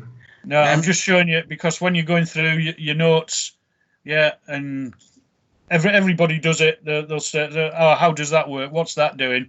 So if I just run through it, I've explained it. You'll know. For the selector valves, as I said right at the beginning, the only bit you need to worry about is the fact that there's mechanical selectors and there's electrical selectors. Yeah. Okay. And example of this thermal relief valve, where it is used in small systems. Like, can you have say anything? Again, it depends on the system in the aircraft. You might find a thermal relief valve in a brake system in a smaller aircraft. Okay. You might find it in a, I don't know, a smaller aircraft. It might be in one of the undercarriage systems, for example. Okay. In brake system, it's also used in smaller aircraft. Yeah, it's purely dependent on the aircraft and the system, whether it's got a thermal relief valve in or not. It is just a form of pressure relief for a hydraulic system. Okay. Yeah. Okay. Yeah. Right. Right, your electrical selectors then. Electrical selectors, it says they're not used to operate selector valves. It's a solenoid on the valve that we're operating. So with the electrical solenoid valve or the electrical selector, yeah, the electric part is operating a solenoid, and it's the solenoid that directs the fluid. So that's what that's trying to tell you. Yeah. Selector obviously directing fluid to move your valves. We've got the single solenoid type and the double solenoid type. Make a note of the difference between them that I'm going to come on to in a minute. The single solenoid is biased to one side. The double solenoid has a neutral position. Yeah. So if you remember that the double with a neutral position, that's what we need to know for our purposes here.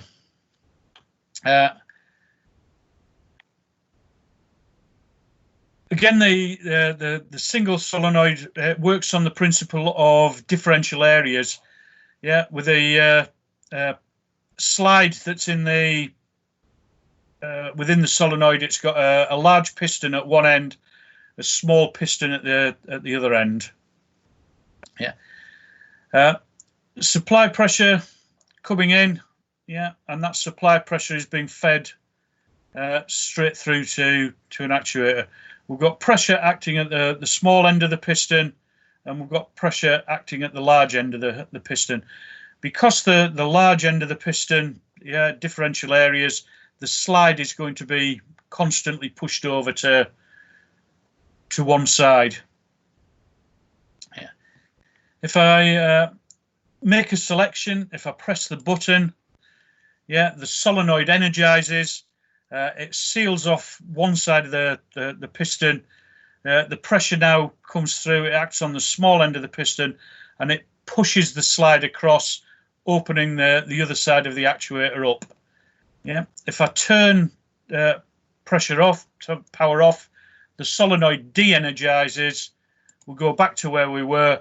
We allow fluid to both sides of the slide, but because of the larger area, it'll bias to one side of the actuator.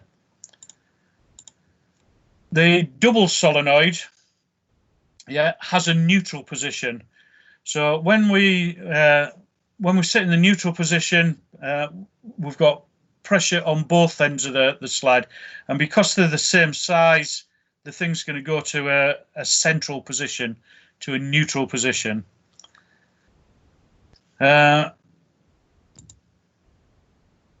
Yeah, hopefully this all will come out. Yeah, we're sitting fat, dumb and happy in the center position. If I energize one of my solenoids, yeah, that solenoid will now close off the pressure feed to one end. Pressure will be directed to the other end of the slide, and it will push the slide across. As it pushes the slide across, that's going to direct pressure to one side of the actuator or the other. At the same time, the other side of the actuator is opened up to return. So as the slide moves across, one side's pressured, moves it across, and then the other side's opened up to return. Yeah, so from neutral, energize the solenoid. Yeah, that's going to direct all your pressure to one end of the slide, moves the slide across, opens the other side up to return. And that is your solenoids. Yeah, we've got an idea of how they're working. Please remember, and again, I don't have to say it every time, but please remember that the double solenoid selector has a neutral position. The single solenoid is biased to one side. Hello, Jim. Hello. Can you simplify this dual solenoid selector system with simple language in short? Well, what do you mean simple language? That means you can elaborate with giving examples so that we will be more. Well, what sort of system are you going to use them in? Yes. Sorry. Immediate one, landing gear. Yeah. Yeah. Okay. So if I want the landing gear, let's say we'll call it a landing gear system. That is the solenoid or the selector for the landing gear. If I want to put the gear down, I'm going to push a button, and by pushing the button, I'm going to energize one of the solenoids. So in this case, we'll say it's going to energize solenoid A. Yeah. Solenoid A, as it's energized, yeah, is now going to block off the pressure to this end of the slide valve. So the pressure is now going to go round here to this end of the slide valve. Yeah. So now that pressure is going to be pushing on that end. Yeah. As it pushes on that end, okay. Yeah, it's going to put the slide over. As it pushes the slide over, yeah, now pressure is going to go straight to the landing gear actuator. Let's say it's a down selection, so the gear is going to start going down. The upside of the actuator is opened up to return. Yeah. Okay. Once the gear's down, yeah, okay. I've made my selection. The power to the solenoid is going to be taken away. That's going to allow main system pressure to this end of the slide, to this end of the slide, and because it's got even pressure on both ends, it's going to go to that neutral position. So now your hydraulic pressure has got nowhere to go. Okay. You with me there? So, yeah, you know, solenoid selectors they're used in all sorts of systems, but landing gear is the easy example off the top of my head. Okay. Flaps, if I wanted to select the flaps up or down, yeah, I could use one of these. Okay. Yeah. Okay, I got it. Anybody else? Okay, thank you. No, it's a pleasure. Yeah. Yeah. As they say, I'm here to help. So part of our flow control, and yeah, making sure that the fluid goes to the right side of the system, yeah, where we need it to be. Oh, we've just been through that, haven't we? Yeah. So what else do we need to do to control our fluid flow? What other things do we need to think about? We need to make sure that things happen in the right order. Again, the bouncing example is the undercarriage.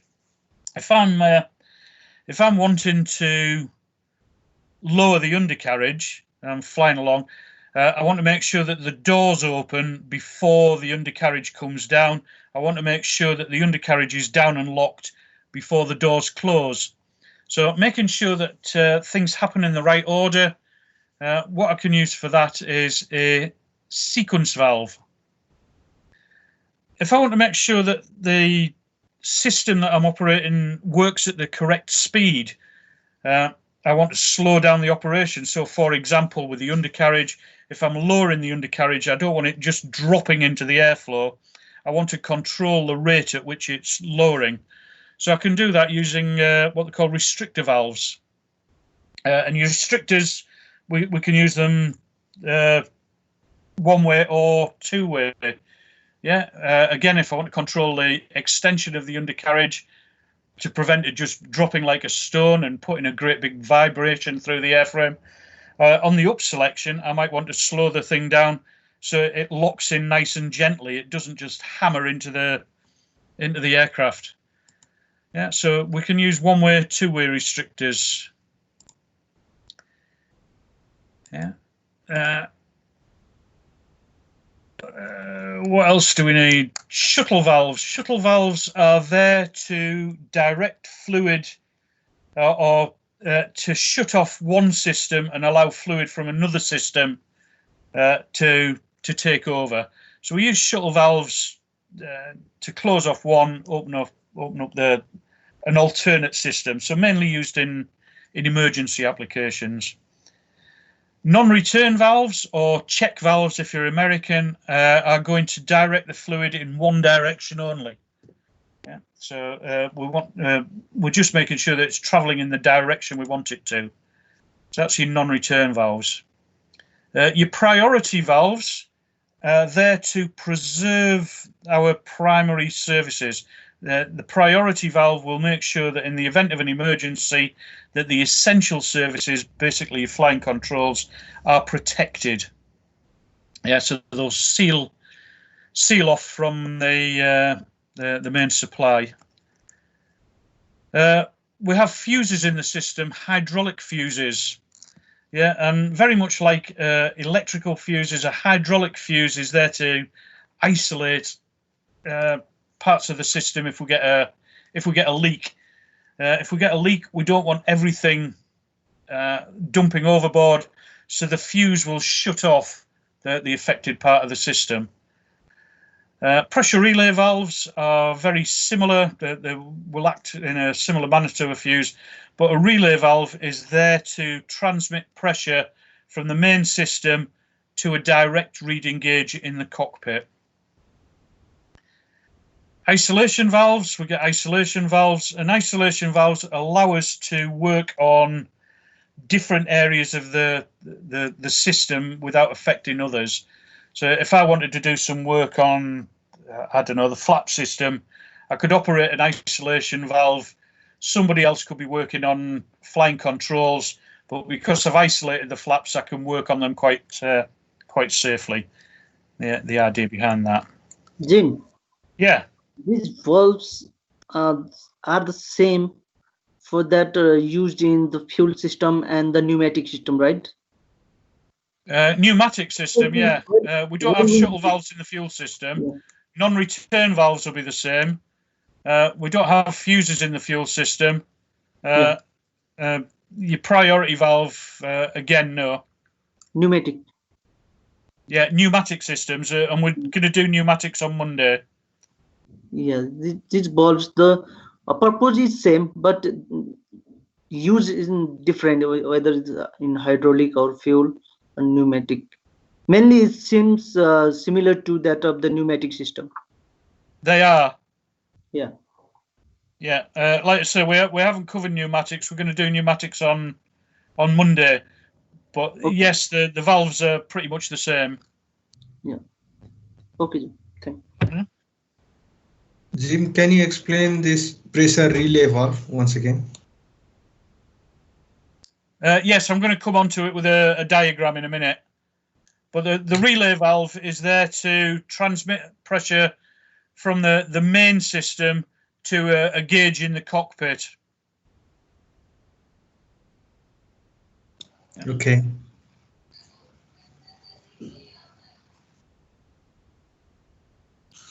Right, so yeah, your sequence valves and your restrictor valves.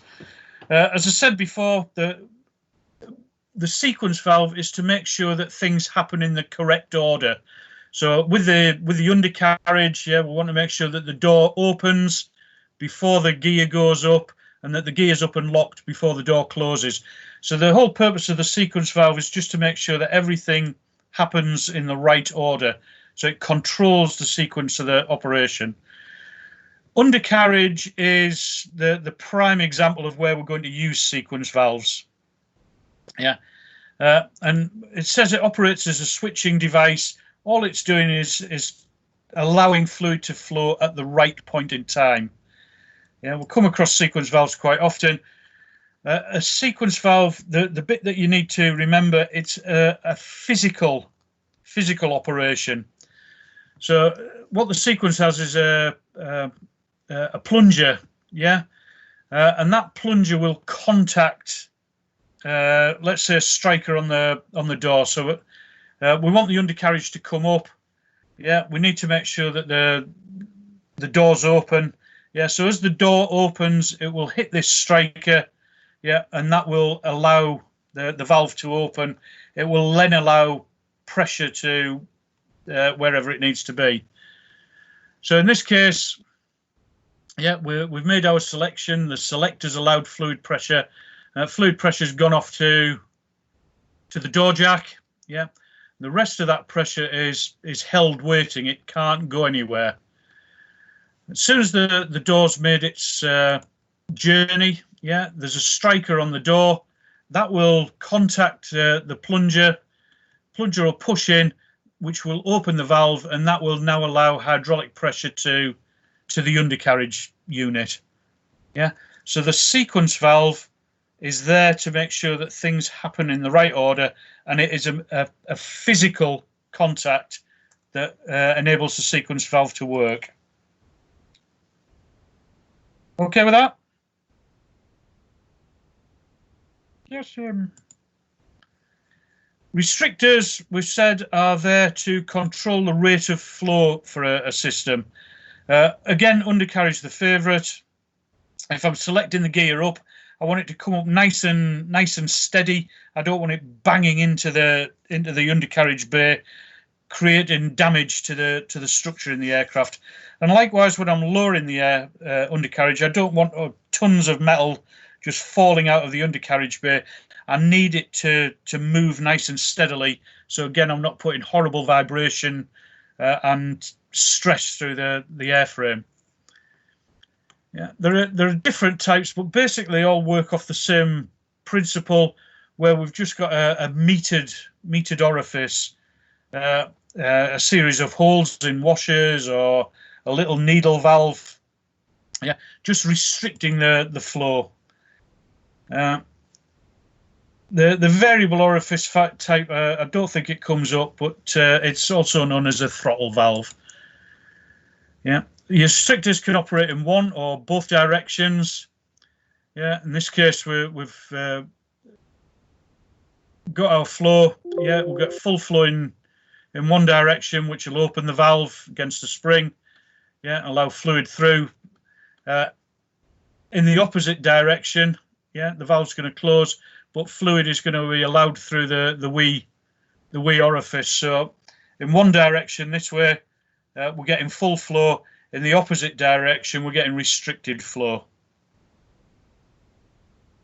The two-way restrictor, again, the difference with this is it's got the little needles in, and it's the little needles that start to block off the passageway that will dictate the speed at which the service is going to operate. Yeah, so as you put fluid down one way, you're going to get a high rate of flow, which is going to push the valve. It's going to cause a restriction, and that restriction is going to slow the rate of flow. And exactly the same is going to happen if we come in the other direction. Yeah, as the needle valve goes in, it's just going to slow the rate of flow down to to the service that we're operating. Like I said, undercarriage flaps. You want to restrict the movement of the flaps, the rate of operation. If you just put the flaps straight out in the airflow, you get an awful pitching moment. But if you introduce them gradually, that pitching moment is a lot more controlled, a lot more damped. Shuttle valve, we use the shuttle valve where we want an alternate system to take over. So mainly for emergency purposes, the shuttle valve will seal off the prime system and allow a second system to come into operation. Depending on the aircraft type, you might have an alternate hydraulic system that you're going to use, or you might have nitrogen as your emergency power source. As I say, it closes the normal supply, opens the alternate. So all that's happening with the shuttle valve, you've got your normal supply in, your normal hydraulic supply off to wherever it's going.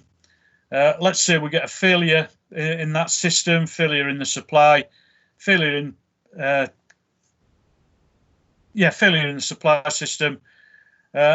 What can happen either automatically or controlled from the cabin? There'll be an alternate supply comes in, and that'll just push the shuttle over. The shuttle will seal off the inlet for the normal, and it'll allow the emergency or the second supply to take over. So shuttle valve, it doesn't have to be hydraulic. It could be nitrogen, as it says. Okay with that? Shuttle valves. Non-return valves, are just going to guide fluid in one direction.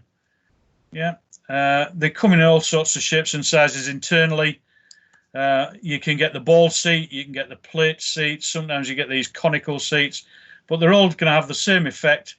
Fluid will come in, it'll hit the ball, it'll unseat it against spring pressure, fluid will flow, it'll go on its merry way. If fluid tries to come back the way, the spring will push the ball against its seat, so now nothing can flow in the opposite direction. If you get a failure in the power supply, the non-return valve, due to the spring pressure, will close off, so you're conserving things as well.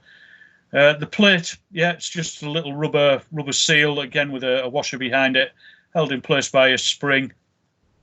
Exactly the same effect. Exactly the same effect, and the same with the conical shape. The conical shape just creating a seal as well. And again, the valve held in place by a spring. Absolutely nothing else you can say about non-return valves. Very simple. They need to be. Your priority valve. Priority valve is there to protect our essential services. And the priority valve is sometimes called a pressure maintaining valve. Please just make a note of that, because if it comes up in a question, if it asks you about a pressure maintaining valve, it is talking about the priority valve. Sometimes called a pressure regulating valve, but the purpose of the thing is to protect our essential services. So if we get a failure in one of the secondary services, we want to maintain the essential supplies. And again, all it is a little poppet valve, pretty much like a non-return valve. It's held in place by a spring. If everything's happy, we've got normal system pressure.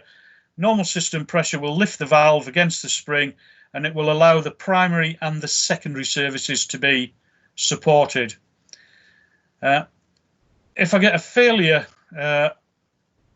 let's say in the secondary services, what will happen is the spring will push down on the valve, and it will seal off the secondary services, so all your pressure is conserved for the primaries. And I think pretty much every aircraft with a hydraulic system's got or with hydraulically operated flying controls, pardon me, has got a priority valve in there.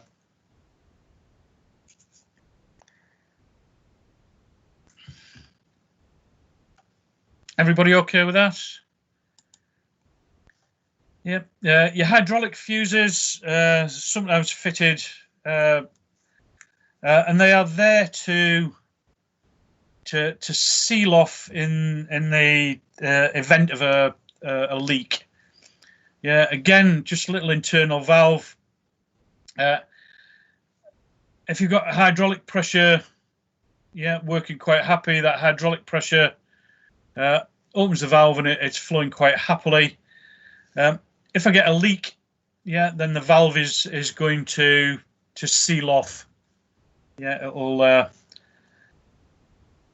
close off and prevent any leakage downstream. Yeah, so your pressure going up, yeah, being felt, keeping the valve open. If I get a drop in pressure, then the valve is gonna be forced closed, and it's just there again as a safety measure. It's just going to seal off if we've got a leak downstream of the hydraulic fuse. Jim, can you explain this how? Yeah, it's looking for equal pressure. Yeah, we've got a piston. If everything's okay, the valve's held open. Yeah, it's got pressure on either side of it. Yeah, if we get a leak, yeah, then the pressure behind the valve is going to force the valve closed. Yeah, so as your flow's coming through, yeah, we're forcing this part of the valve back. Yeah, if we get a leak upstream, then the valve, the pressure behind the valve is going to close the valve. Yeah. So if I've got a leak up here, okay, you can see, yeah, we're compressing that spring. Yeah, the valve's closed off. You've got high pressure this side, no pressure that side, so that valve is being shut. Once we've cured the leak or whatever, put hydraulics on. Now we're going to get pressure, even pressure either side. Okay, yeah? Got it. Thank you. You sure? Sure, Jim. Good. Yeah, that's your hydraulic fuse. The pressure relay valve is similar to a fuse, but the pressure relay valve is used to send pressure to direct reading gauges, yeah, or to pressure transmitters. And where's my little picture? Yeah, the idea behind the relay valve is if we get a leak, again, it will close off. It'll prevent fluid loss.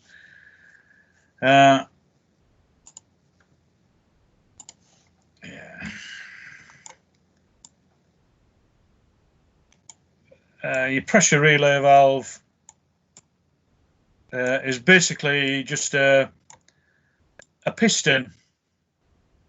Yeah, you've got high pressure acting on this side of the piston, and on this side of the piston, you're going down to a much narrower gauge pipeline, and that narrow gauge pipeline will go up to a gauge in the cabin.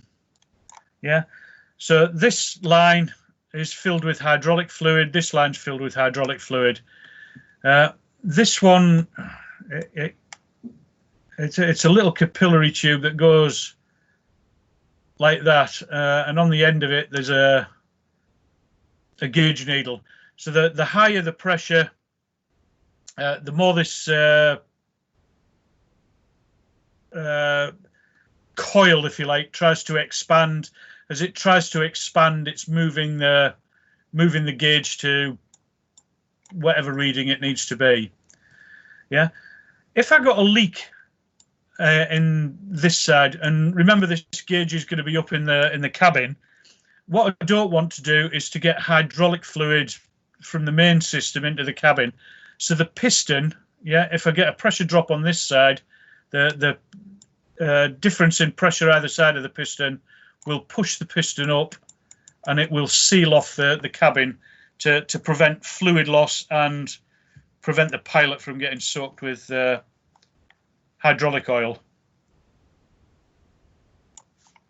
Okay with that? That's the relay valve. Your isolation valves, as I said before, they're just going to allow parts of the system to be closed off for different maintenance activities. And they can also act as fire shut-off valves. Some aircraft, not all, but if there's a fire, the things will close off automatically, isolate different parts of the system. Generally, they're a manual handle and they're secured in the open position. Yeah, sometimes, as we said before, they can be operated by fire handles. The firemen can come along, and when they operate their fire handles, the isolation valves will shut off the various parts of the system. Right, so where have we got to now? Yeah, you can see we've built up our system quite well now. So from our reservoir, engine-driven pump, yeah, and now we've put a non-return valve in the system. So fluid is only going to flow in one direction. Again, with our ACOV for the idling circuit, yeah, if there's no demand on the system, the ACOV will remain open and just direct fluid back to the to return via our filter. From there, we're going to put another non-return valve in the system. So as your engine pump is running away, the hand pump side of it is protected. So your engine-driven pump pressure can't get back through to the hand pump side. If I had a failure up here, the hand pump could be operated, non-return valve would open and allow fluid into the system. Yeah, and again, the non-return valve we've got here would prevent any fluid going back the way. So it's going in the direction that we want it to. Again, through our high pressure filter, collecting any contaminants, the accumulator in there for damping out your pulsations, using in conjunction with the ACOV that we talked, and the pressure relief valve. If we get an excess buildup of pressure, this will open and dump that excess pressure back to return. Our selector, yeah, could be mechanical, but you know, it's giving us the ability to operate remotely. So we can select extend, we can select retract. The actuator is going to move in the direction that the fluid has been pushed to. In this case, we're going to the retract side of the actuator, and at the same time, as we saw before, the selector is going to be open to return, so the fluid from the other side of the actuator can go back to the return side.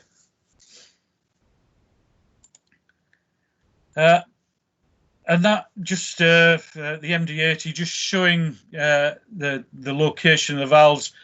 Maintenance valve and isolation valve, you can see you got your handle so you can operate that. Power transfer units is allowing us to operate one side of a hydraulic system using the other side, and that was what we were talking about. We've got a hydraulic motor on one side, and that's going to drive the other side as a pump. We've got our reservoir, yeah, we've got our shut-off valves, we've got our filters in the system, we've got a pressure relief valve in the system. So now we can see all the components sort of fitted into an aircraft. And our system sort of schematically laid out. And that, guys, is as far as I want to go today, as far as we need to go today. That's us right on track for where we need to be on Monday, where we'll finish off hydraulics. and Monday we will look at pneumatic systems as well. Once we've done hydraulics, there is so much similarity between hydraulics and pneumatics, and within the pneumatic book there's a lot of stuff that we don't need to worry too much about. So what we'll do, have a relaxing couple of days. Yes, have a read over your notes, but don't burn yourselves out whatever you do. But at that point, what I'm going to do is throw myself open to any abuse or any questions that you want to throw at me on anything that we've covered today.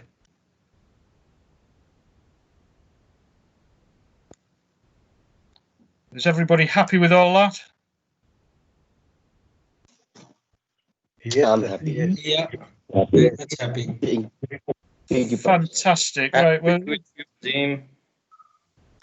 If everybody's happy, then we'll call it a day there. Yes, we're a few minutes early, but only by about 15. But we didn't have a tea break, so we're bang on target for where we need to be. It's my weekend over here. I'm sure you guys will be up to something. So whatever you do, enjoy the next couple of days, and I will see you back here on Monday at the same time for the next little step in our adventure. Okay. Okay. Jim. Hello, Jim. Hello. Are you giving the hydraulic questions to Yadav today? I wasn't going to do it today. I was going to wait till we'd finished the subject. Okay. Yeah, and that way people aren't reading ahead of where we are. Yeah. Okay. Some questions are at the back in the 139, page 139. Okay, and a lot of the hydraulic questions can translate to pneumatics as well. So rather than swamping everybody and getting people reading ahead, I'll send them out on Sunday or probably Monday morning. Okay. All right. So relax, enjoy, don't overdo it, and have a good weekend. Thank you. Thank you. All right. Take care, guys. Be good. Bye. Thank you, Jim. Good night. Good night. Good night. Good day. Good night, Jim. Good night. Take care. And a happy weekend. And to you, Prakash. Thank you.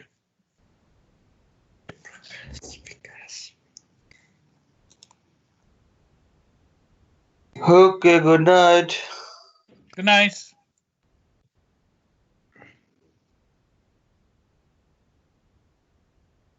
Good day, Jim. Good night. Take care.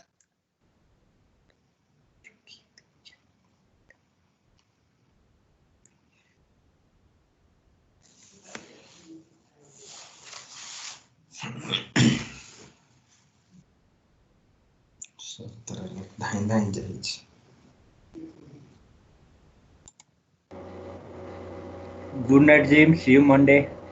Good night. Yeah, see you Monday. Take care.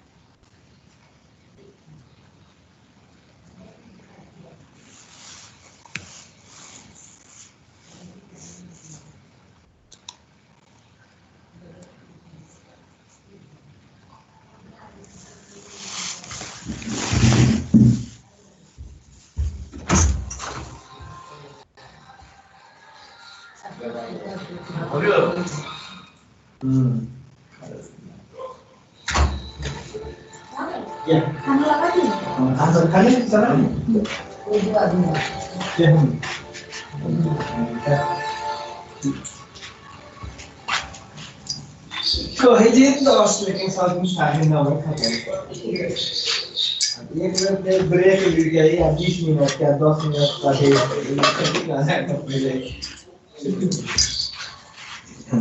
Mic off नहीं shift है तो बदल के